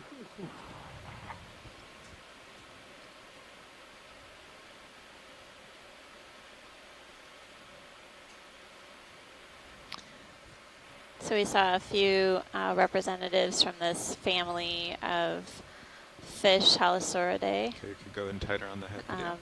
Get a closer look at the head. Hopefully get an ID. Looks a lot like the Aldrovandria that we saw earlier, but I'll wait for the fish experts to weigh in. Come out partial video. Yeah, so there are no scales on top of the head or the snout, and it does have the large scales on the back. So it could be an Aldrovandia. The large scales along the back kind of throw me a little bit, but I think it's a juvenile of the same species that we saw before. So Aldrovandia is a possibility, and maybe another genus is a possibility as well. I wish that we had Ken Sulak watching this, but as I said, he was not available for the rest of his dive. So we'll send some images out for better identification. Great, thanks, Bruce. Curiously, these are usually upslope facing fish, and this one was downslope when we found it. You're getting a great view of the pectoral fins, sort of fan-shaped, and then the head as well, devoid of scales. It's a characteristic that the fish taxonomists use to identify this type of fish. Also the fin that runs all the way to the tail.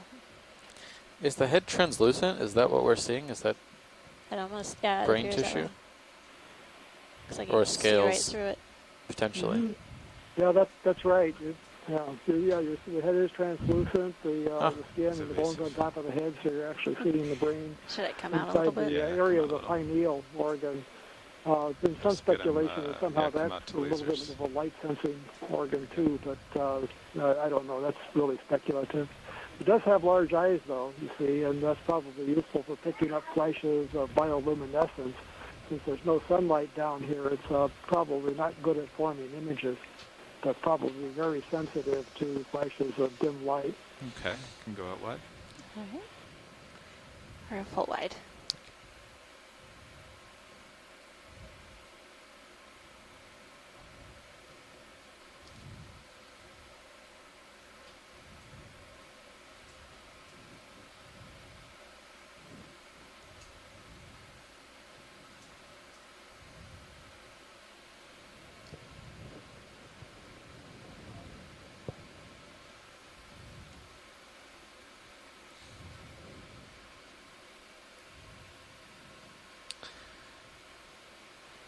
Watch lead. Any interest in this sea star? It looks like the Zoroaster. Zoroaster that we saw earlier, but Just no do thanks. a quick zoom video.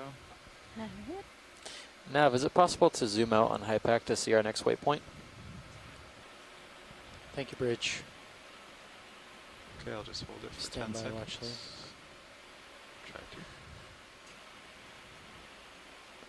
to. Are you wondering how far we have till the next waypoint, or? Yeah, could you select it and Okay, we can go just wide video. check it ourselves? Or full wide. Yeah. Okay. 116 meters. Okay, moving on.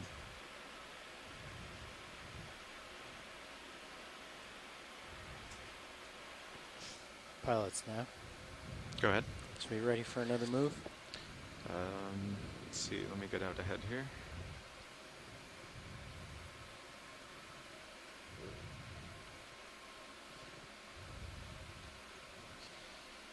Sonars look pretty clear. Yeah. Yeah, we're ready. Copy that. So another 30 meters at 060. Sounds good.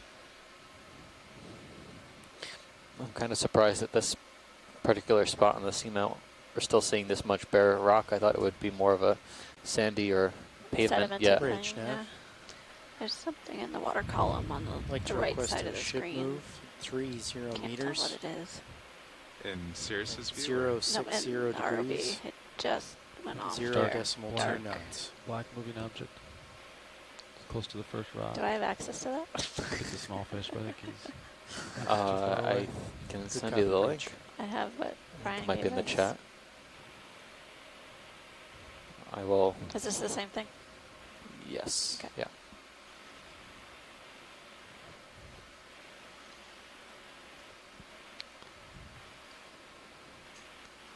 Yeah, I don't. Yeah, Carl, looks like we got... There's something that moving good rock among in the front of rocks you. in the Yeah, upper that's what I right. said it. They have been a shrimp. Other than that, I can kind of Just see went over off it the on the screen. starboard side of it, so... yeah. Oh, okay, thanks, Bruce. Do you have a replay of it? Or?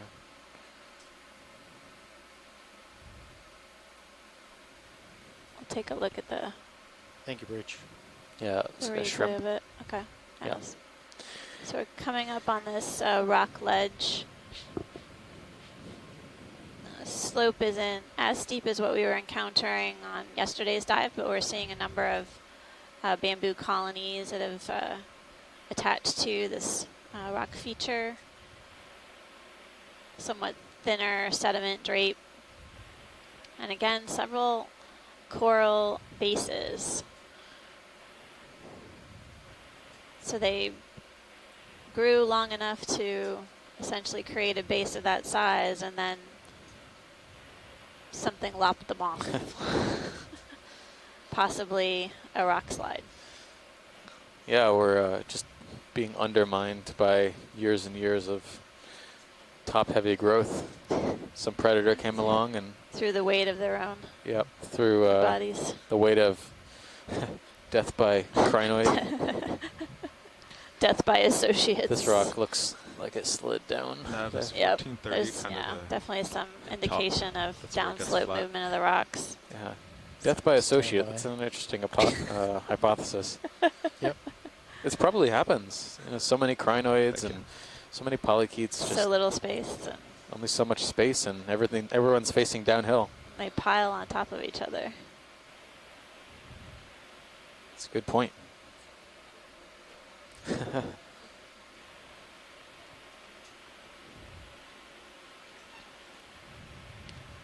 Video, we zoom in center screen. Of course. Okay, hold there. It's just... There is a sea star on the left, though. Little tiny guy. Oh, yeah. White. Looks Zoom like. there. Or not. Coral base. It's a rock star. I've got a rockfish and a rock star. I'm 2 for 2 now. Okay, you can go wide. Thanks, sorry. Rock star seamount? There we go. Maybe. It's not bad. Is that another? It's a bamboo. Yeah, bamboo.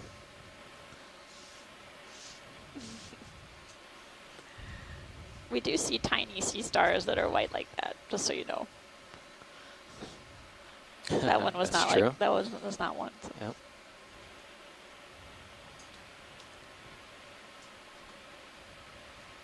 It's interesting at this depth on our multi-beam, I didn't appreciate they were going to come up the steepest slope in this area, so. Be interesting to get the new multi-beam brought in to our maps. With all that it feels like we've seen so far, we think we would know what we were going to expect to find. That doesn't appear to be the case on some of these recent dives. So it's good. It means exploration is working. Exactly.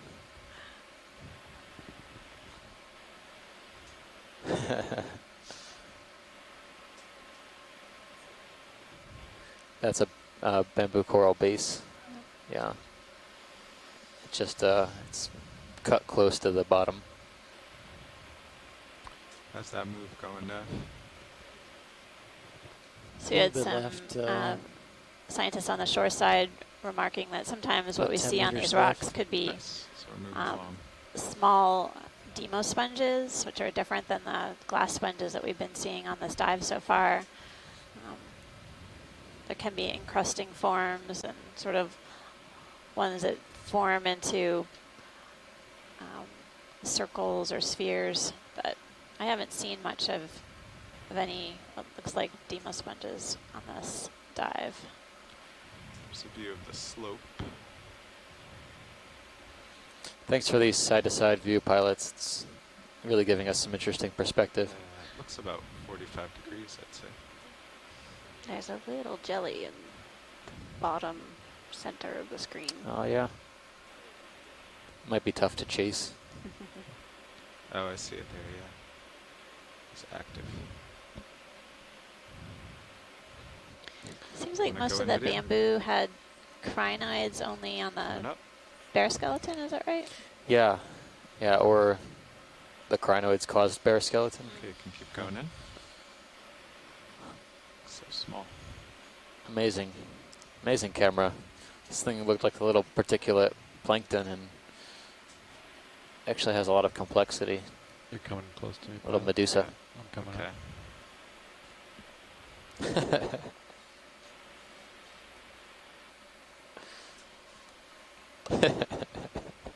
Alright, let's let that go video. Alright, orpha wide.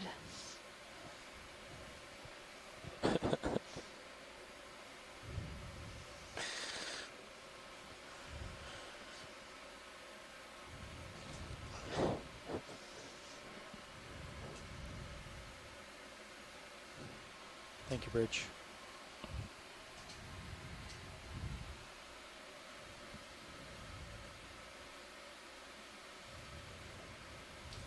Something small in the water in the center, bit of little fish or shrimp, right in the center. Swimming around.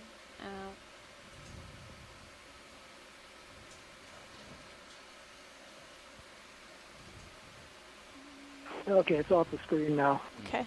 Yeah, we didn't see it. I think it was probably a mid-water animal, mid-water fish or shrimp that was just down in the water near the bottom being passed. So we're expecting to come to a transition to just flat pretty soon. We got a little ways to go before that. Ooh, there's a fish up in the upper left, swimming away from us. There it Big. is. Oh, it's coming towards us, I think. Oh, hanging out by the rock. Just landed. Oh, I see a mobile critter this time, a fish. Oh, yeah. Showing us the back end, of course. Pilots now. We might get it to turn. Go ahead. So it looks like we're stretched out pretty good. We have about a minute, another minute before Sirius settles. We would just want to go ahead and call another one in. How much further do we have left in the dive? Take a look at this. Yeah, let's take a look at this fish, please. To Maybe some get to the scarring or a waypoint, parasite. we have about 100 meters. And then from Video, you there, can go in. Okay. another like 200 something meters, 250. Okay. This fish has a rounded head, a tapered tail. Once he looks out Okay, a come wide video. little bit more, then I'll be comfortable with the move. Say again, go pilot. Once he looks out a little bit more. It resembles the Then I'd be ophidians that ready we've for seen 30. earlier. Okay, video, you can go in.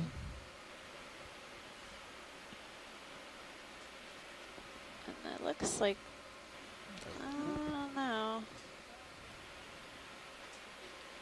That may have been a Copepod. Okay, my guess on that one, it's Okay, you can go wide. definitely an ophidiid, and it looked like a darkly colored Basilozetus species with a small eye, a white ring around the eye, and then it looked like it also had a couple of parasites on the back, maybe isopods, or maybe copepods with big egg masses. Couldn't really see that. So we didn't get a really good close look at it, but my guess is definitely a cuspeel in the family Ophidiidae, and probably a Basilozetus species. Yeah, I'd be okay with a 30-meter move. Copy that, co-pilot. Thanks, Bruce. Bruce Monday is at the Pacific Fisheries Science Center in Honolulu, Hawaii. We do have some other shoreside scientists who've been participating by chat, who are also providing their fish expertise, including Andrea Quattrini. I'd like to request a ship. Andrea sailed on the Okeanos Explorer a few times. Bearing 060 degrees. And speed 0.2 knots. Good knowledge about deep sea corals, deep sea coral habitats, and fish identifications. Good copy, Rich. Thank you.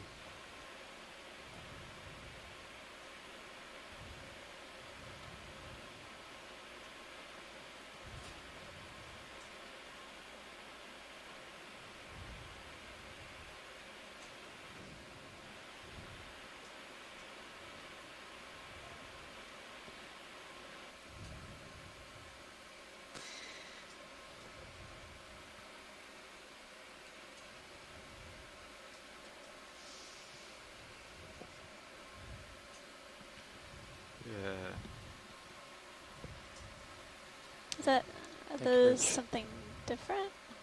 Nav, will you The drop a target here? coral there? Yeah, I mean, it's not just doesn't like have the a yellow transition tissue to it, so. Can we snap zoom on the coral in the bottom center? To, bottom center. Seems like we're seeing a few colonies. Yeah. Yeah. If you look at my sonar, it's all flat ahead, so I think this might be kind of where it goes from the 45 degrees. I understand that color is not necessarily a way to differentiate corals, but it'd be good to get a closer look. That's a partial. It looks like a bamboo, but slightly different morphology, branching at the nodes, looks like.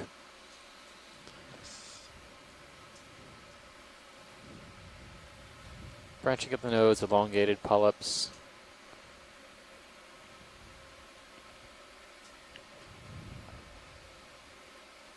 Kind of alternating polyps.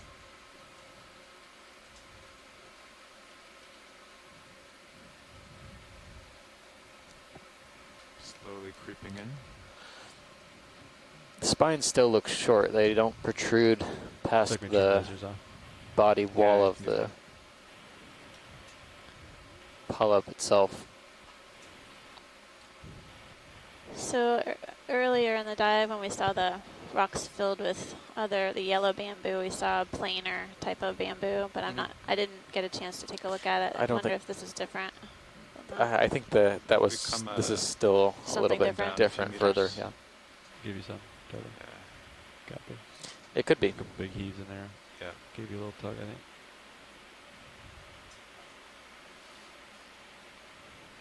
Looks like I'm seeing a couple look like amphipod associates, maybe.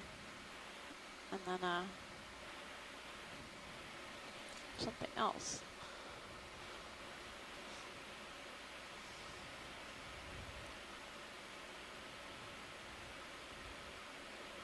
Yeah, I think that in the center that was mucus before.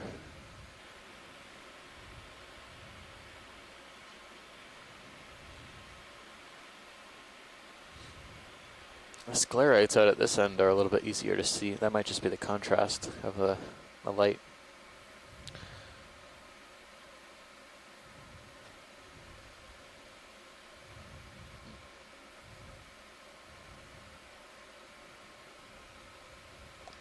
So the sclerites are those white, shiny, skinny structures that are within the polyps. Right. Yep. You all use those to help identify the corals. There's an anemone there. Yeah. Looks like the coral had slightly grown around it or calcified around it.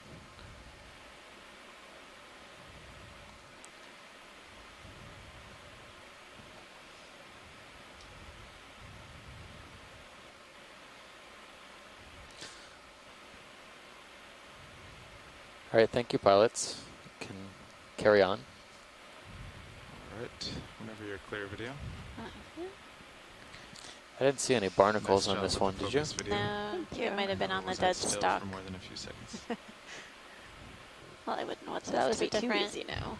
different species than what we were imaging earlier. Maybe 4 or 5 types of bamboo on this dive.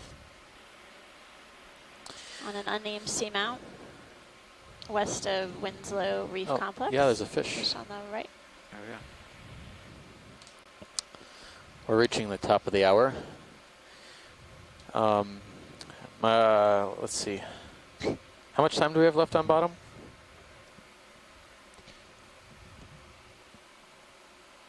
Stand by, watch lead. Stand by, watch lead. Thank you, Nav. Oh, there's 2 fish. Oh, there's a fish that one right looks different. coming up towards us. Oh, yeah. It's a swimming Tripod fish. Tripod fish, yeah. I'll have to take a look. Maybe it might have some. Still. Looks like the one on the sediment surface is another Halosaur. Okay, Biddy, you can go in.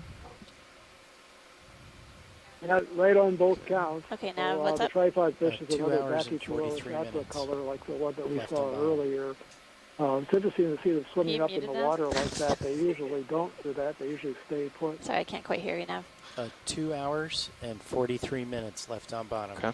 Thanks so much, Nav. Yep. Did I see something on the right-hand side of this fish? Maybe a parasite near the head?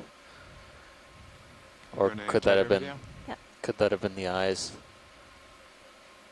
Or some scarring? Doesn't it look like this? That looks like there may be some white scales. worn area or maybe some white scales. I thought I saw something close to the tail.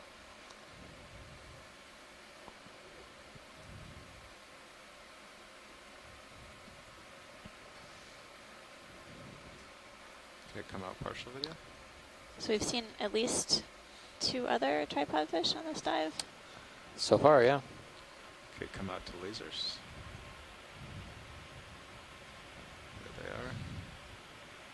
they are. So unlike a lot of the other fish, these tripod fish have highly reduced eyes, don't rely on vision much at all, but instead rely on other sensory modes like the sense of vibration and pressure waves from the long, thin rays and also from their lateral line system. I see it. He's waiting for you.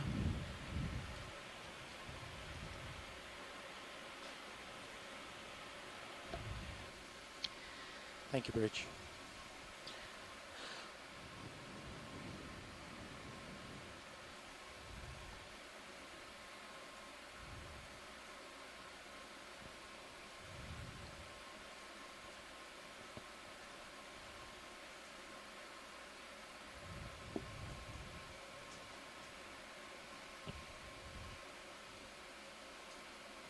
Video, you can start going in.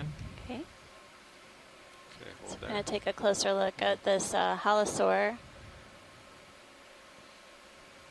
We saw a few representatives of this family on the dive so far in the genus Aldrovandia.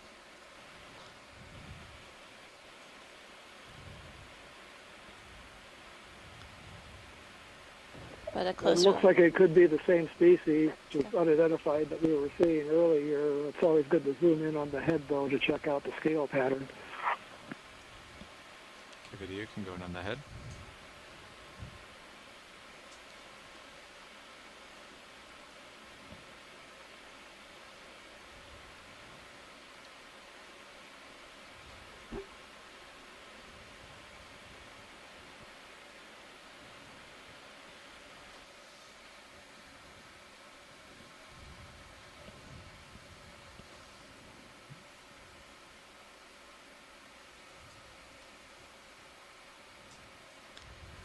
It's really incredible imagery. It's It's coming a little too close to me here. fortunate that the It's all the way down. this on the fish camera. has decided to hang out so we can get a better image of its head, which helps our fish taxonomists identify the genus of this Halosaur.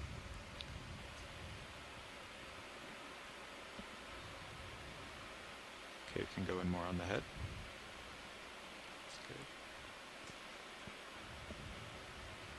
Looks like the head is almost swept clean of scales. It's really scaleless.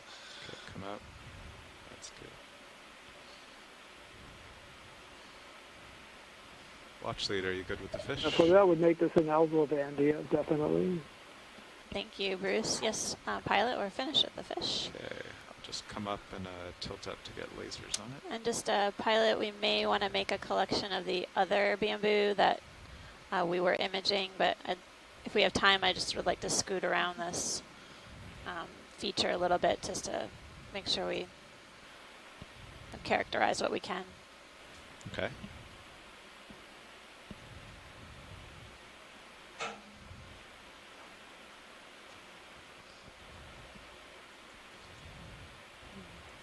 Is it all right to zoom past the skids?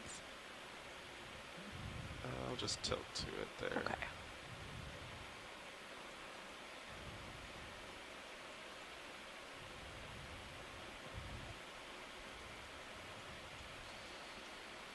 Okay, we're back to lined up here.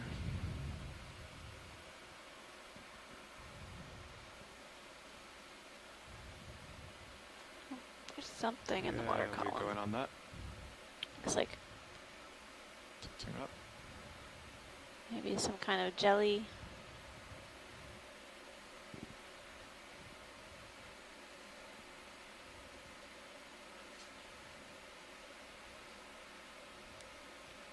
Okay, you can go in more.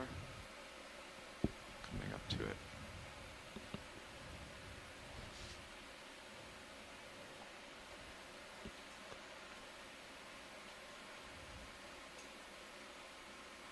Can go in more.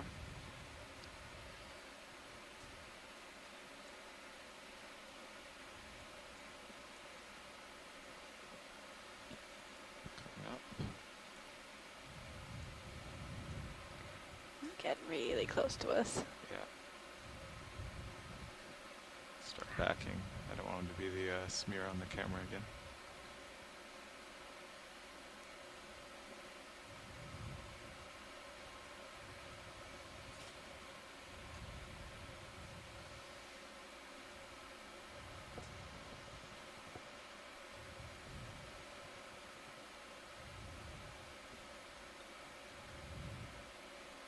Nice. We'll give him a few more seconds. How do you want to end it, video?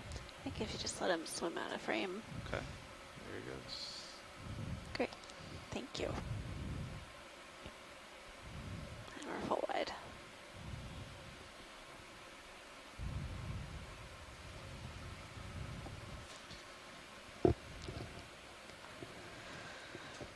So, Watchley, there was interest in actually backing up back to the edge there, and I think there was actually one of the light colored corals just to the next to this yellow one that we're passing over. Okay. So just backing up just a wee bit.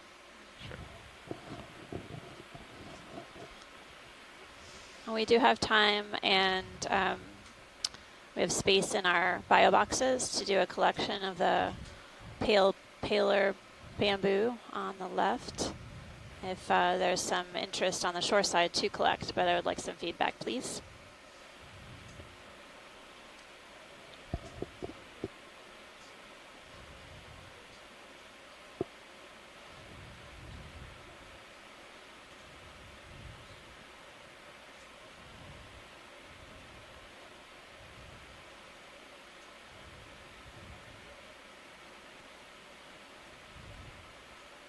Yeah, if we can basically, if it's possible to collect this pilot where we can get basically 2 branches, there's sort of a candidate on the right-hand side. okay. That might work. With the crinoid on it, kind of where the lasers are? Looks like the crinoid's on the dead part, so. Okay, so beyond that. Yeah. I see. Either down here or up high, whichever works best for you guys.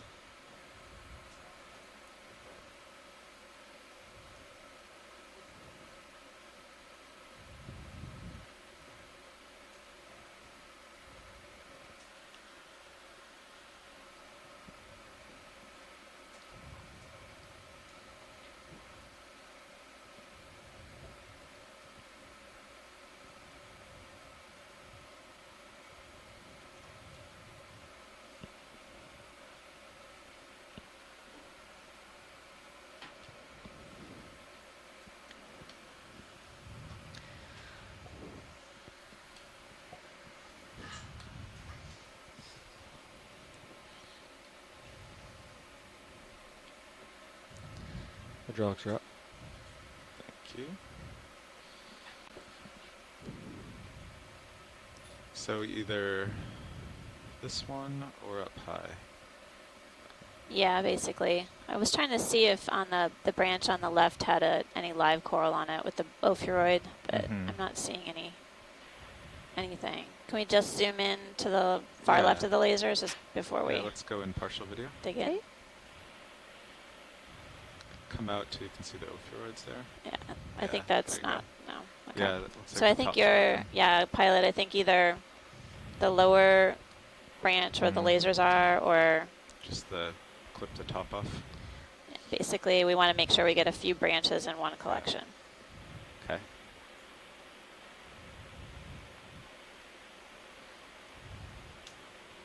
All right, you can go wide video.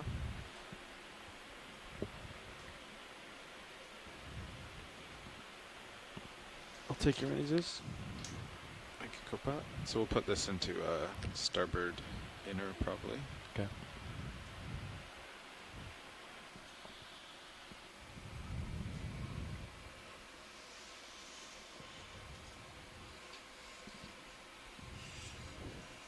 Yeah, I think I might just clip the top right. Maybe I can get that crinoid too. Copy. Let's see. Okay.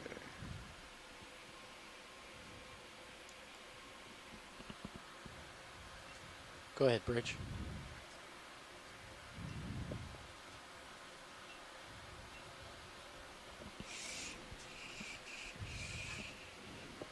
Copy that, Bridge. As long as you rotate around the A-frame, that should be fine.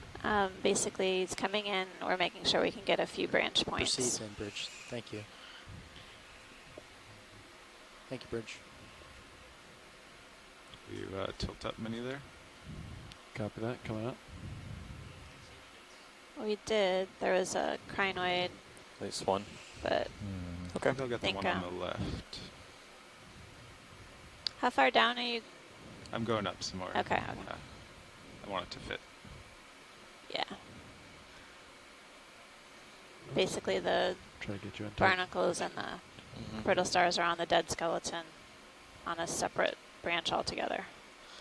So just below this branch, does that look good? Yeah, I think that's good. Okay. I got you in Titan too. Not sure if it helps.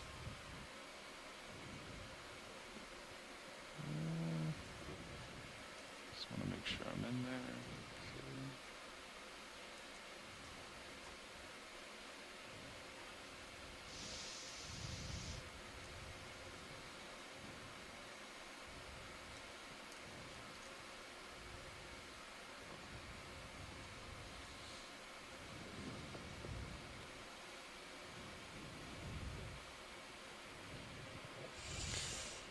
Okay. That's a good grab, Pilot. Thank you.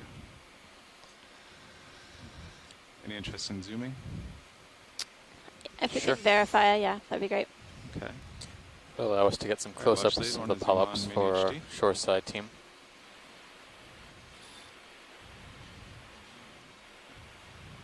Looks like they sort of alternate up the branch. Alternating, they kind of look like... What do you think about opening the drawer here? The Well, tentacles are sticking out from the polyps. Starboard's definitely yeah, clear. just slightly. Come above on port 2. If that port looks like the tentacles can collapse in closing my drawer all the way to the polyp, starboard, right? but seems like they're not able to contract fully. No, if you were semi-rigid. Okay. But you're right. I don't think it did though. I think it broke. Okay. We're good to stow this, Pilot, whenever you're ready. Can go what? Retracting drawer. Okay.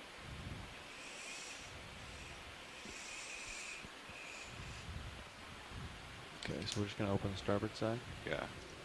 Alright, here we go. Coming out. Okay. Slow.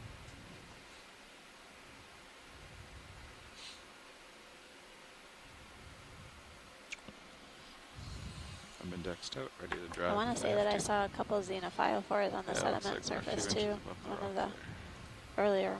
Yeah, I definitely have been noticing them as well.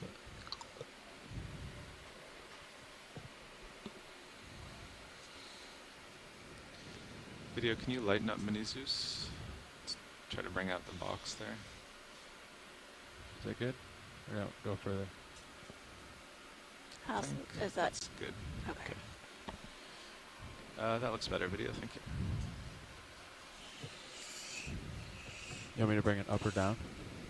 That often helps. Mini Zeus. Thank you, Bridge. Oh, the swing arm? Yeah. Yeah, you could bring the stow the one of the uppers and then bring it down. Okay.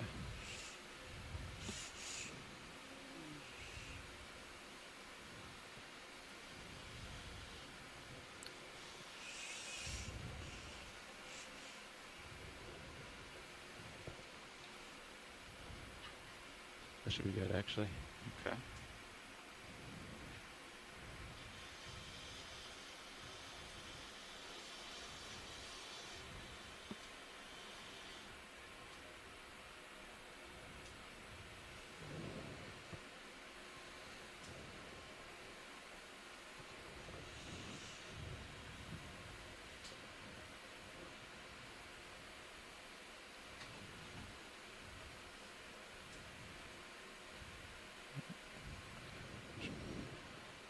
Get the tips in there.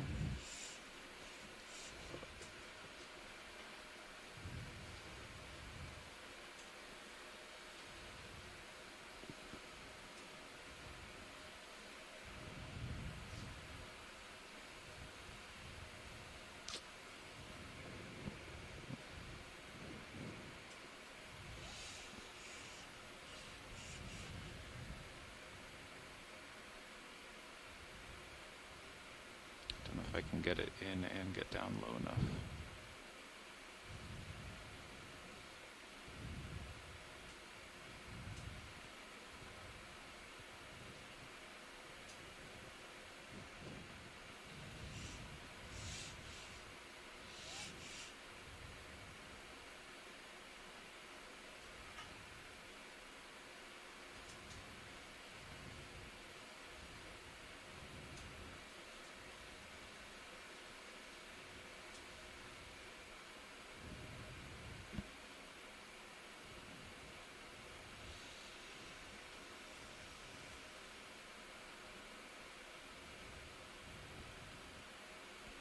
Go.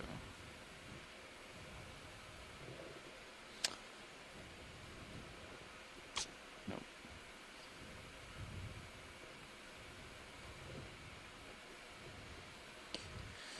Maybe I'll just try the old-fashioned way. Pilots are just trying to find a good place to maneuver this bamboo coral into the bio box.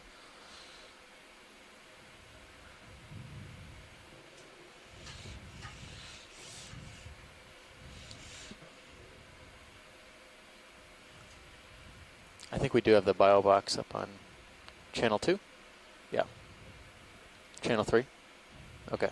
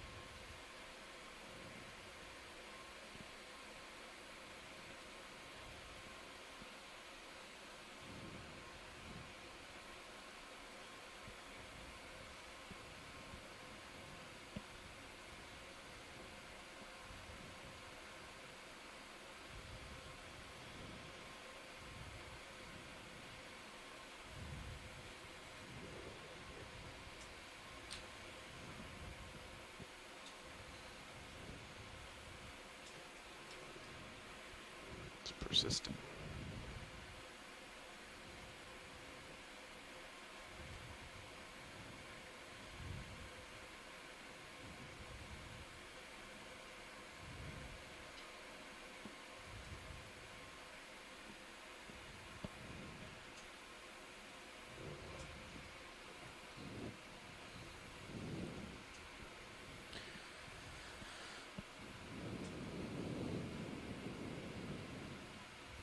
So that little piece is just sitting on top now, huh? Yeah. The lid might push it in.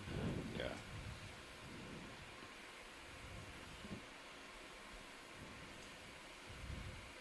Let's give it a try. Give it a close. Come in closed.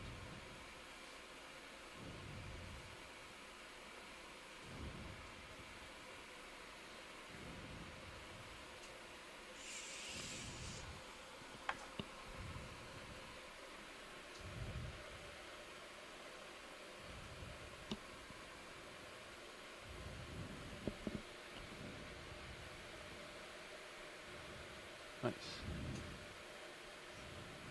All right. That looks good. Well, thanks, front row. That was a great collection. Yeah, it was a little longer. Snip a little less next time.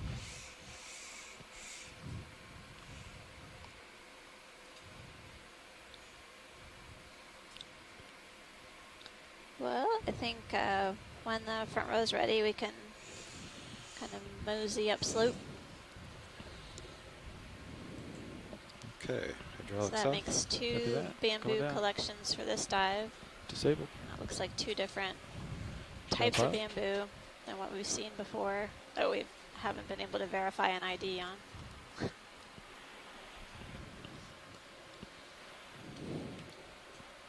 I can send out the mini Zeus again for you here.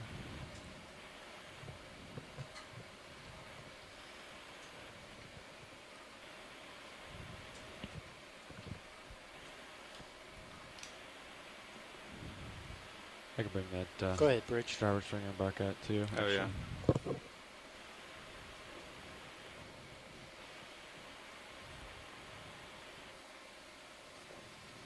Coming out. Copy that, Bridge. I'd say go ahead and do that now if you're able. Thank you, Bridge.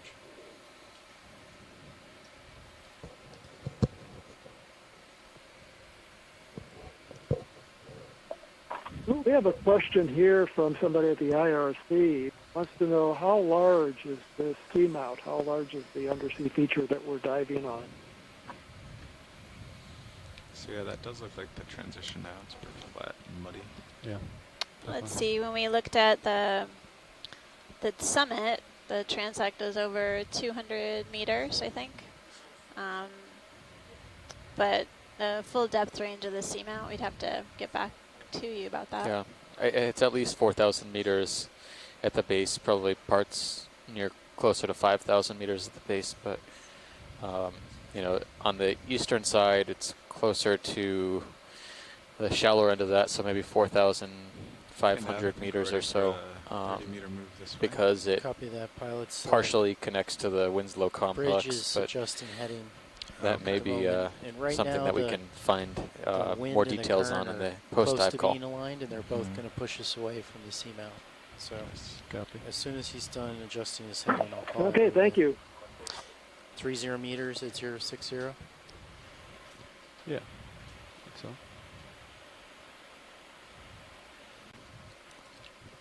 As we head up slope, looks like we're continuing to see scattered rocks with both live and dead bamboo coral colonies. Request a ship move. We've seen Range what look like some 30 biogenic traces or meters, features 060 created by degrees. animals moving along the sediment surface, 0 decimal as well as some other animals that live in the sediments, like umbellula, sea pens, some sea stars. This is something Good we've copy, Bridge. imaged earlier on the dive. I think another one of those Zoroaster Ridae. Yep. And the scattered rocks do have just a few attached types of fauna, like basically bamboo.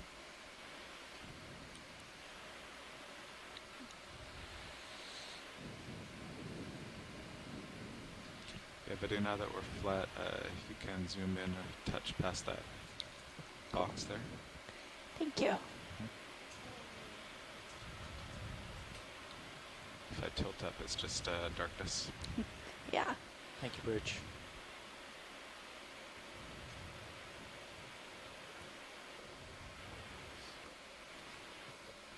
Pilot set moves underway. Copy that.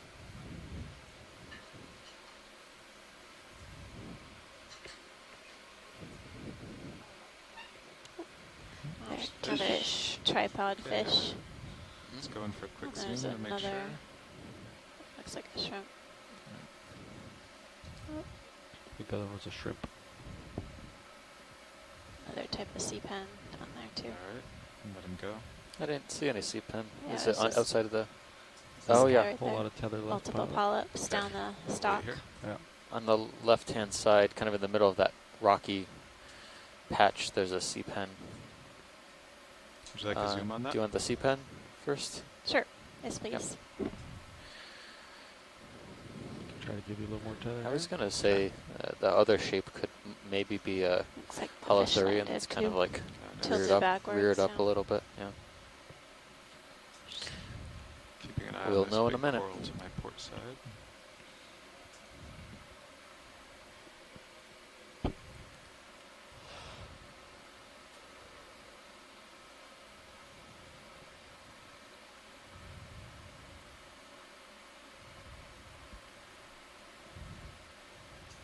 Sea pens basically are ones that we do see in the sediments. We've seen a few different varieties on this dive so far. One that we could identify on Beluga, and then a couple other varieties that I'd have to look back at my notes if we were able to verify a genus. We had Video, some you can go in. guesses, but I don't know if it would be a good partial. prediction. Okay, tilting down. This is very fleshy. Yeah. Polyps are very large.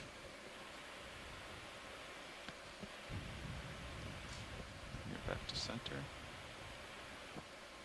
Pilot, are you noticing any current now? No, it's still pretty calm up here. Okay. Just came in at an odd angle to avoid the giant bamboo coral on the side. Okay, thanks. Okay, video. It's got an interesting texture to it. It's kind of stippled. The polyps carries onto the polyps as well. I have a little bit of zoom left. The stalk Can is go in full. clearly very rigid. Looks like we have a shrimp trying to photobomb.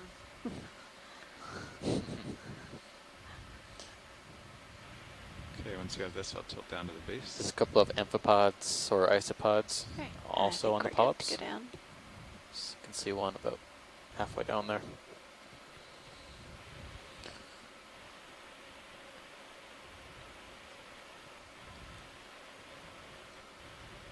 This looks different than the two that we imaged early Ready on in the to dive. go to the top.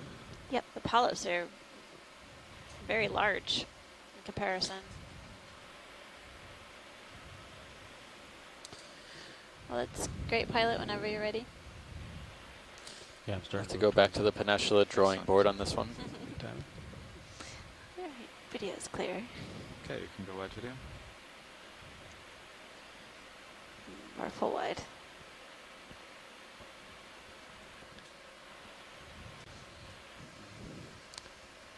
Could be Protoptilum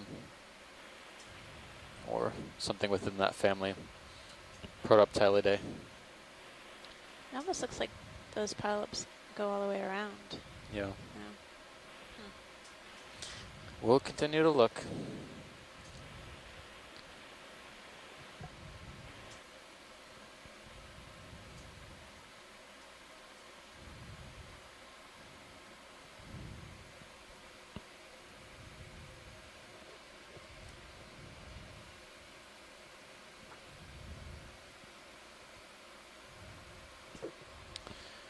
Oh yeah, not a holothurian at all. It's another sea pen. This one's probably a penatulid. And I think the last individual we saw that looked like this, quite a bit deeper, on another sedimented slope similar to this one, was probably Peninsula. Copilot, we got the lasers off. There you go.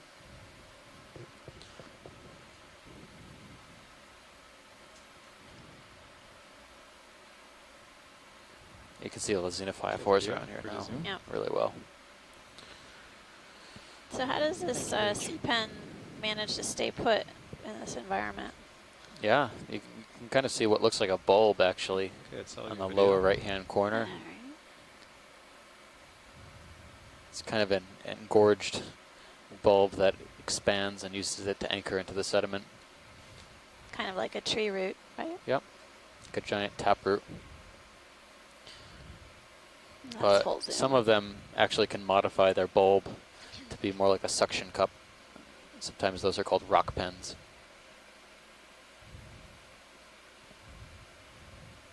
Yeah. Usually you can see a lot of kind of yolky reproductive structures in these penatulid branches. The base. Yeah, the base would be good. But I don't see any on this one. Actually, this is pretty It's good. very large though.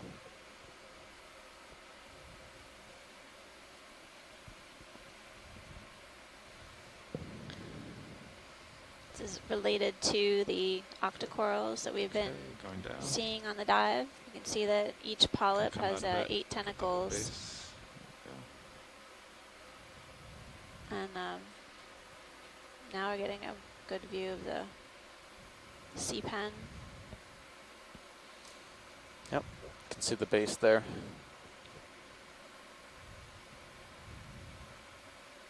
Thanks, pilot, whenever you're ready. That's good. Okay, whenever you're clear. Something different. All right, on this Yeah, it's dive. clear. So mysid poking around. Or full wide.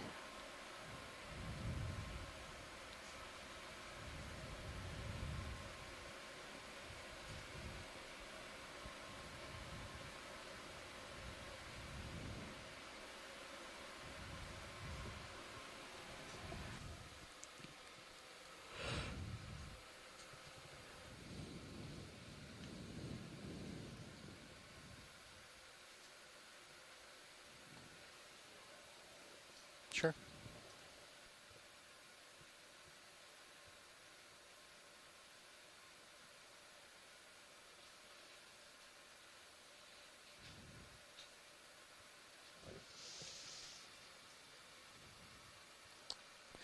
Can't tell, that might be another,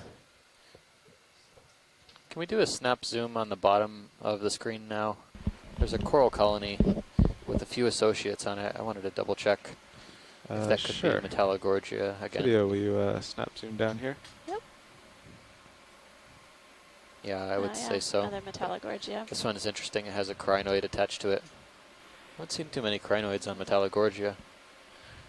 Okay, video, you can go And back. there's an ophiuroid toward the center of the Metallogorgia crown.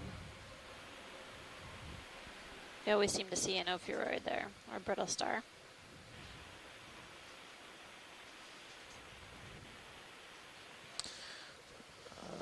It's a shrimp in the water column.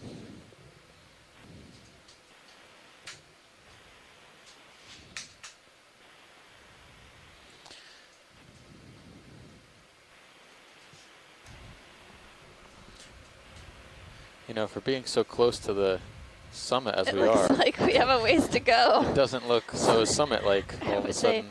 we're not there yet. Yeah, after this move, we can look around for the summit. Yeah. This could be an interesting site to do that, those latitudinal or lateral kind of Looks like transects. about 30 degrees to starboard on Sirius. Still has some features. Copy that. Should I come around? Has the ship finished yet, or are they still going? Yeah, we're stationary.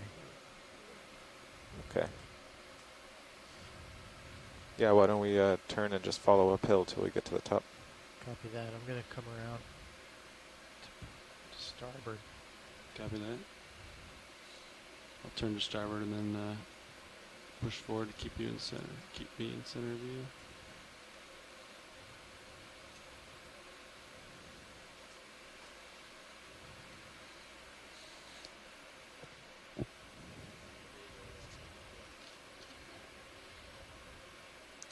So now the Copilot, the bailout was still 260?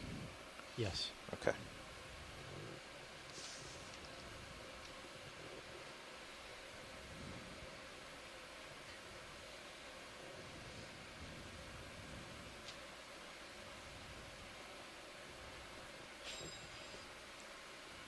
Okay, it looks like I'm about lined up right now. Got 0.85 or so.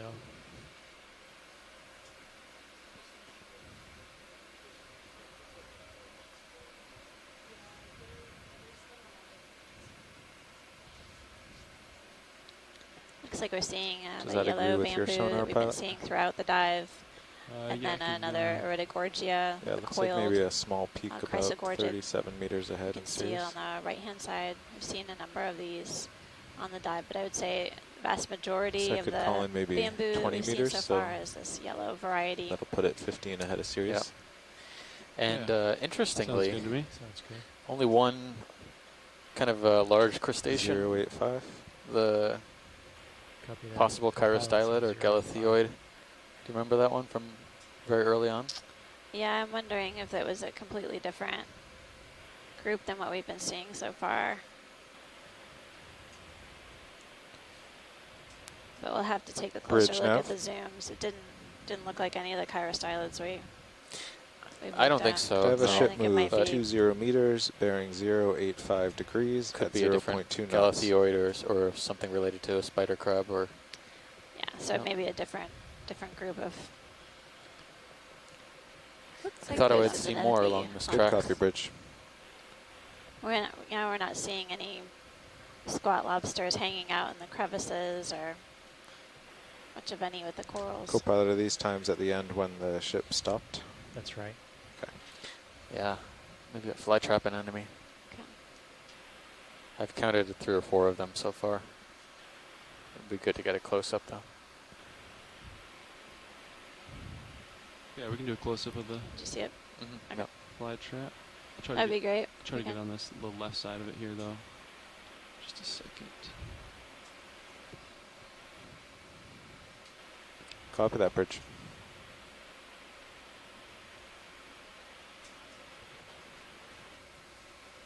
Okay, video, you can frame it up. Hold there.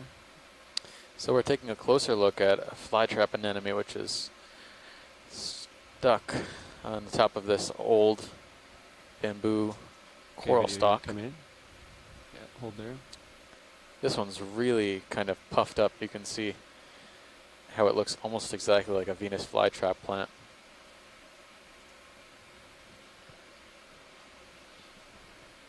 Tentacles are aligned, waiting for Okay, video, you can something come to in.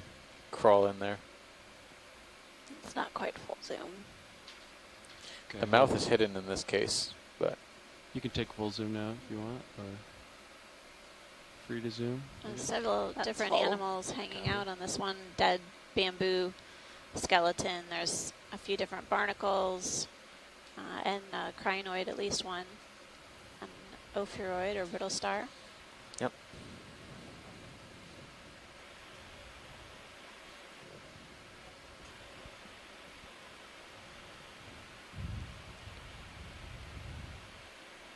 Right, video is clear. Okay, you can pull out when you're. Oops. Thanks, pilot. Yep. cool zoom.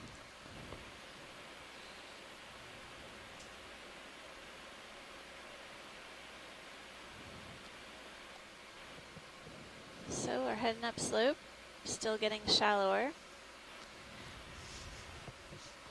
on this feature.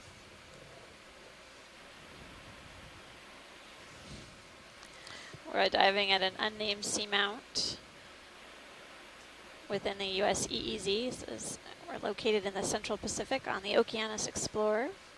And this seamount is located west of the Winslow Reef complex. And it's basically one of our first dives for the next several dives that will be within the U.S. EEZ. The shallowest point of Winslow Reef, which is actually within the Phoenix Islands protected area, is only about 10 or 11 meters below the sea surface, so still very very much a shallow water coral reef environment. We'll be mapping overnight, probably in that direction, perhaps a little bit later on in the cruise. But we did some mapping last night, which was very useful since no maps have been made of that area yet. It really helps us plan our future dives. We'll be back down this way on Winslow Reef coming up in the next week.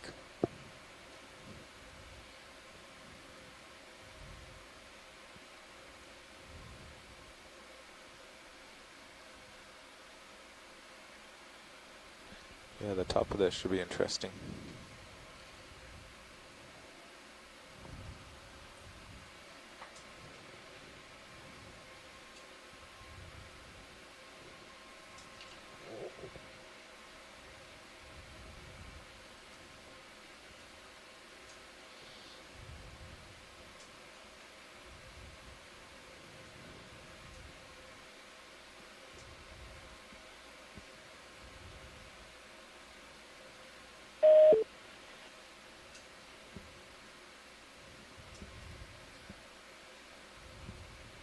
Copy that, Bridge.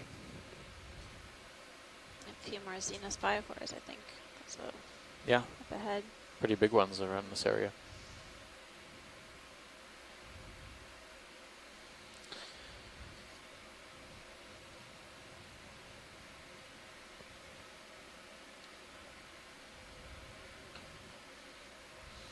I'm a little confused on the geology here. It looks more kind of volcanic now, doesn't it? Yeah, but it's deceptive because of the manganese iron oxide crust, this dark material that basically precipitates on the rock. And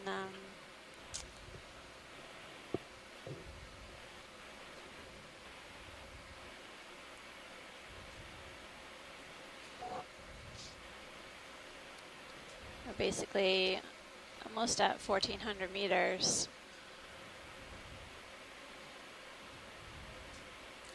I'm noticing fewer live bamboos. I don't think I've seen one in a little while.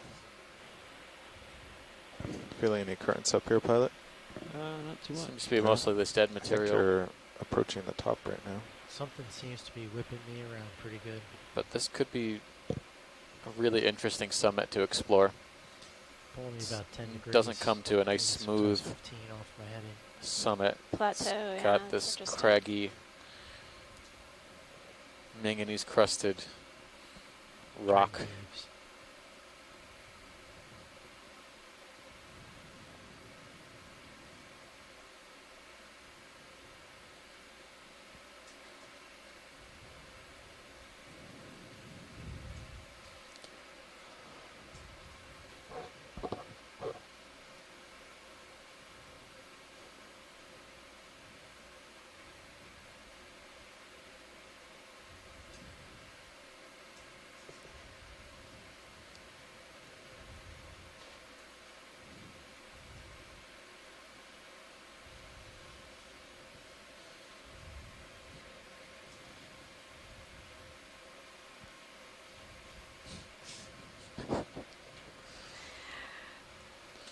Yeah, I'm quite surprised by how dramatic these features are coming up on the edge of this seamount as we come up to the summit. But as usual, sometimes there are nuances within the bathymetry that we can't appreciate with the mapping that we had done, or the mapping that we relied on for the dive planning. We do have new data that we'll incorporate into the broader region mapping.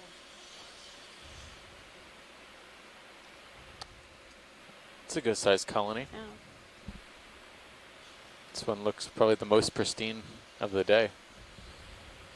There's tissue covering all the skeleton. Not too many broken points. A few. Is that a crinoid there or bracingid? Now, can we zoom on the left? Looks like it's a crinoid hanging down, but yeah, the arms are really fleshy. Can you frame it up video? Yep. Hold down. Yeah. That's great, pilot. Copy. Yeah, video and you're clear. I spoke too soon about it being pristine. It has hydroids, but it's certainly a very tall colony. Definitely looks like in better shape than some of the ones we saw further down the slope.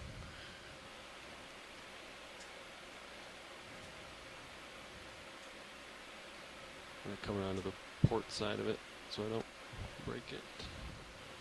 Oh, it's got to be at least a 2-meter tall colony.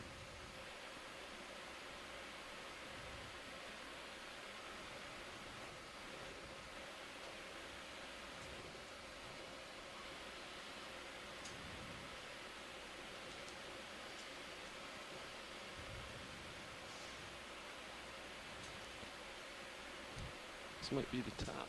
Yeah, I think that's the local top. There's a few targets in your sonar. When we get there, we can look out. Copy. So Nav, does it look like we're closing in on the top of this feature?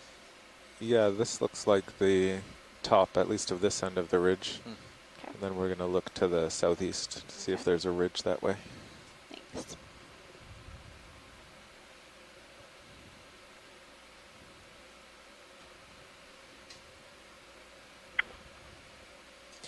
So this Hey, is... Amanda. Hi, Steve. This is Randy Rogen. Hello. Hi, Randy. Good afternoon. Good evening. All right, I'm going to drop a target here for the top. Yeah, here in Boston, awaiting the snowstorm that's supposed to hit the Northeast any time. What a good day to be on the bottom of the ocean in the tropics.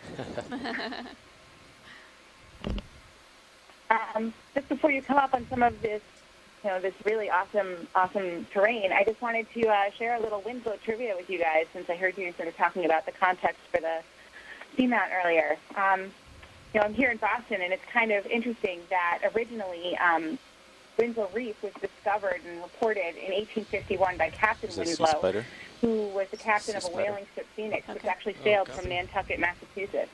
Isn't that cool? Wow. Yeah. Winslow is also mentioned by Robert Louis Stevenson, who actually was searching for it in the, I think it's the late 1800s, 1880 something, but he couldn't find it. And so how lucky we are to be right on top of it, right? We didn't have the mapping software or the mapping tools that you guys do.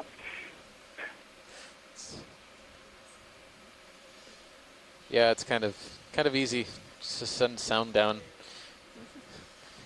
No, not really. We make it sound easy. It's very complicated. It's a very complicated And then there's process. all the processing of the data. So. We have an expert mapping team, so it's hard to miss. So we're absolutely, but taking a closer look at this Pycnogonid sea spider. We saw one early on the dive. This one you can actually, it looks like the proboscis is extending. Fully extended. Yeah, all the way down almost to the rock surface. So I'm guessing it's grasping food, possibly feeding on material that's on the rock. Good video. The other Pycnogonid or sea spider that we saw earlier today was on the sediment surface. This is on definitely on a rock area. Yeah, looks to be just hanging out, not feeding. Yeah, maybe not. Zoom out just a touch video. Both very large specimens. Zoom out about 20 to 30 centimeter leg span. That is a large animal. You can see their body is actually very, very tiny, similar to surface land spiders. They belong to the same group, but they're very, very highly modified for life in the deep sea. Okay, but you can come in. No eyes, a proboscis that they use to slurp up pre-digested food.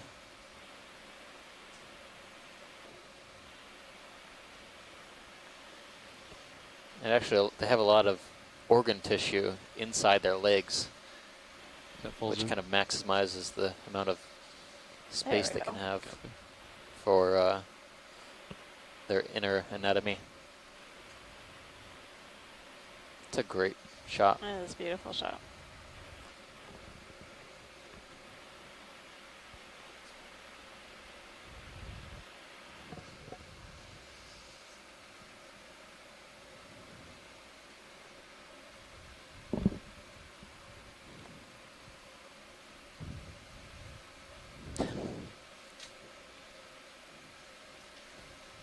Okay, video when you're clear. Nice. Or wide. Thank you. Great shots. Sorry.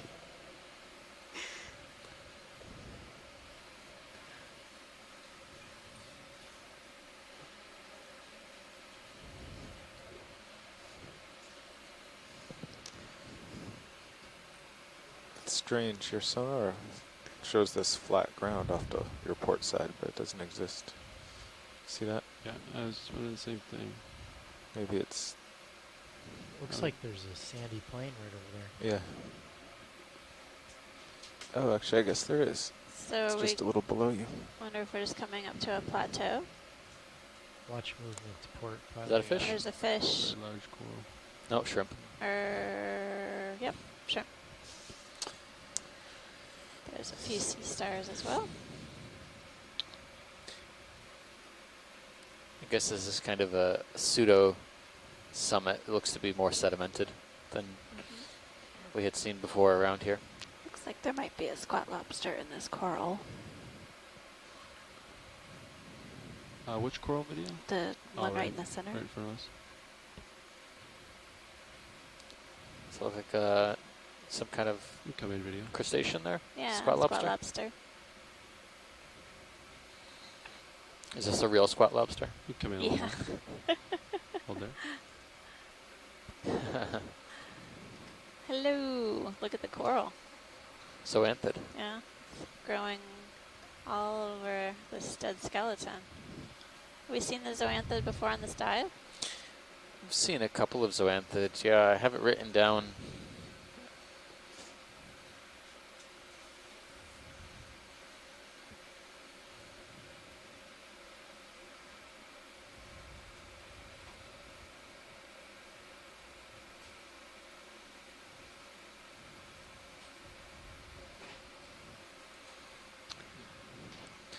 So the zoanthid is Any more zoom? completely encrusting this Hold there.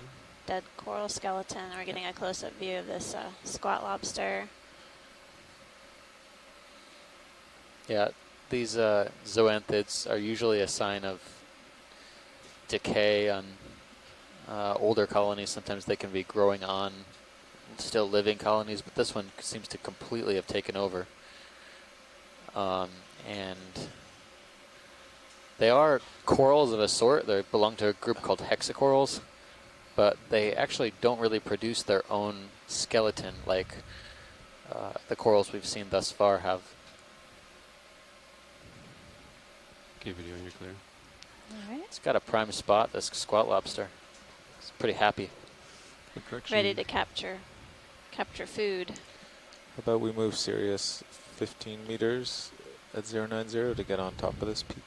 There's some squat lobsters that perch themselves up on top of a coral and some sort of at the highest point, and then they can actually capture fish and other pelagic animals out of the water column. Sometimes we see them consuming midwater fishes that come down and migrate to the seafloor. And now we're seeing some Could I get a ship move 15 meters, bearing 090 degrees at 0.2 knots? This is almost a grove. So we've transitioned from rock to sediment, flat. Good copy. Terrain. Definitely the deepest, or the most dense cluster of sea pens we've seen so far. If that's what they are. I see a slope going east. That's what I think they are. And it looks like it is rising a little that way still. I'm starting to doubt myself there for a second. It's okay. They looked more like Xenos for a second. Yeah, had a weird. They also could be some sponge stocks. Sirius will get here at least. We might hit on each other, so closer to Sirius. Let's see. Copy that, bridge.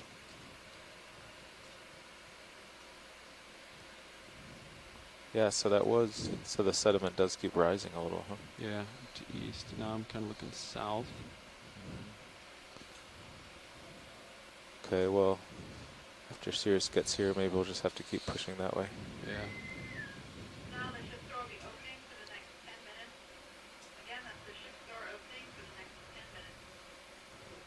So yeah, looking east. Do you need to do any shopping? Ship store is open, Ship everybody. store has been open more today than any other day of the cruise.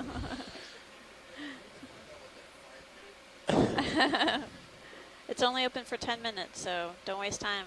Better get there while you can. Yeah, we're always on watch when they're open them. Front row, you're not allowed to leave. I'm sorry. You have to go find someone else to do your shopping. So yeah, I haven't been to the ship store yet. I haven't either. Okay. I can't say. Can't say I've needed anything, except for maybe some chocolate. All of my cravings are fulfilled by deep sea TV. There you go. That's a quotable. So you're looking east now. Yeah. Just southeast. Got to keep ourselves entertained here while we are moving along the seafloor. Wonder how far it I goes. definitely see Umbellula. That was tricked And then because it doesn't It's show up on another the Sirius. stock to the right-hand side, equal with the lasers now. Looks different from the others. Video coming partial.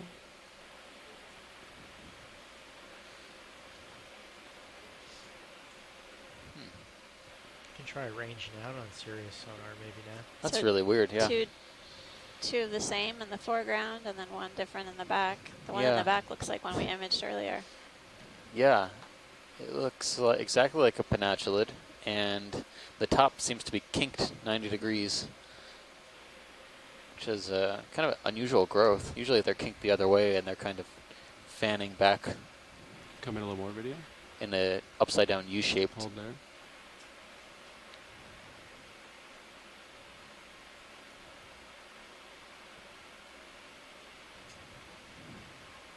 Now this Copy that, this might Bridge. be a different pennatulid species than the one we saw earlier. At least I would mark it down at that. Coloration seems very different. You can zoom out a little bit. Video. Again, I can coloration shoot not as closer always, now. isn't always a I have a little more good color, indicator, so but get a little more light on the it. morphology is Sounds also good. kind of distinct. So scattered amongst the sea pens are also some xenophyophores. Looks like kind of all different shapes. There's plate-like shapes that resemble the sediment. They're unicellular organisms that create these shapes by agglutinating or gluing together sediments.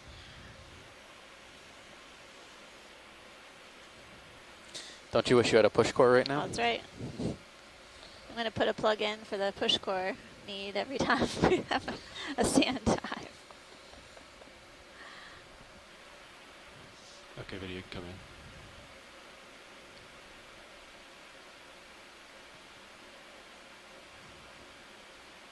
You can come in more if you want. That's full zoom. Copy. You can see Interesting, one it little has- polyp at the Yeah. base of the sea pen. Totally different coloration than the one we saw earlier.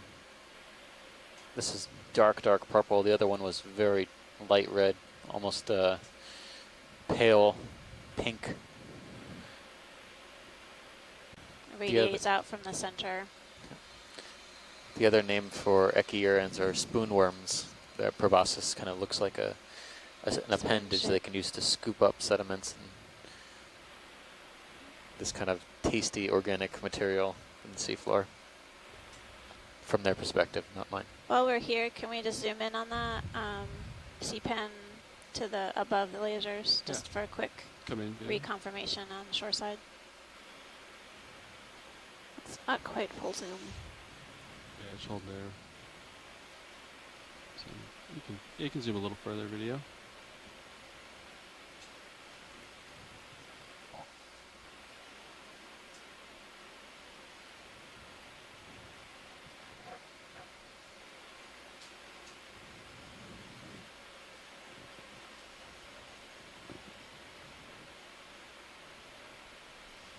Okay, now you can zoom. Okay. That's full zoom. Copy. Thanks, pilot. I think that'll give our shoreside scientists something to think about. Copy.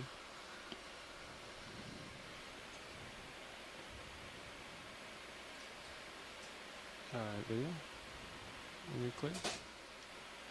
Yep, video's clear. Thanks. Just a field of these sea pens, and we're seeing a few of those Echiuran traces radiating out from a central hole.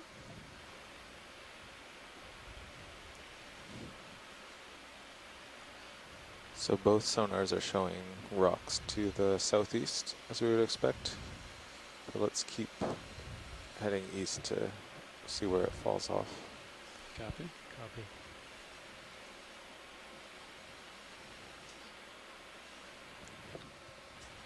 Copy that, Bridge. This is the first sea pen garden we've kind of seen in this expedition. It's a perfect habitat for them. This continuous sediment terrain. But we've seen areas with thick sediments on some of the other seamounts, but clearly this is a prime spot. Looks like there's a fish in the upper right. Copy. Fish on the upper right hand corner. Hold there. Okay, you can come in.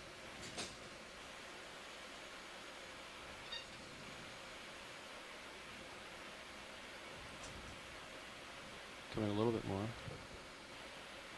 And hold. This is another one of the halosaurs of the same sort that we've been seeing before. More typical habitat over a sedimented area.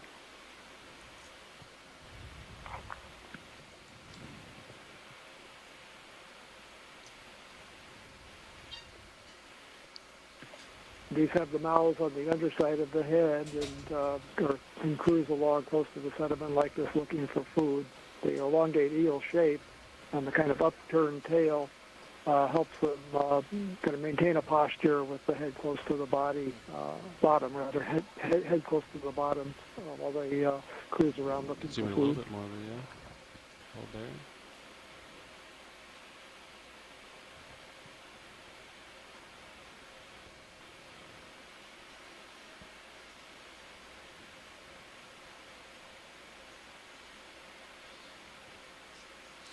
I don't see any potential parasites or markings on this one.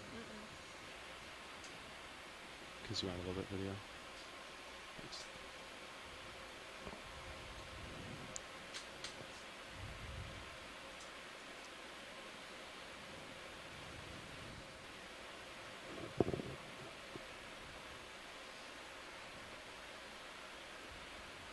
If you want to zoom in, you can. We'll let them go out of frame, maybe. This time it's actually not flipping over on us, so we can get a good view of its dorsum, or its top side.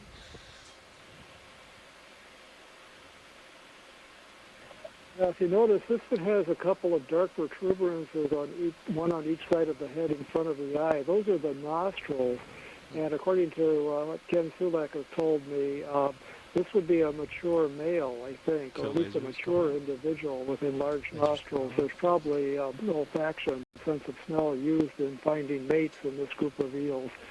And from what Ken says, the mature adults have these enlarged nostrils. The immature individuals do not.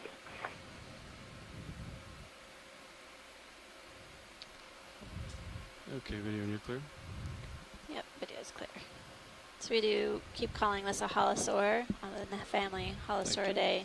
The general common name is a deep sea spiny Looks like eel. there's a dark sea star on the right side by the short coral bays too. They're called spiny eels because that dorsal fin on the top of the body has a modified ray that's a little stiff and spinous. It's not a true spine like a lot of the perch-like fishes, but they... Video, you said you noticed the something? true eels don't have any There's hardened a dark rays, sea star spine-like rays in the on the fin. sediment just right of center up at the top. Copy. Copilot, can I get lasers? Lasers coming on.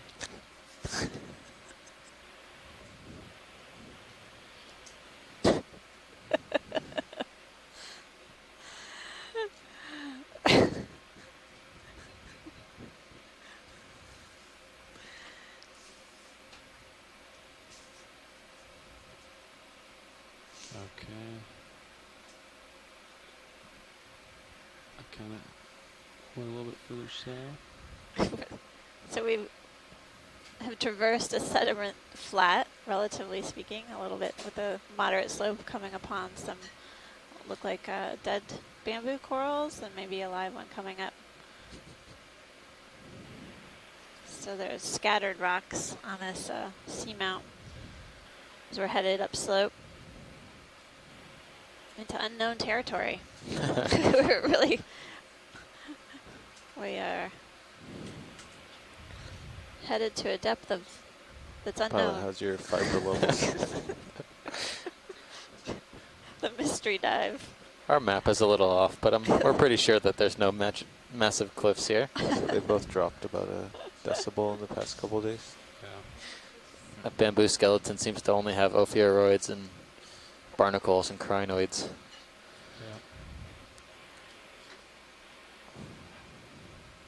We'll do partial video as we fly by here. Although these bamboo colonies have a lot of these jumping crinoids. Or jumping ophiuroids that continue to fall off. We'll keep moving east.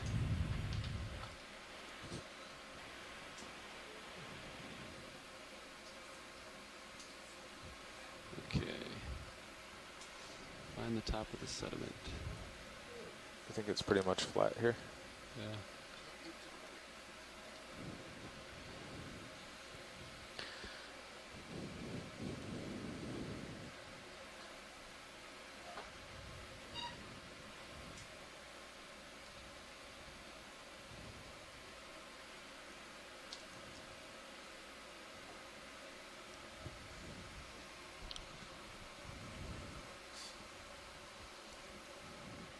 We're still seeing scattered Just rocks. did a check on the nostril morphology of the halosaurs, and it is only the males that have that enlarged dark nostril morphology. So the one that we just saw was a mature male. If you just lateral port, is it still rising in front of you there? If you aim due east and kind of center up, or is it starting to fall? Looks like maybe I know that's a rock. So what's we got? So we're at 1,990 meters. So we still should do seeing another some 30 this scattered way? rocks. Yeah. But primarily sedimented slope. And some of the rock features are coming up too. Looks like we might have a few more corals. Did you say 1,300? Yeah. Okay. That's what I thought I said. In my head, I heard 1,900, but I've said that before too. Bridge nav. Yep, 1,391 meters. Could I have a ship move 30 meters, bearing 090 degrees at 0.2 knots?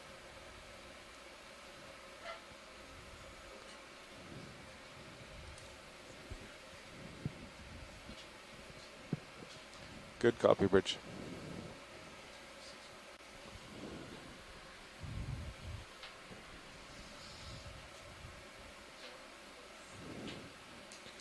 All right, this move will do it. Copy that. Sure.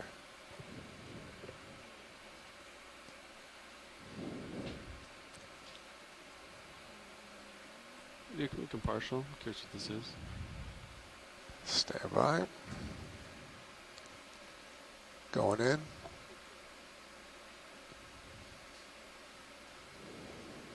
Never mind. Yeah. Looks like a Xena Copy that, 5-4. Bridge. Thanks.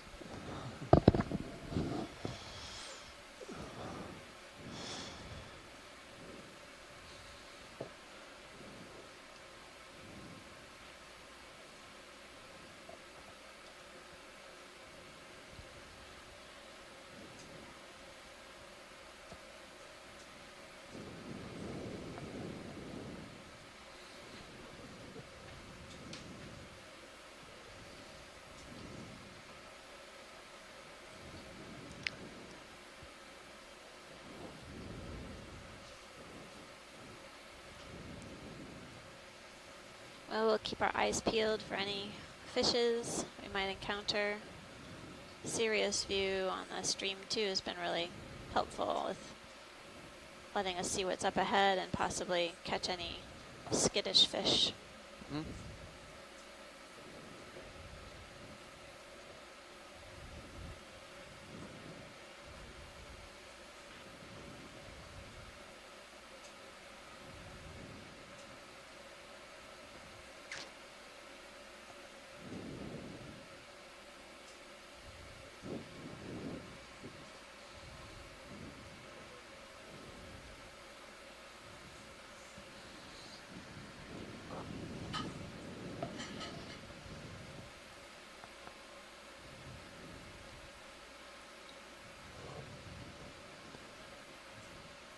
Peter, you keep going partial.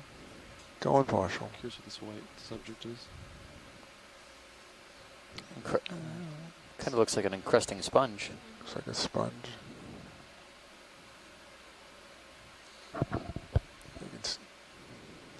Give it a quick closer if you're okay with that. Going base in. on the upper Come left. down for me. Oh yeah, It's encrusting really sponge. old, yeah. Good. I don't hear a lot of interest. Yep, I don't hear anything. Is that a sponge or is that a tunicate? It looks a little bit tunicate-like. I thought it was a sponge. It looked Oh, like something that we've imaged before. I think we've imaged something like that before, and Chris Kelly chimed in and he said it could be an encrusting sponge, but he wasn't familiar with them. We wouldn't know until we scraped Well, it. he knows them, so that's good. We have another one of those Aspidodiadematids. Yeah. Long-spined deep-sea sea urchin. Long-spined urchin just leaving the screen on the left. Yep. Crinoid.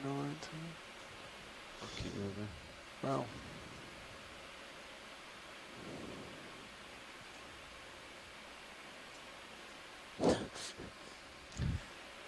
Bombs away. Another one of those. Urchins taking a leap. Or not Base urchins. jumping brittle stars. Brittle stars jumping.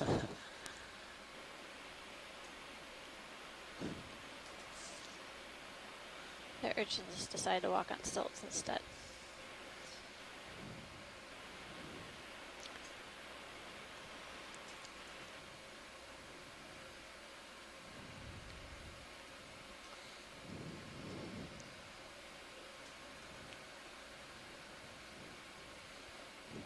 Get a view of this guy before we go past him.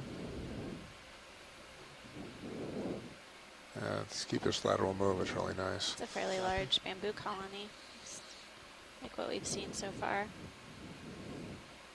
Yeah, it's a good thing we got a piece of this because they are fairly representative of this entire knoll of this seamount. The shallower depths up to 1,300 meters. 1389 right now.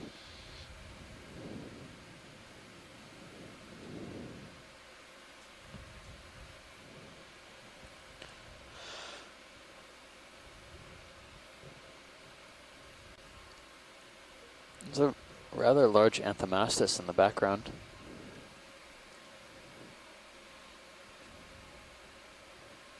It is large.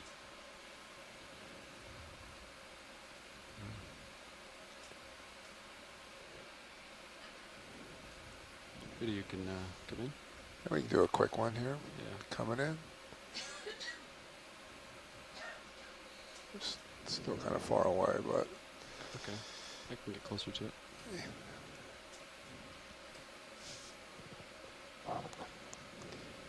A little more light to bring out its true color. Copy.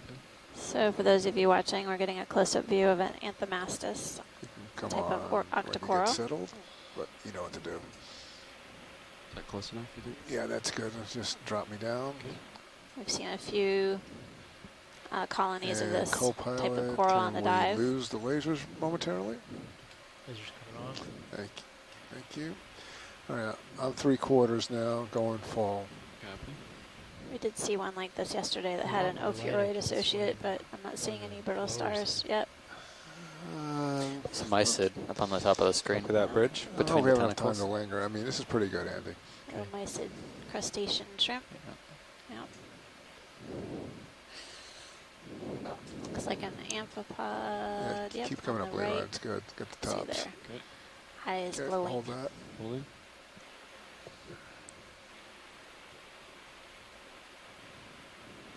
I think I see a bigger fish off Alright, to the just top come out, right on just- Sirius. Is that me or is that a rock? Been wrong before. Now you're just making me feel Alright, better. going full. Next video. I think that's a Alright, rock. full one. This one rock. It's not moving, got but it looks here? like it has a massive shadow. Next video. Yep. All right. Can I get lasers back on, Copepod? Coming back on. Thanks.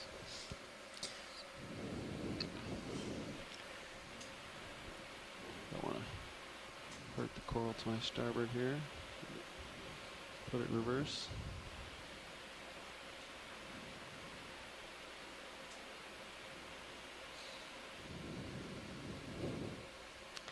Nav, what's our off bottom time?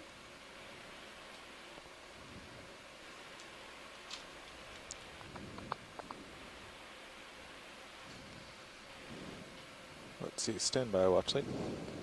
Thank you. Yeah.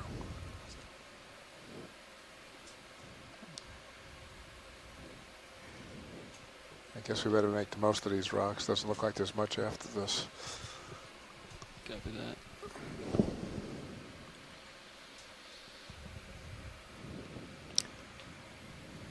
So I'm seeing several dead bamboo skeletons along with some live bamboo on the left, and then the skeletons of the bamboo basically break easily. I see scattered pieces between the rocks, the sediment.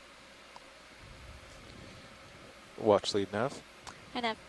Off bottom will be 3:45 local, so we have an hour and 20 minutes left on the bottom. Okay. Big colony to my starboard. I might have to come up and over these Thank you, guys. Nav. Yep. This guy right here. Actually, I'll just go.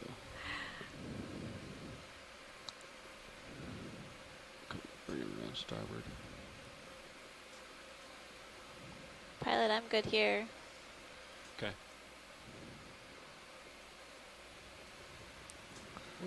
What's over Interesting here? that we just kind of see these scattered rock Did you patches. come partial? Coming And these partial. Hold. huge colonies of bamboo. Yeah, there's a few more Anthomastus in the background. okay, never mind. Penantulid here. Sleep in. Yep. You can come out. Coming back. All right, let's see if it What's starts your dropping swing? ahead of you. Up Yeah. Yeah. And the sonar Yeah, indicates that we're can just you- going to continue to see Your some starboard patches of these upper rocks swing as arm. we Can you bring it out more? traverse up to the It looks like top it's of this feature. kind of back. Sure. For those of you joining us, we're diving on an unnamed Yeah, seamount different. in the Thanks, Central guys. Pacific Ocean. Yeah, We're just Carl, west so of the see Winslow some Reef rocks off in the complex within distance, the U.S. The so I'm seamounts within headed the U.S. east. EEZ. That's what I'm hoping for. We've had Because there's this definitely is our terrain dive to 6. both of your starboards. Dive 6? and Sirius sonar, which is the We had a direction few we want to dives go within the eventually. Phoenix Island protected Is that area, what you're thinking, video? and one Yeah, dive one within more. the That's American good. Samoa Thanks, and they're more even now. National Marine Sanctuary. And One dive within the Tokelau region. Tokelau. That was a shallow dive on that seamount. Really fish rich. See the sea started on there. You want a closer look at the sea star or not? No, we'll No. just keep Yeah. trudging along upslope.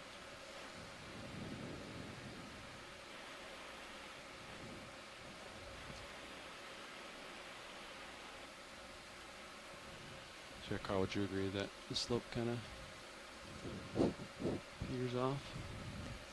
Yeah, I think so. Go a little further, make it Yeah. official, Yeah. then we'll turn to starboard. Sounds good. One stalked crinoid. Haven't seen as many stalked crinoids up here. They seem to be reserved to the slope.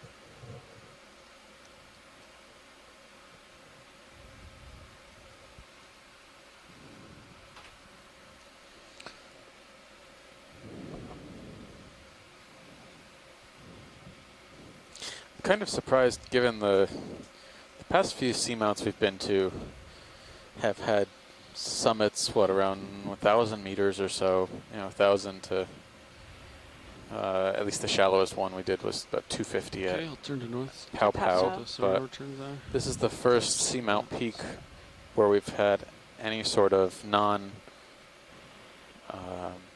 like one big rock out there. Video, can you brighten it up summit. in the background? Even though not as much as I can. Yeah, give it was you. interesting. Like at the unnamed seamount, which we called Athena, a few dives ago. That one had those big blocks at the surface of the seamount. Yeah, I think we would call this the top. This is all sedimented. Okay. Yeah, we are lying within the potential reaches of the equatorial currents. Okay. And it doesn't seem to be scoured off here. We seem to be deeper than those currents, I guess, could reach. I guess there's still some current around here, but it's not scouring off the sediment as you might expect if the current was that high.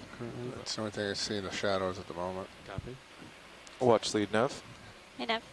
Yeah, we're looking off into the distance now to the north and east, and it looks, it's not quite dropping off steeply, but it looks pretty flat.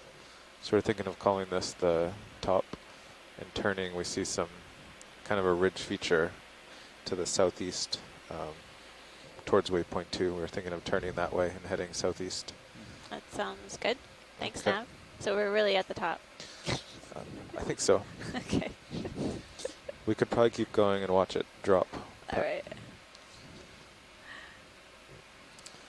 That's good. That was kind of the objective. To reach the summit. Yep. Yeah, Nav, we basically want to continue along the summit for as long as possible. Okay, So, we'll turn that way. thank you.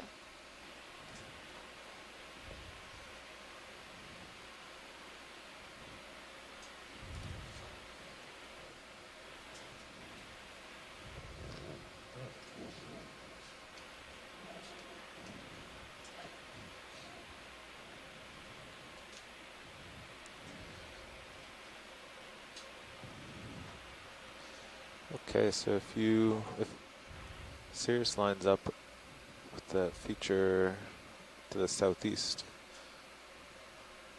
I think we could start moving that way. There's a really sharp boundary between these soft, muddy, sedimented habitats and the hard substrate rock.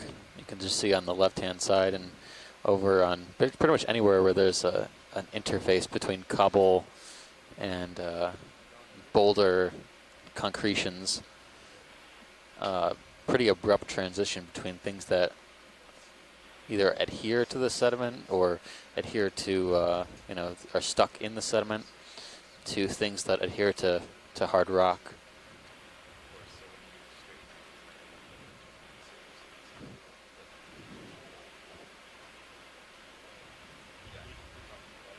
It's difficult to tell how long these dead corals have fallen. Some of them look pretty fresh, but a lot of them look moderately old, starting to have some growth of hydroids and zoanthids. A few still have living polyps.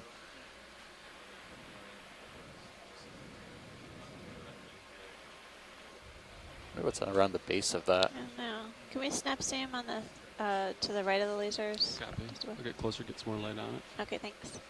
Yep, that'll help me, thanks. Wonder if it's old sponge. Yeah, maybe. Looks dead.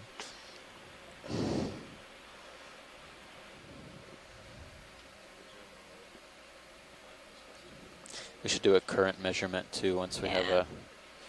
Once they're in a good position. Yep. Yeah, let me know when you're settled. Because Stand by one. I don't see any Toho? real directionality Right, to the way that particles are moving in the water. Keep coming, There's some keep coming, indication hold of a that. current, at least in the sediments. Okay, here we go, going in. Partial. Huh. So, I think that's part of the bamboo. Going Right further. full. I don't know. Copepod, you can take my rotator if they want any different views. Looks here. really old, really kind of degraded. Just kind of looking at the base of this coral pilot to get a better idea. It looks. Yeah, come down to the base. Looks different. Yep, come on down. Okay, coming down. Looks like a fine polyp. Oh, that must be hydroids there. Hold that, Andy. Gonna go full now, going macro. Yeah, I wonder if. Yeah, it looks like calcium carbonate, but I don't know if the base of this coral, the brown part at least, belongs to this individual or something else. Something before it. Right. Yeah. All right, coming out. Kind of looks like the material you might find in an oyster shell, for example. You can see the layers See if we of can tilt calcium up and carbonate. get all the brittle stars up top. Coming up.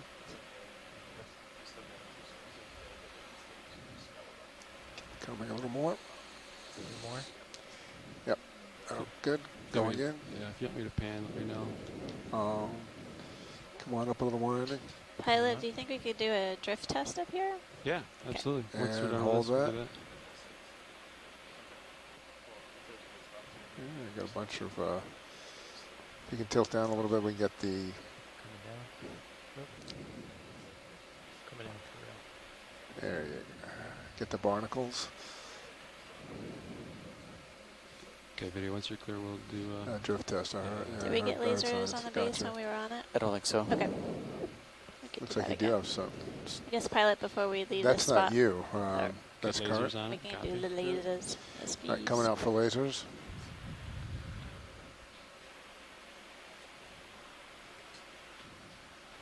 That dead coral skeleton definitely creates a prime habitat for a variety of different animals. Come You down to the see base. I think they want to see that. brittle stars, Base barnacles, relative to lasers. crinoids, and Tilt they're really down. perched up off the bottom Yep. outside of that benthic boundary layer see into lasers on the the water base. column where the currents are stronger, Okay, it's almost. enabling them to capture food. Okay, video. When you're clear, we'll All right. pull out. Drift test. That's great, pilot. Okay. Thank Come you. on out. Then. Full wide. We'll do a pilot change. It'll be a good time to do the drift test. Okay. Be back with you in a minute. You got your rotator back, pilot. Thank you, pilot.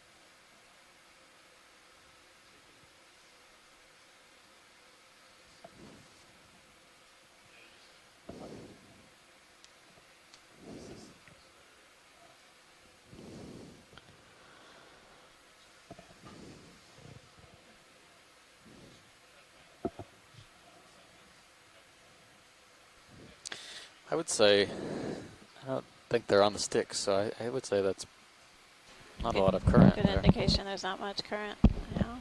Hey, watch leads. No, we have a new pilot now. Okay. But Hi, it doesn't pilot. look like there's too much current.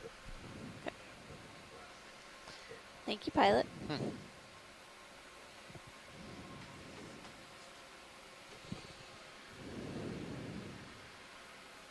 Yeah, kind of unexpected based on what we were feeling today on the surface and what we expected on the bottom. I'm We guessing were expecting it's at least a knot. something. Basically, there is likely some variability in the current regime here. Clearly, there's a number of different suspension feeding organisms that rely on decent currents to supply them with food. Specifically, the corals, and then the animals that we're seeing attached to the coral skeleton.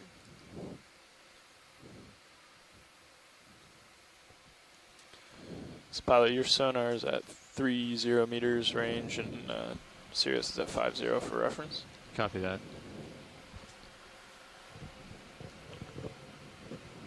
What have our latest moves been? What direction? We're trending southeast at the moment. The directly ahead of Sirius, so 130-ish.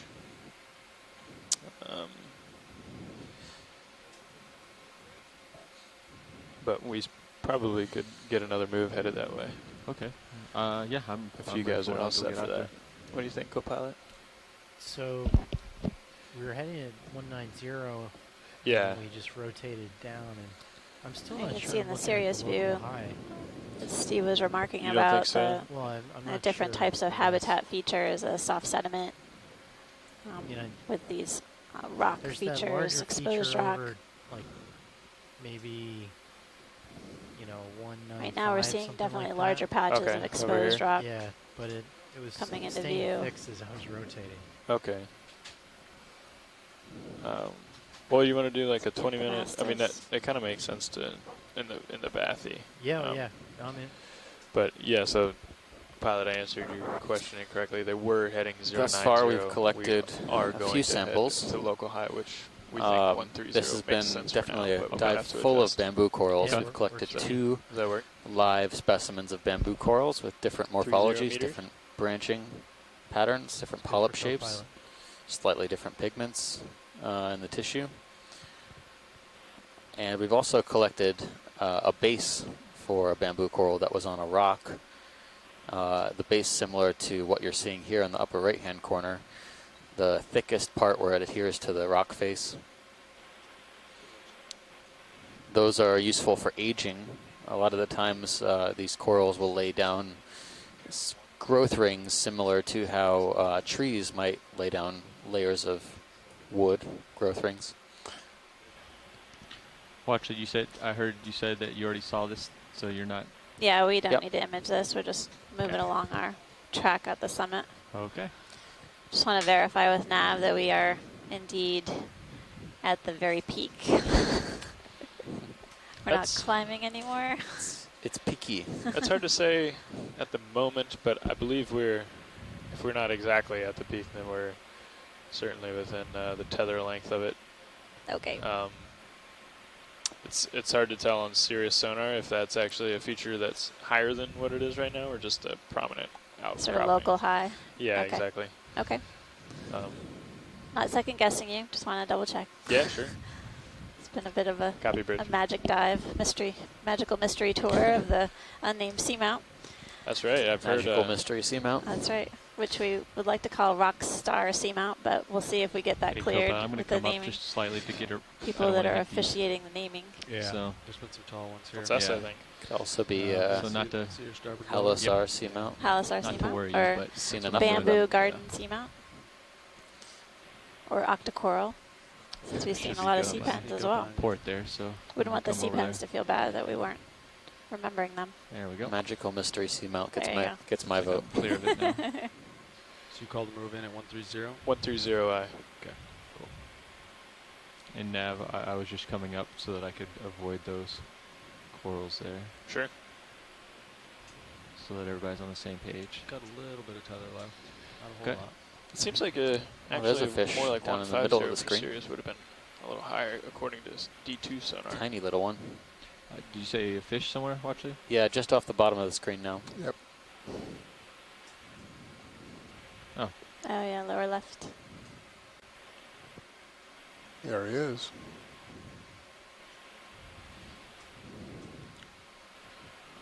Okay, but if you want to do a Going in.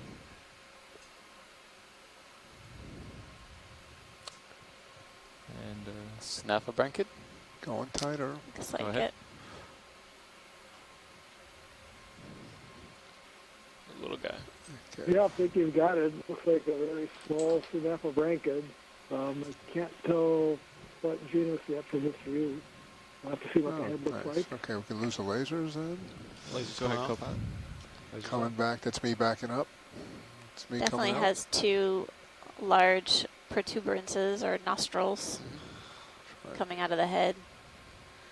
It's about 15 centimeters long, I see, estimated. see dots all Coming along out, the that's head me and coming out. Swing arm, pilot. Copy that. Thank you. distinct lateral line. That's me coming full. Now the tail looks a little different than in the Synaphobranchus. You're right, the nostrils are enlarged, which I don't think we see on the Synaphobranchus. There are other genera. He's underneath your toe. Okay. I don't know, the mouth, I couldn't quite tell. Okay, So I think we'll coming have to leave this full with wide. the family, Synaphobranchidae. Thank you, Bruce.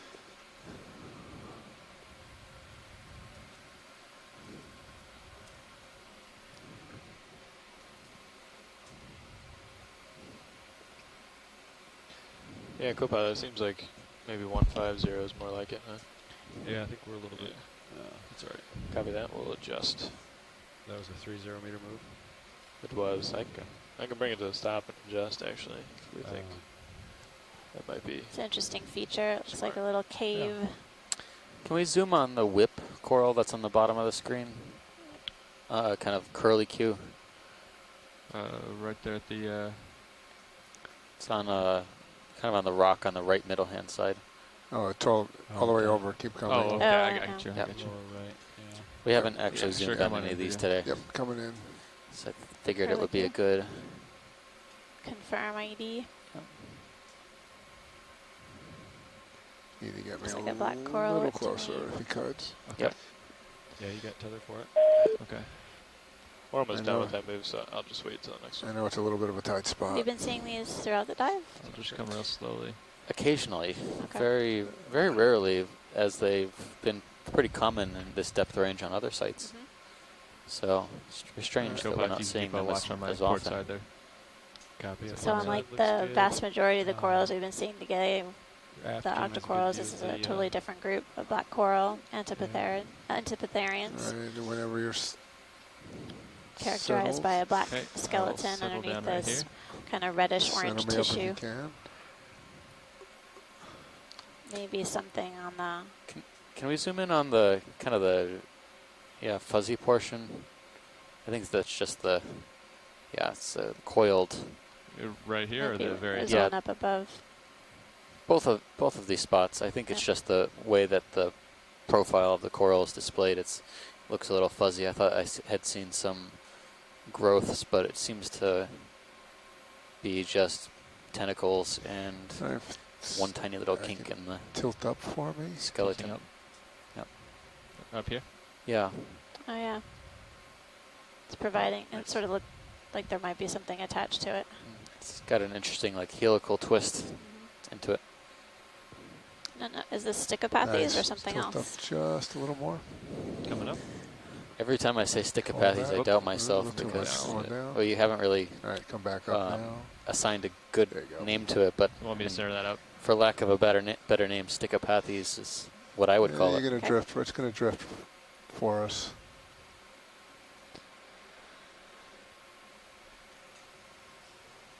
And ROV pilot, whenever you're ready, we have a good idea on that.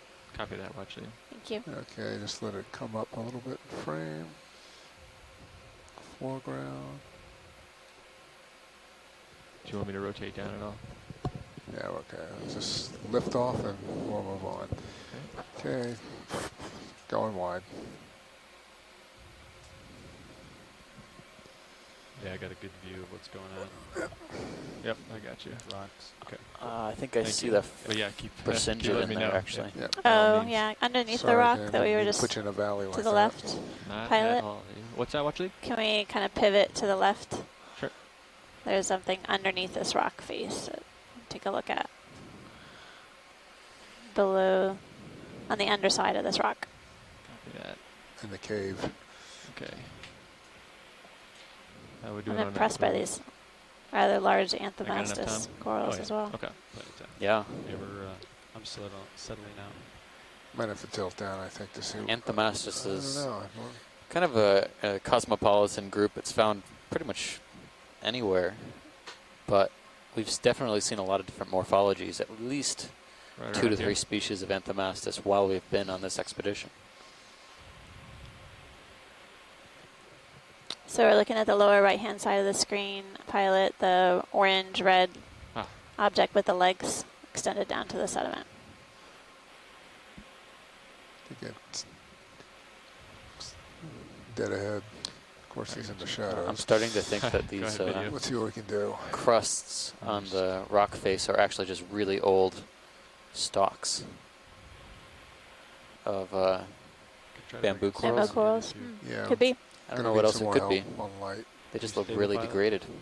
Go ahead. So we're getting a closer view of this Brisingid sea star.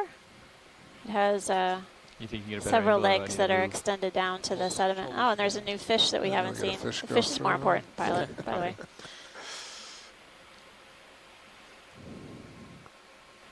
Well, this is another type of cusk eel, family Ophidiidae. I don't think we've seen this before, but I can't tell what genus it is. Well, we'll try to capture it. some good images, see if we can get an ID. I thought I saw some sort of shrimp, long legs too. Maybe a pneumatic arsinid. So much to see, so little time. Coming full line for you. Thanks. So we have quite a bit of time. About an hour left on bottom. All right. There he is. Just under. Come back. Go on. Feels like time flies whenever we get to the top. Tilt up. Tilting up. Oh, he's does not Copy, want. thank you, Bridge. Does not want us close. There we go. Coming over. Ah. Nice. Coming out. That's me. Can you take my? Looked like I had two barbels extending down from the mouth. Okay. Keep an eye on your port. Come on. Around there. Copy that. Can you come down anymore? Comes down. That's me pulling You know, out. the barbels are Okay, underneath he's the going under throat the are toes. modified pelvic fins, All the right. fins that are Full on wide the to chest or abdomen of Rotate most back. fishes. But in this group, the Ophidiiformes, guess we'll go back to what we the started. cusk eels and brachylas, they're modified into filaments. Still have your rotator. I couldn't get a good guess onto the genus, about the genus of that I think it's one. best to just come It was straight up. relatively round-headed I think they want to see cusk this again. eel with a fairly So I was large going to sit right here. but I didn't see a We never really distinctive got a good feature look at that it. makes the genus leap out go to ahead me and for the zoom in and identification. So I think we'll have to leave that one as unidentified. Can you got my rotator still, Copilot? Come on up. There you go. Thanks, Bruce. Go ahead and keep it. Copy. That's partial. So now we're getting a closer look at this Brisingid sea star. So sea star isn't making a run for it, so we could going come and take a look at the arms that are extended down to the sediment. The See if we can do about exposure. these are known to be suspension feeders, so Okay, if you can. it's likely that the arms tilt up for me? orientation Tilting up. is due to the current flow, enabling the all arms to be that? able to trap food as it flows past. Interesting orientation on the rock. Usually you see them on the top side. This one seems to be relegated to the bottom. Well, It's probably got some enhanced current flow through this yeah, through this outcrop. feature, and in the canyons we saw a few different types of orientation when we were doing work in the submarine canyons and then Atlantic. Often they would be on the underside of sort of overhanging rocks, and arms pointed down as well. And maybe they're not only trying to trap particles, but also avoid being pushed around. Okay, going by the current. full. After this, turn a little to starboard. Okay. Watch, so you said, are we complete here? We are complete here.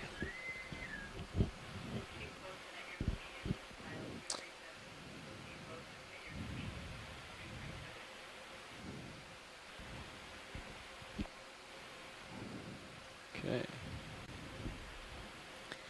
Yeah, the encrusting material, I mean, it's not, it's on the outside of the manganese crust. I So can get my it's rotator back. got to be caused by something that creates it, like the bamboo.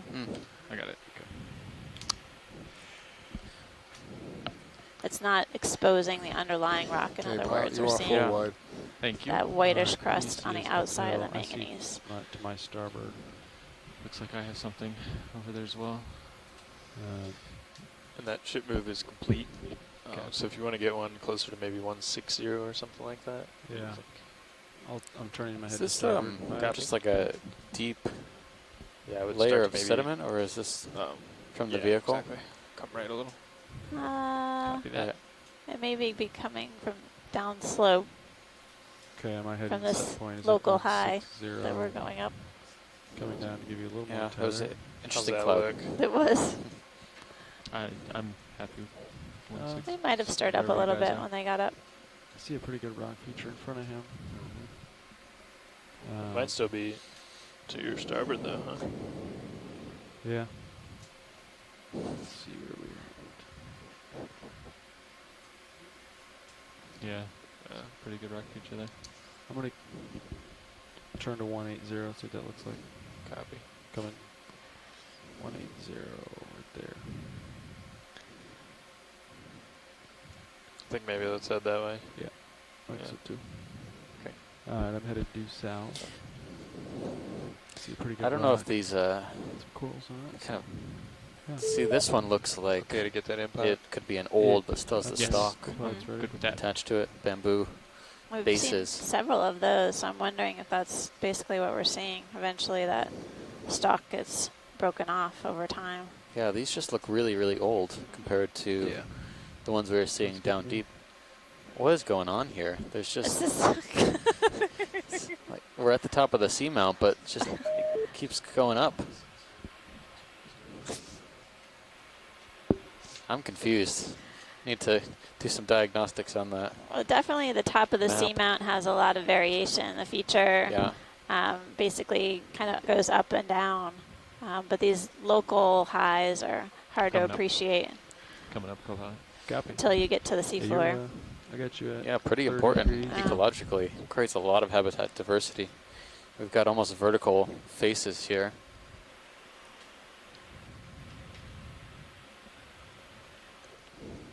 And more of those white patches possibly created by the bamboo coral that's coming into view right now. Another Brisingid in that cavity.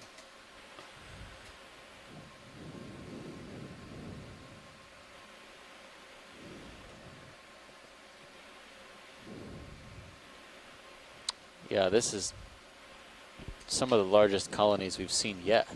I can't even see where the base starts on this one. Or if it's one colony or multiple. Seems like The every base is hidden behind few those meters rocks. that we You'll never head get it. up, come upon new surprises on the seamount. Yeah.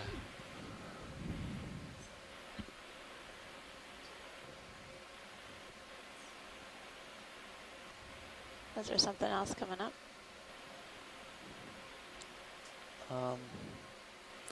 Yeah, I do. This one we can. Off to the Right, oh, it's- there's a squat lobster. Do you want to zoom on that first? Yeah, maybe pilot, can we zoom on the We're getting crustacean there. on the left? Right in the middle. Actually, can you put right on there. lasers again just for location okay.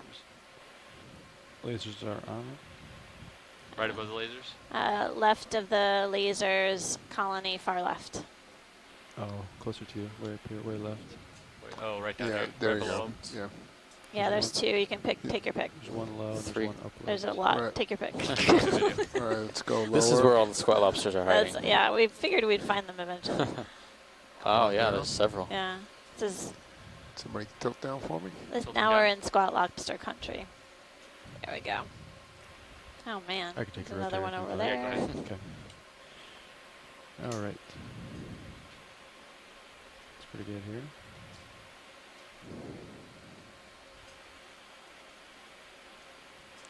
Well, he's showing his back to us. Do you see one where you get a good Rotate image down, of Paul. the head end Come on of it? down. Holding. Okay, hold that. Like on the other side of this one? Definitely showing his back to Yeah, us. let me see if pilot, can you go wide on the camera? We can see if we can get a head view, or we can actually see its face. Okay, you want to see the face of one? I'm rotating up a bit. I think I saw an upper It left. looks like that gas. There was another one That up one. here. Yeah, the one in the upper Yeah, he looks like he's upper facing left us. looks like a possible up, coming candidate. up, coming That's up. actually going to be. Holding. Right up there, right? Yeah, just need to. Go Wow, ahead, what a massive rotate, tree. rotate This it. is huge. Yep. Just need to get a It's little got to be at light least on him. nearly 3 meters tall, See maybe what this 2.5 looks meters like. tall, by at least that much wide. Nope, he's showing his back to us as well. Rotating down. Holding. Rotating down. Squat lobsters are performing their high wire act, reaching out into the current to try and snap up food, fishes, anything particulate that seems to drift by. Yeah, this one's facing the wrong direction. Yeah, Sorry. I led you astray, pilot. Okay, I'll look around and see if there's any more video. Coming out partial. You're not full. You're 3/4. So I got some good leg information on Give that you one. full. Okay. I still have Those your rotator. ophiocanthids, yeah, the ophiocanthids seem to be the only thing causing the bear. I'm looking for one. Bear skeleton there. One on the bottom. Okay. Let me just rotating down. I think that was the one we were identifying as Ophioplantaka. I'll try. Ophioplantaka. He's Let me right back now. up slightly. Right now, Swing he's around. looking the wrong way. I can turn my heading to port to keep you in view. I'm not Maybe this is a good candidate to get lasers on the base too. Yeah, as we should cycle try and get a around. size estimate on this one since we're moving around it. Might luck out and get the base. It's and get a twofer out amazing. of this. Incredible size of this bamboo coral. I'll try and take a closer move look at the almost complete? squat lobster, and we'll get a look at the base as well. Yeah, pretty close. Okay. Let's see if I can get a good one.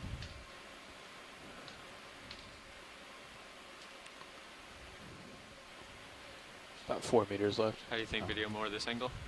Yeah, now we're getting there. We also get we might be able to get the base too if you get a little more lateral to port. If you could. Yep, I'm gonna do my best here.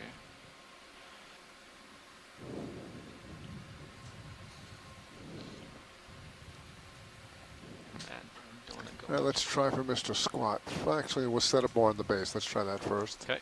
You still have my rotator? Yeah. Okay. Coming in. You got lasers on? Lasers are on. Let's, They're slightly above right now. oh, there they are. I got them. Okay, here we go. I think the base is still. No, we can see it. All right. When you settle, I'm going all the way. You can probably come up, Levi, and follow him a little. You're going to have to tilt down for me. Whoever's. Go a little more. Okay, going a little more. Oops. All right, I'm holding. I'm holding. I'm holding. Okay, look like you're settled out. Okay. Going in. Want to come down? Yeah, comes down. Holding. Go. It's the gatekeeper. Do not pass. What is the secret password? And that's full. Let's go. Oh, there he is. There's The one. color of this colony is just so interesting. Striking. Rotating down. It's almost holding. Yeah, well, we're so in the Fluorescent shadows. That's the problem green. on this. I'm drifting back, but I'll. We're taking a closer look at this bamboo colony in case there are people who have joined us. You're pretty We've far been away. seeing Yeah, I'll several be back in. colonies of this type of bamboo I'm coming throughout out. the dive. Okay, I'm This is coming the back in. largest specimen Should probably so just far. stop, so if you want to come back in and set up. And it's got time. got several squat lobster associates hanging out on the branches.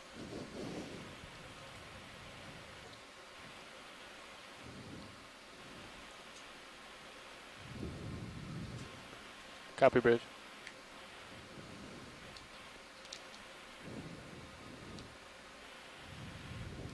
Nice job trying to getting image more that one of light the now. base. That's also a guy. All right, this is getting better. All right, let's give it a shot. Okay. Going in. Thanks, Tim. Come on down. Comes down.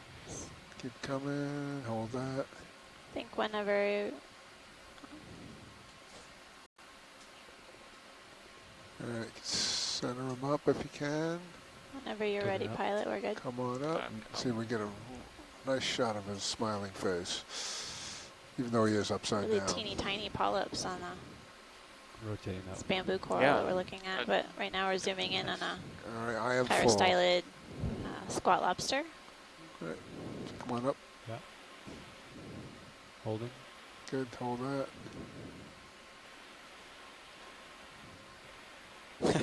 Okay, see if we can get the other guy coming out. I think Where'd he just go? over the hill there There was he is, something the one else to the that right. might be The There wrench. he is. something different. I thought so too, but it Okay. looked kind of stretched. He's going for a walk. All right, ready? That's Settle. good, pilot. I think we can Yeah, I think watch leads are done with these. Okay. Okay. Come on up. Copilot, can you? Yeah. Comes up. Coming up. Let's get a quick snap on this before we have to move on. Comes down. Hold it. It seems like the downfall of most of these corals, based on what we've seen so far, might actually be its associates. Not so much the asteroid sea stars feeding on the colony, but maybe the crinoids I think they want to move slowly on. scouring away tissue with their We got the first one. You're full. Rotator back to you. Thanks.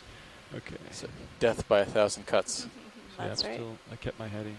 Okay. I'm just coming around this other side. Yeah. Sounds good.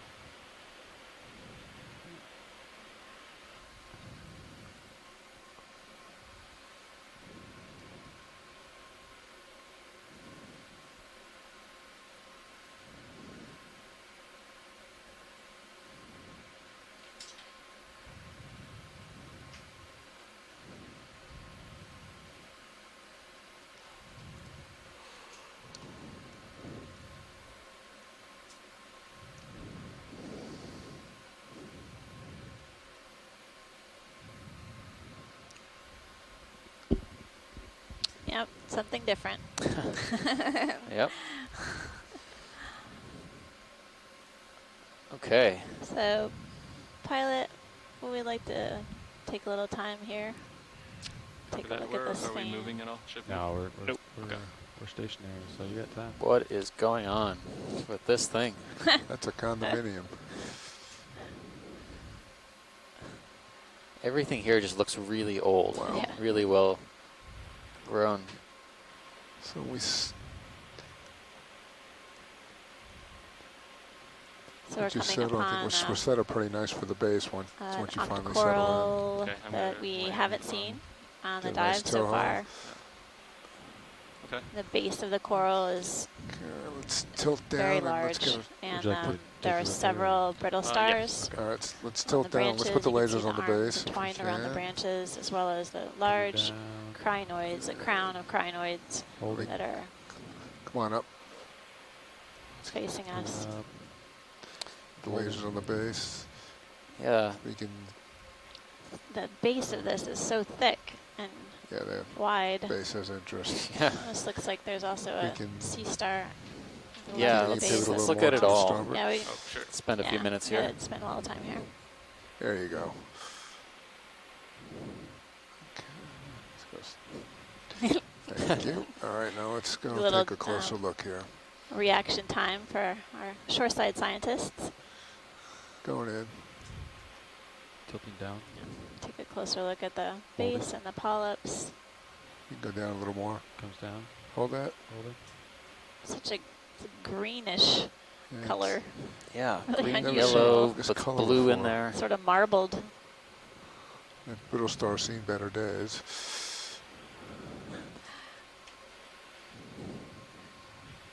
So we're at 1,370 meters.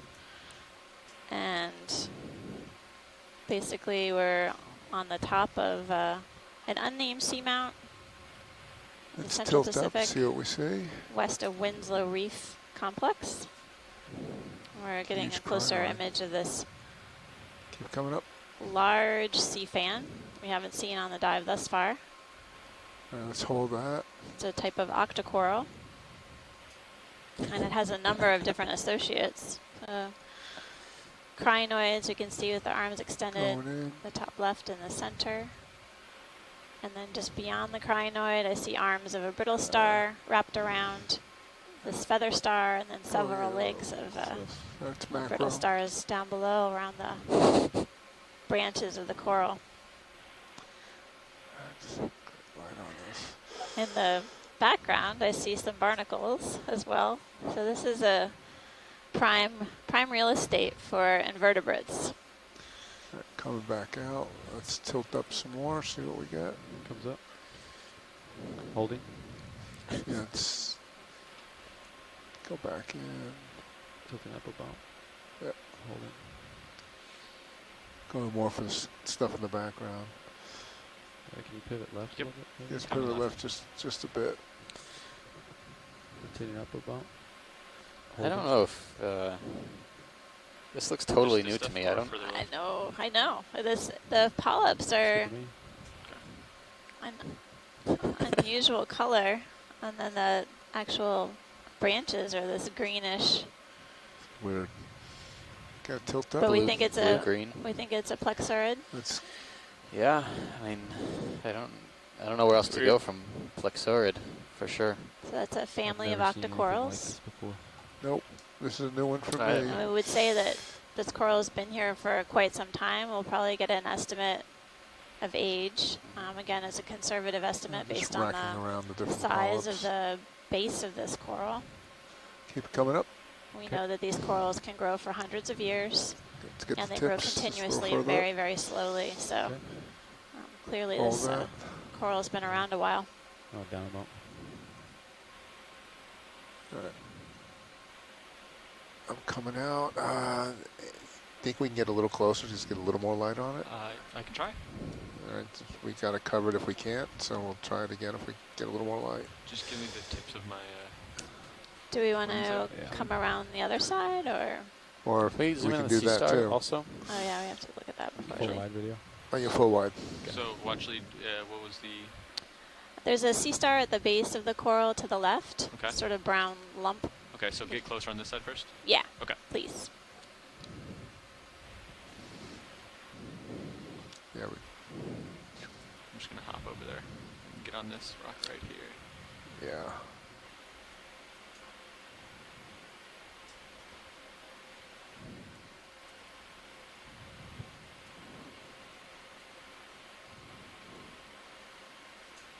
Get closer than that. Need a little more, still need a little more light on it. Okay. I can try adjusting lights too. You want to try that real quick? Do that. Let me set back down here. Actually, it's getting better. If you can help me a little bit, Levi, that'd be great. I think getting lower inboard. Yeah, I think you're right. That'll help with the shadows on the bottom. Okay, Bruce. I'm going partial right now, Take a closer look. Just there we go. Now we're Zooming talking. in on a sea star right now. I still have a rotator. Good. Oh, okay, so let's. They want that sea star. I think that's just on the. Copy. Just on the left laser. Yep. Going in. So you see the sea star at the top of the screen, pilot? This right here? Holding. Yeah, you're good. Well, he's interesting. Yeah, that's a sea star that... I haven't seen. Yeah. I mean, it almost resembles... That is full macro. That's cool looking. Yeah. Is this the lighting that we were looking for? This is the lighting we've been looking for. What was that? Oh. Yeah, I just brought your lower inboard. Yep, that helps. Thanks. That helps a lot. Okay, coming. Let's see if we can get those guys in the background. We did. Coming out. And now you wanted to try on the other side? Yeah, I think that was a good image of the sea star. If we could come around to the other side, there may be some interest in doing a collection here, but I'd like to make sure we image the full colony before we do that. Let's see, I'm going to have to get all the way around this other guy too, so I don't... I brought that lower back to its normal position. Yeah, remember that position. That was because we may have to go back to it. I don't see the thing that I thought was a crustacean, so I think it may have moved on. It was actually kind of scuttling along the bottom, but I think it's gone. Should be plenty stable, so I don't think there's any need for a move. I'm thinking I'm going to go around this guy and come from the north. Okay. Hello. Yeah, you got plenty of tether to do anything. He's basically right above you. I just don't want to crush this guy. Am I too late? No, we're still in the area where it was. Good. I was just going to comment that entire thing looked like any kind of... I don't want to land on that, you know? Because you have the feather stars on top as the let's go around the star ornament, but you had a nice present down at the bottom. And keep an eye on the starboard. I'm watching that it too. starfish you were looking at is fairly unusual sea star, and I don't know if I've ever seen one in situ before. I'm not sure if anyone's ever seen one in its habitat before. It's either something called Remaster or Peribalaster. They're both members of a very small largely deep-sea group of sea stars called the Corephrastridae. There's just a... They have those funny bristle, like paxilla, little, settle back down. like little bristles that stick off the top. There isn't supposed to be one in this part of the world, so if you see another one, that would be great. But it really is kind of rotate down. an interesting. Actually, I'll take it real quick. You know, it's one of those things where when you see it alive, it really just sort of knocks you for a loop because they don't look anything like what they look like when they come up so now you're looking in trawl net or anything like that. So, better for landing. You know, fish. and you can see it's hard to relative to the say ground. what exactly they're doing with there. this camera. Since they're so poorly known. But even that crinoid is probably something that would potentially be something that Chuck would love to. Chuck Messing, who was a crinoid colleague of mine, would love to examine. So anyway, but yeah, just a splendorous echinoderm bonanza there. So, but just seeing it is really very exciting. So I'll have to sort of stare at the pictures a little bit more. Chris, what was the name of the sea star again? It's probably Peribolaster, Peri, P-E-R-I, Bolaster, B-O-L-A-S-T-E-R. Let's tilt up. Members of the Corephrastridae. And like I said, I don't think there's supposed to be there isn't a species or an occurrence of that genus in this area. So it change some lighting. It's hard to say. Let's go back. Let's throw a little more light on if we can. And the differences are very subtle. I think this position you had, the lower swing on before. There we go. Coming up. We're talking. Is that good? Yeah. Okay. But this one sort of looks most like. Yeah, probably keep in mind when we're done with this. All right. That's partial. And this is full. Yeah. Thanks.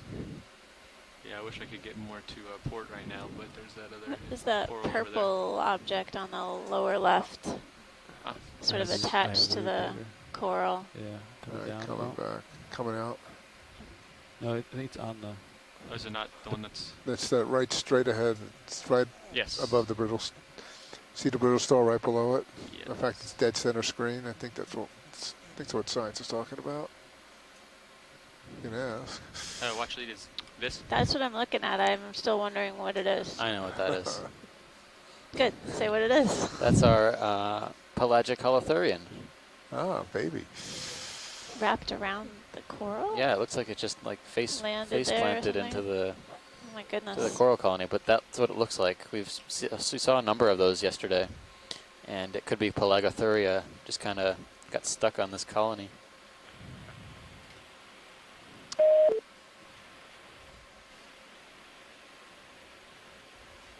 All right. That's my guess, at least. But let's see if we can. It looks exactly like what we saw in the colonies that were stuck the other day. And if Shoreside, we is there can anything else you want us to zoom in on before we try to make a collection? Yep, exactly. How about this corner right here? Right, exactly. We get a nice black background here. Some contrast. Okay, going in. Holding rotator. I'm gonna try to rotate just a little bit more, or do you like? Oh, there's some mysid shrimp at the top of the coral colony. If you can center that up. You can see the arms of the brittle star moving. What we got here? It looks like an amphipod. A few different crustaceans here. Tilt up. Yep, tilting up. Just a bump. Coral polyps almost look translucent, almost iridescent. Yeah. Really interesting coloration. The field here, it's like half an inch.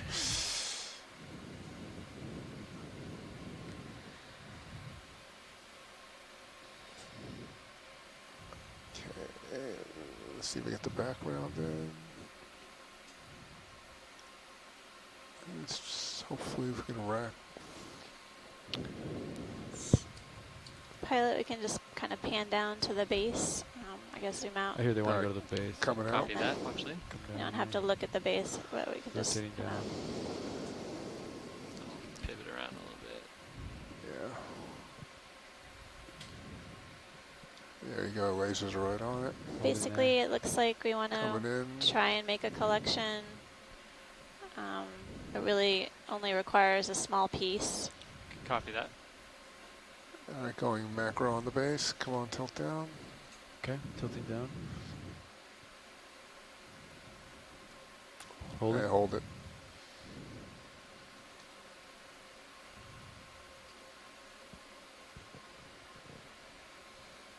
That's great, pilot. Thanks. Come up just a hair. Okay. A little more. Yeah, it's good. Two and a half hairs. There we go. Okay. Have thick hairs. They're going to want to make a collection here. All right, video's happy with imagery. We're just going wide for collection. So Nav, what would you recommend is the best position? It depends on where we're going with the arm, but I think you're kind of teetering right now on the, that's why when you hit down, you kind of go, you oscillate a little. So you might want to back up a little, straight back. Okay. And then I'd zoom back in and see where they want. Sounds like just a little piece, but if they don't really care, then anywhere that's easy for the arm to get. You can always snip and then lift off slightly and then extend the box too if you need to, but it looks like if you can get I'd put in auto heading. Okay. And then I'd figure out the minimum amount of thrust downward that'll keep you on the bottom. And then joy lock that in. At its current position, I think the subject is too far away to reach, right? Or do you think that's within I think we could reach that. Okay. You check in mini Zeus, but yeah, we could reach that. Yeah, it's closer than it looks. Yeah. But you want to make sure you're super stable. Yeah. Copy that.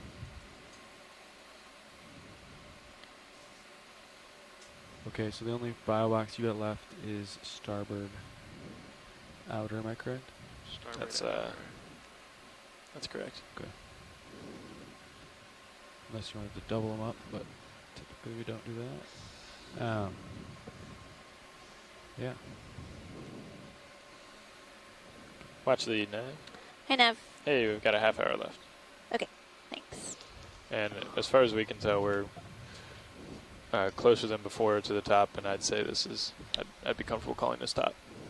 Yes. Comfortable here? Consensus. I'll rotate you up just to center up the subject. I'll agree with you. You said which one? Where's the flag? Starboard outer, which is kind of your armpit, right? It's kind of what we wanted to do anyway, which was lateral along the Let's go top. ahead. Let me take that rotator back. Yeah. Yep. We've reached the summit of Rockstar Seamount, aka U.S. Winslow Seamount. Can we come in slightly? Coming in. We're going to figure out what they I thought it was going to be Magical Mystery Tour Seamount. That one won't pass muster, I don't think. Oh, but Rockstar Seamount will? I think so. So watch it has a biological basis. Yes, pilot. What are we looking for in this sample? So we basically want to collect a small branch. If you want to basically look where it's easiest to collect, it's sort of like giving this coral a bit of a haircut. Copy that. Minis just might have a good view, a slightly different view. Than You want just oh, you already have it. Video, you want to zoom in on Mini Zeus a little bit? It is a flexible coral, but you know, clearly you don't want to try to knock it around too much. It might peel off its base, peel off the rock. You can zoom in some more if you want. Yeah, it's a good zoom. It's hard to see. I see one main one that's got the crinoid on it. I see one in the back. But I can try this one in the back there. It's going to be a weird position with the camera though. Yeah. No. Okay, so right up here. Foreground. On the right side. Okay. Am I already spun up by the way? Anthomastus. Stand by one. Colonies that have retracted.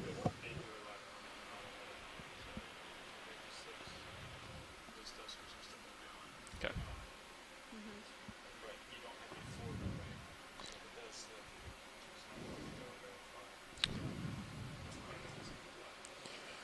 Copy. So, Okay. so pilot or front row, just to double check, the very tippy top is completely not reachable, right? Based on. Can you pull out a mini Zeus? Pulling out. That'll Is give that us the a sense of how far away it is. Is that all the way wide? There's something closer that's easier, then I would go for So that. it gives you an idea of how far away you are. I think you might be able to reach the top with the crinoid. Yeah, maybe. Okay.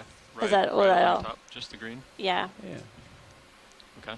The crinoid might take off, just so you know, but we'll get some brittle stars in there too. Basically, exactly like a haircut. Yeah. Okay. And you said I was spun up? Yeah, you ready? Hydraulics ready to go? Well, Nav, if you can just give me a quick reminder, because I know I have to clear errors. Okay. Just from boot up. I'll follow you with mini Zeus. Okay. All right. You're not full. You're not full wide on main HD. Let's go ahead and come full wide for right now. Yep. You know, full wide. Copy that. All right, then I am ready to go. Yep. Hydraulics off. I can't see this. It's right here. Okay.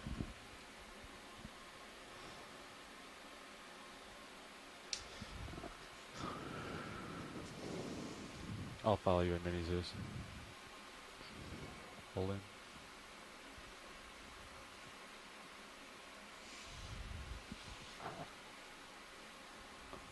So yeah, keep in mind we got to put this in your starboard outer.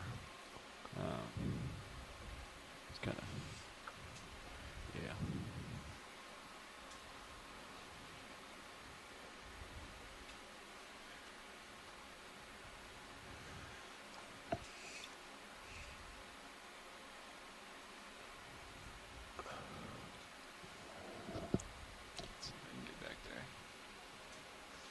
Maybe cut it just below crinoid. I shall try.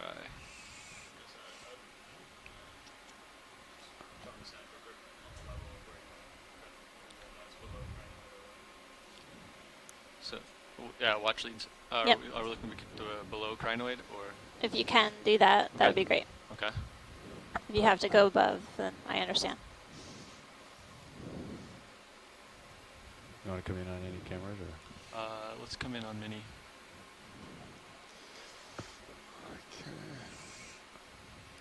Centering it up. Holding. Tell me one. Right there. You like main in it all? Sure. I'm ready to go in on main. It may help you a little bit. Okay. Might help you tilt up as well. Yeah. I'll tilt you up about. Okay. Rotating up. Holding. Yep. Thank you. Okay.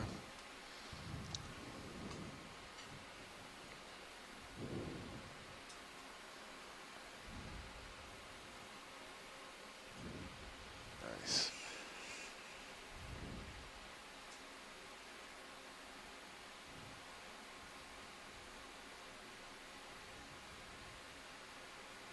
Does that look good? I need to go. If you close, I'm worried that some of the subjects so might too. be. Do we have any more zoom on mini? Yes, we can. Okay, let's come in some. Yeah. So you're gonna want to get. Oh, there we go. Get like pretty far in there. Starts to bend, and then yeah. Right here. Yeah. Okay.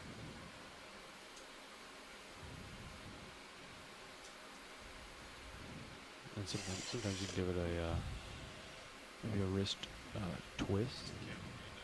Copy that. Huh? Wow. Okay.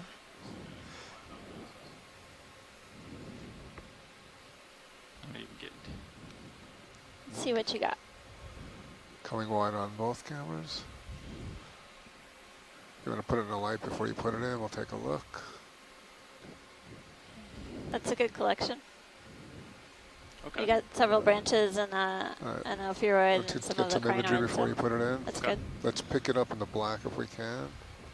And If you can. rotate up. Yep. Comes up. Coming in. Holding. You can center me up. There you go. All right, going in. And the opioid's waving its arm to us. So. Notice all the polyps retracted. We're seeing that green tissue really well and more of a bluish tinge on the branches. It's really remarkable, all the different colors.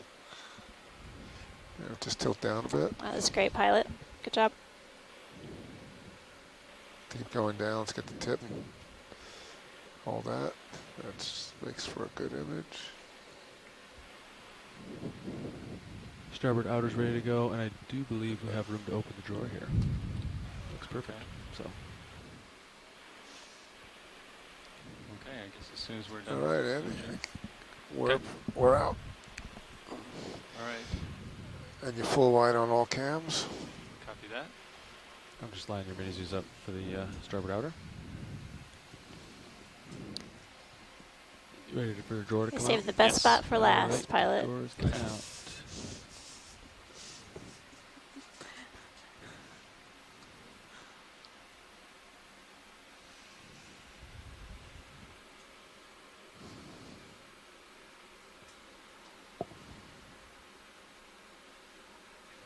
It's all the way out.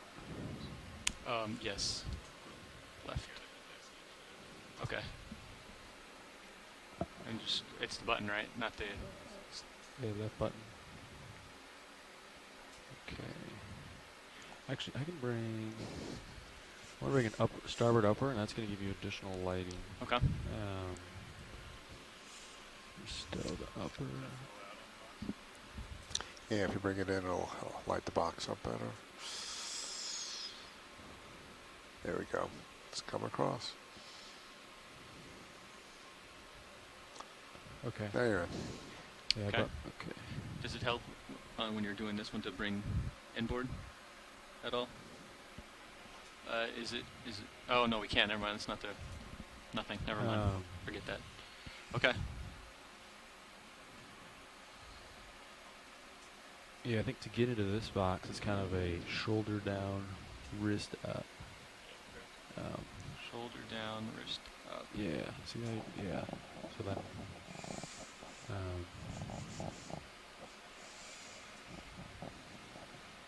So I think you need to get the wrist down to get it in, and then once you're in, as shoulders coming down, you're wristing up. Yeah. Seems like you're doing that. Yeah. Yeah. This is the most tricky box, I think.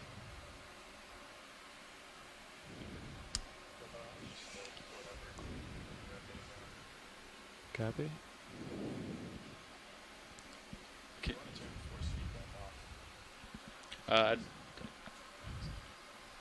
That's just when I'm touching, right? There you go. I'd rather.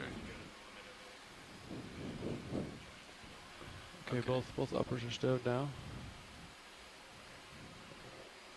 I can come in a little closer if you want, if that helps you. On mini. Yeah, do you want me to rotate mini at all, or? Can center it up a little, or? Actually, pilot cam might actually help. Well, no, it's blocked. Yeah, pilot cam tends to be blocked by the arm. Yeah, let's rotate it. Let's rotate it over there. Yeah.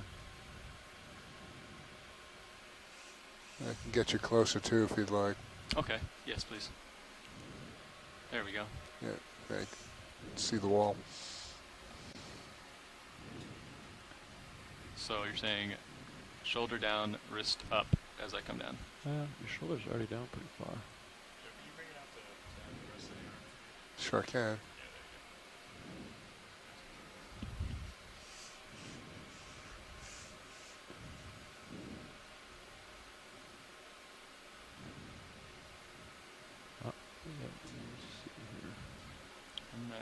Might drop in if you just gently open right here. Do we know if it floats? Negative. Yeah, inboard. Yeah. Nice. Looks like you are resting on the inner divider.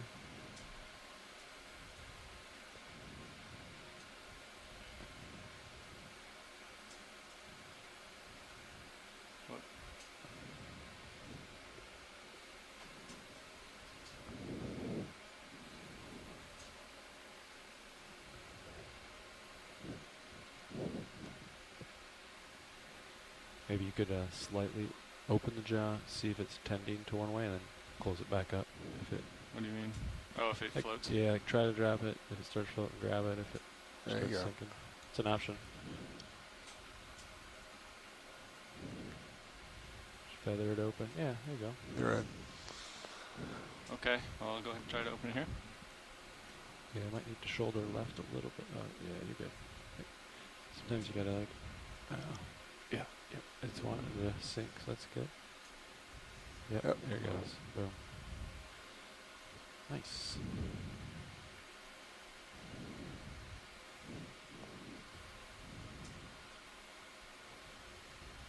So yeah, wrist down a little bit should get you. Yeah, there you go. Nice.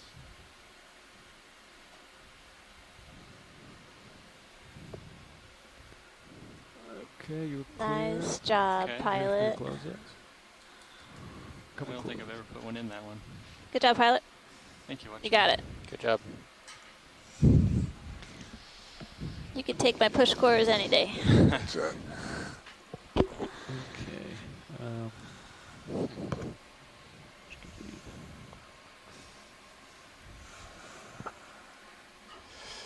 Okay, come on, wide. I can. So just so you know, in the front row, basically the shoreside scientists are pretty stumped about this coral, so the collection will provide us with a way to get an identification. I guess before we leave, there's at least Coral one cutter's zoom toward the- that would be yeah. nice to have on one of the ophiuroids. Or inside. Inside, yeah. Yeah. Right there.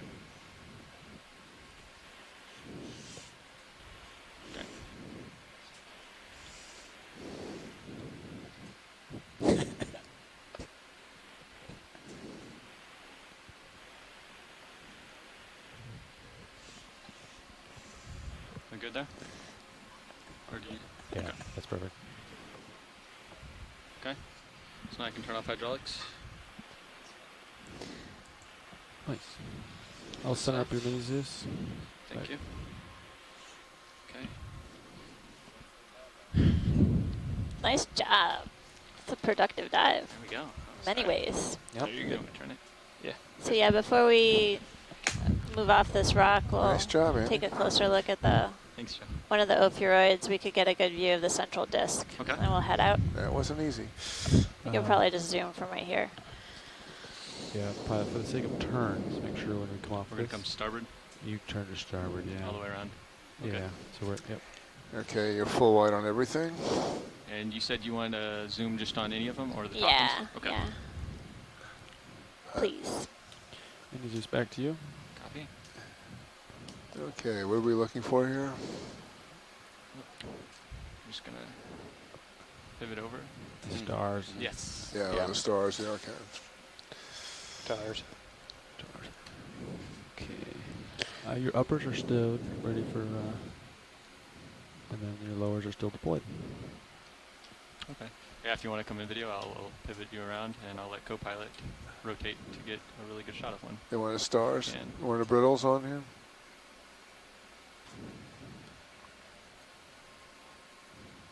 Well, they're not. Okay, help me with the swing arms there. Stand by one. Yep. Coming out, so we see the light come in. Okay, coming inboard. Okay. Watch it, we're just trying to get good lighting on it. That help you at all? Yeah, it does. Okay. Can't go too much further. I don't want to hit the Nope. equipment, so. Top or bottom? Got another barnacles. barnacle, yeah. Nice barnacle. Really bright blue Come on skeleton, too. Right here?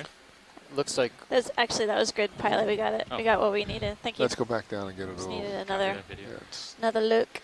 yeah, let's go a little further. Good, hold that. Right there. That's a twofer, right? So pilot, you said we had a half hour left. Nav. Well, that was a while ago. I can get you an updated number.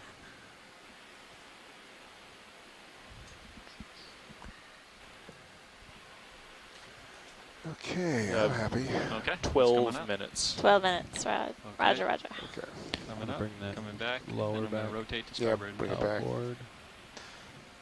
Thank you, co-pilot. Yep. Being my lighting director.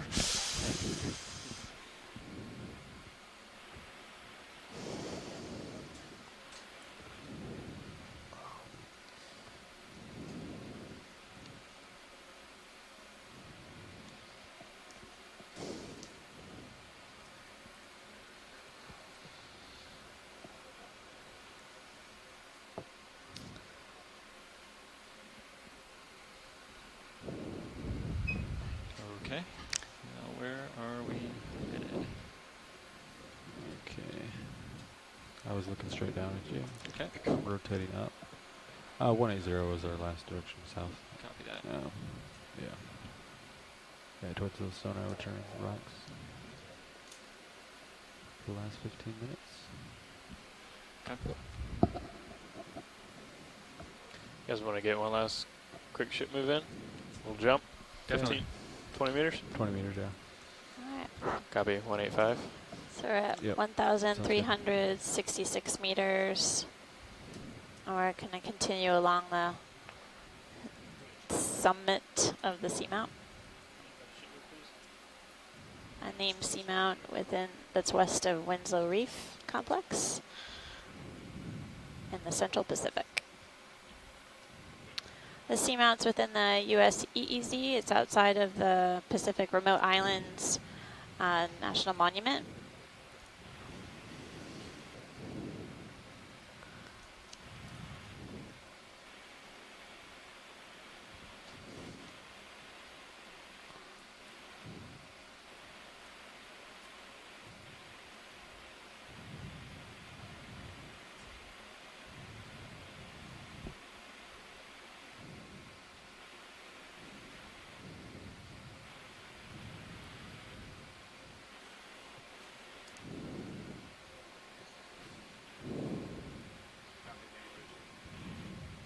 Noticing a few more pycnogonids all over this summit. I just saw another 2.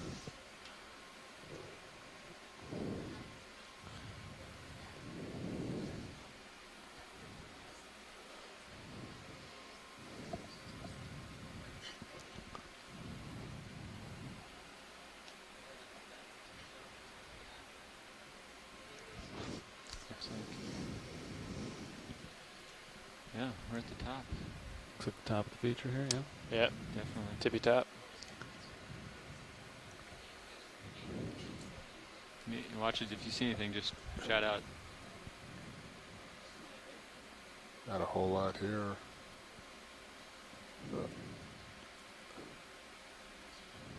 Karen might do some funky things up at the top on you. Copy that. Thank you. Keep an eye on that. Definitely picked up since we read it at 0, but that was on the other side of that face, so.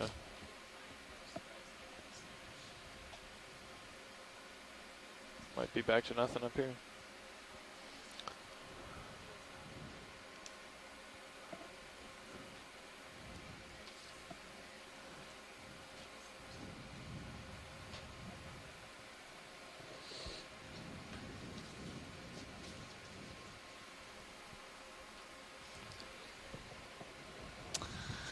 A little bit of tether left.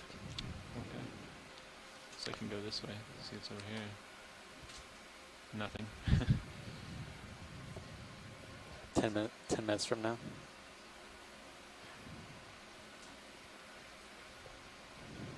Pilots, this is a video. Would you have any problems if we turned off the lights on Sirius just to get a nice shot of D2 with no backscatter since we're about the end of the dive? I'd be okay with that. I'm fine with that too. All right, let's try it. See what we get. Yeah, there we go. Maybe just go side to side for me. Okay. So summit feature is definitely rockier than I anticipated. I was thinking we were going to have more of a flat top sedimented feature. Are you thinking like have them turn to starboard? And we do see patches of sediment, exactly. but we're seeing more. Just kind of like zigzagging in front, like you're exploring. Exposed rock. First come starboard, then port, or port to starboard, and just zigzag across. And really, I'm going to zoom in a little bit old on growth bamboo. On Sirius, if you're okay with that, co-pilot. Yeah, they center me up. Are definitely thicker up here than I've. So if you can even drive out of frame, that's okay too. Okay. and then drive back in. That's always good. All right, ship, stop heaving. Yeah, heard that. It's not one of. Of course, that's how it was, right?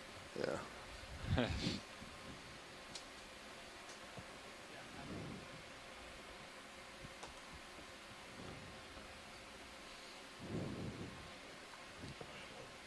Is there a Just let direction them you go want out, to and move? turn around. We're just back moving in. basically along Meandering. this feature. Yeah, as long as you're comfortable We with have it. another waypoint. We're good here. All right. You want to come back? Okay.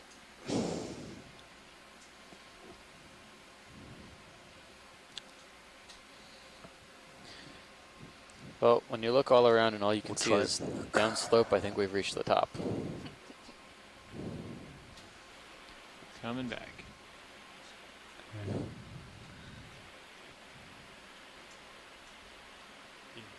Can you follow him at all, Levi? You want me to turn my head? Yeah. Okay. Okay.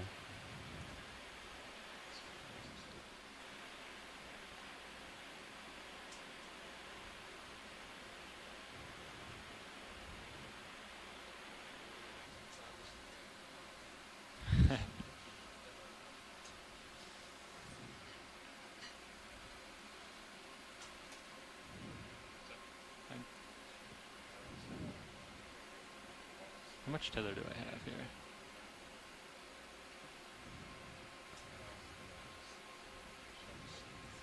Keep on trucking.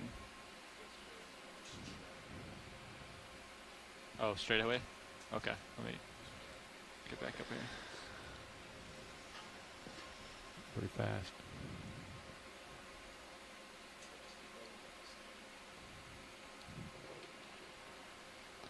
The Sirius cam is really incredible view. You can see the side of the seamount dip down up ahead and rocky ledge behind us. Beautiful.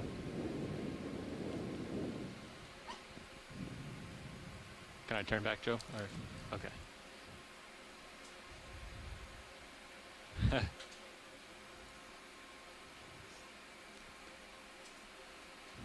All right, watch leads. Any final requests? You can pull wide on. Keep moving. Keep moving. Serious? You got it. How about another couple hours left on bottom? You're at the end of your tether. Okay, I'm coming back. Why don't you This guys has go been ahead? A great dive so far. Really set up for beautiful recovery. spot. Okay. Don't every don't single pull me site off so we much, have bring it back in. been on so far has strain the tether yielded too much. surprises. Neutral tether too much. Yeah, there you go. So we're not yanking at the BSR like that. All right, you want to pick up just a little bit so that I can... We're keeping a look in the water column as well to see if there's any That's good enough. mesopelagic or 20 feet. midwater species that may be coming 20 down to feet. visit. Swing arms are stowed. And ROV is setting up to All right, so come how are we off looking bottom. at turns, Copilot? There was a note given to us on accident. I'm sorry, Watchley, were you talking to me? No. Oh, okay, Just sorry. chatting with the I thought you people said at home. Nav. My apologies. No, no problem. Copy, thank you, Bridge. Sirius turns accidentally zeroed. Recover Sirius with a negative half turn, so it looks like just Sirius needs a negative half turn. Okay, so then if I come to port and line up with the ship. Yes, that's what I gotta do. So I'm a positive 0.6 with regards to you, correct? Yeah. And you need So to turn slightly to, well, yeah, you need to go to starboard. To port. Eventually, and I'll go. I turn to port and line up with the ship. That gets me in. Oh, that'll be it. Yep, that's correct. Sorry. Yeah, because that won't change relative to you. And then you either stay where you're at. So I guess while the ROV pilots basically lined up. get Usually ready turn to starboard, come like, off bottom, to just 270 want to basically. give a little will turn over summary here. before we have Well, our you can- post-dive call. But we did Didn't a have really Winslow come up? phenomenal dive on this unnamed So, seamount Copilot. within the US EEZ. We've been that's calling it US So I can Winslow. turn it's starboard west of and then we'll the set up Winslow this way. Reef complex I in don't the need to central come back to Pacific it. Ocean.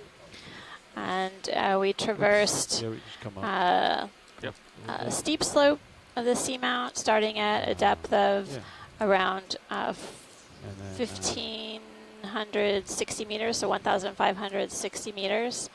Headed up slope, and we saw some large bamboo colonies, several fish species. Bamboo is the dominant coral group that we saw throughout the dive.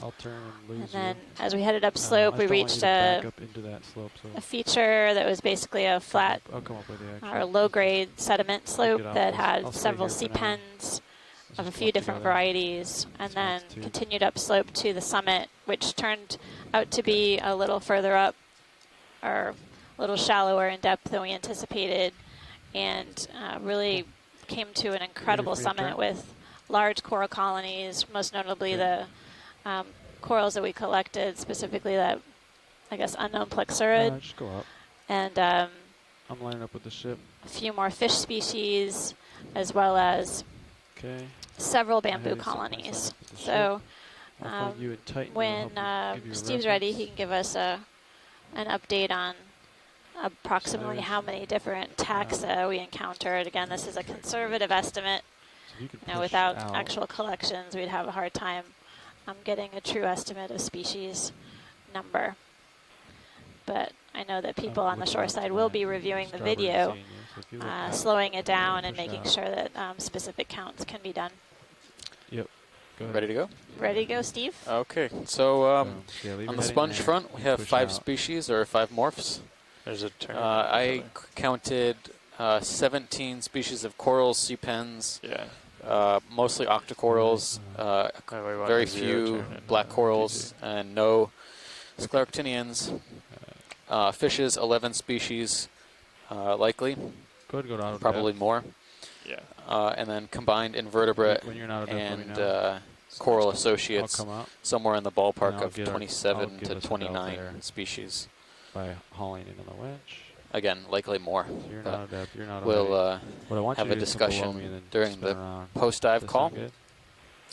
In addition to planning our dive, perhaps the one after the next, as we talked about the one from our next dive yesterday, but we'll refresh everyone's mind when we get there. But yeah, about less than 5 minutes from now, we'll get started. 18-meter delta. So if we need to zero you out, we got to turn you to port, right? Okay, so what you're going to do is you're going to get below me, spin to port, and then, yeah.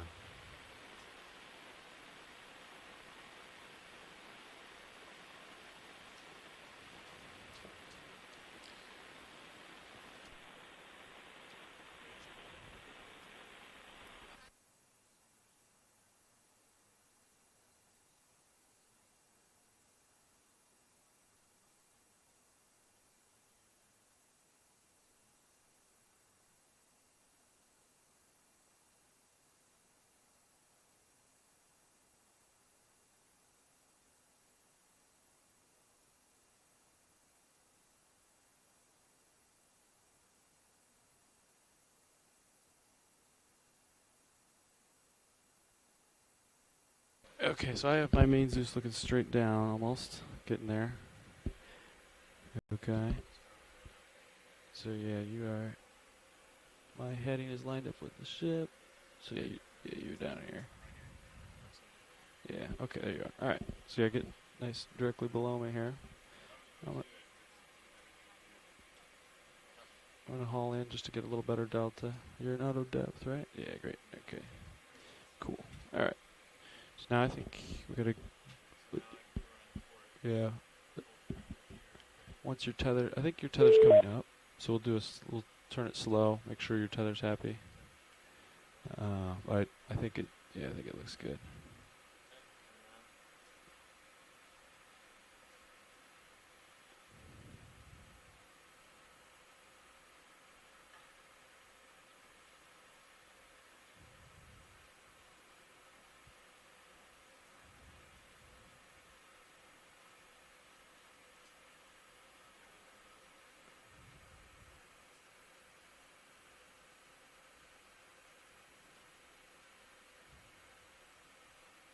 Yeah, that was my fault. I turned the wrong way. Yeah. Because once Sirius turns, it changes. So, okay. So yeah, you'll... Cool.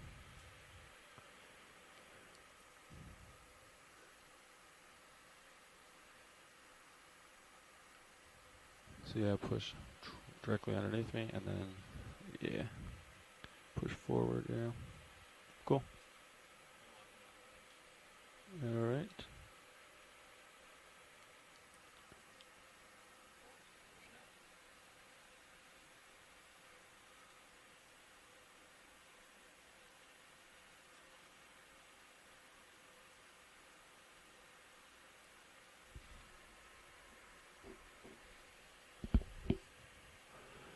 Alright, I'll try to fly with my rotator for as long as possible.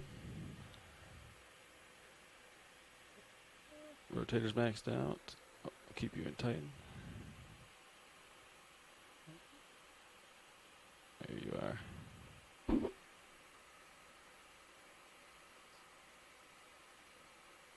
Got you in Fisheye. Got you in Titan. Yeah.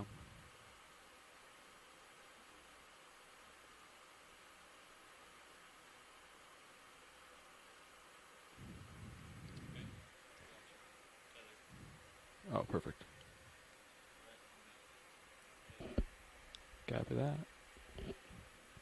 I just take auto depth out and get your Z bias dialed up. Keep pushing out, yeah, to be safe.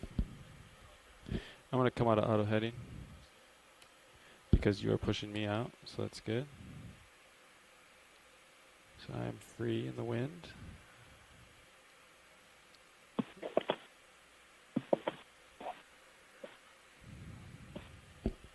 So yeah, you can get your, yeah, looks great. Right now you have joy lock on with some starboard way. You can just have forward way. Oh, sorry. Yeah.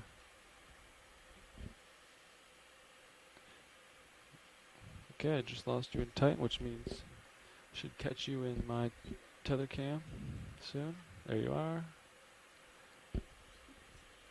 Want me to start hauling in on the winch? Are you spooled up almost? You can take auto head out. Yeah. Okay, so you're pushing out. You're pushing out. Yeah, you can go up to like 65%. Does that sound right? Yeah. Alright. I'm going to start hauling in on the winch. I'm hauling in at 22, 25, 26, 30, 31. Okay, so I'm hauling in at 30, 31. Yeah. Yeah, cool. Now, we just got to get your Z bias dialed in. 9 meter delta looking pretty good.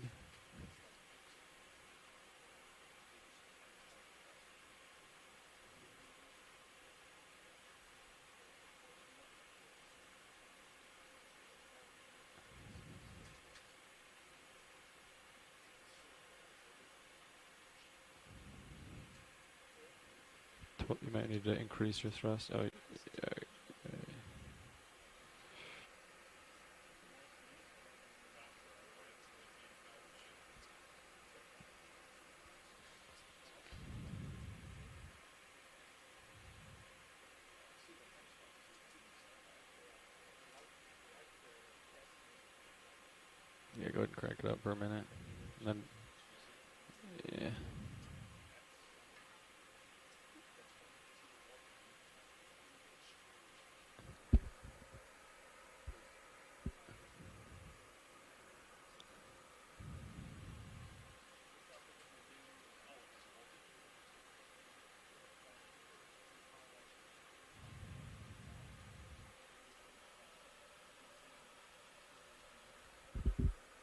18 meter delta, pretty good delta.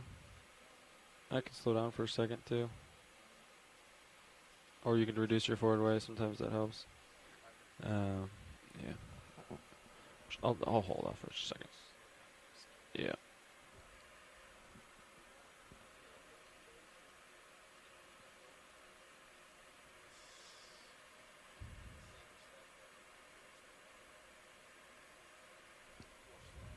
anybody else on here? We're just waiting for our hosts. Chris is here at UH. We're all just muted.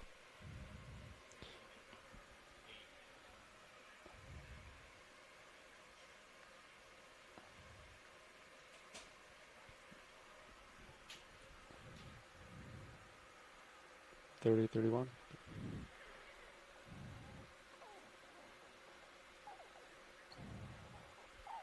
Okay.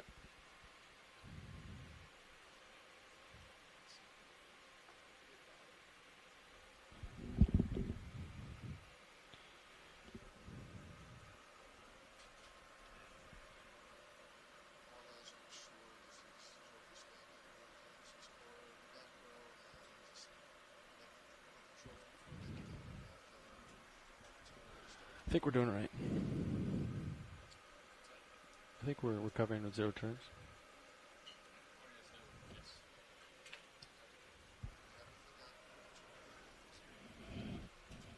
Yeah, typically we don't have to take a whole turn out. The other way we could have done it was have Sirius go to starboard, right? But then that would have had, then the turns would have been wrong, right? So I think that was the only, we had to do it that way, right? But then that would have made Sirius' turns different. But then, I mean, yeah, turns in the 6-8. We're holding position, aren't we? Yeah.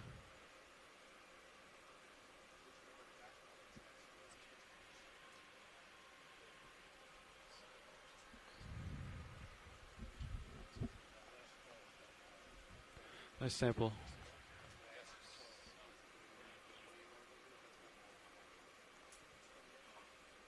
You got not a Pacific Square? Okay.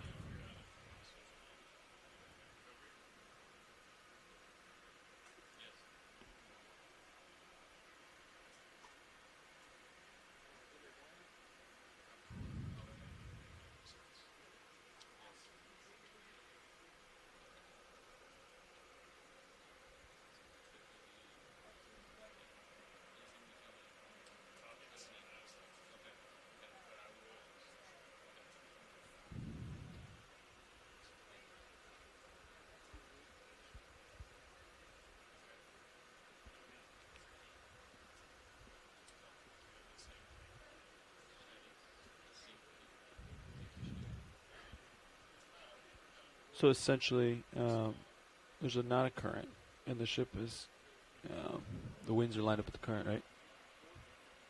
So the wind is going to want to blow the boat back, right?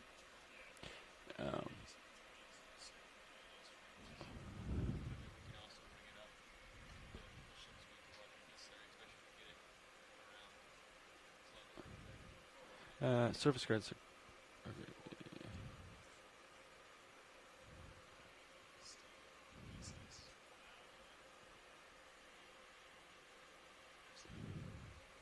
current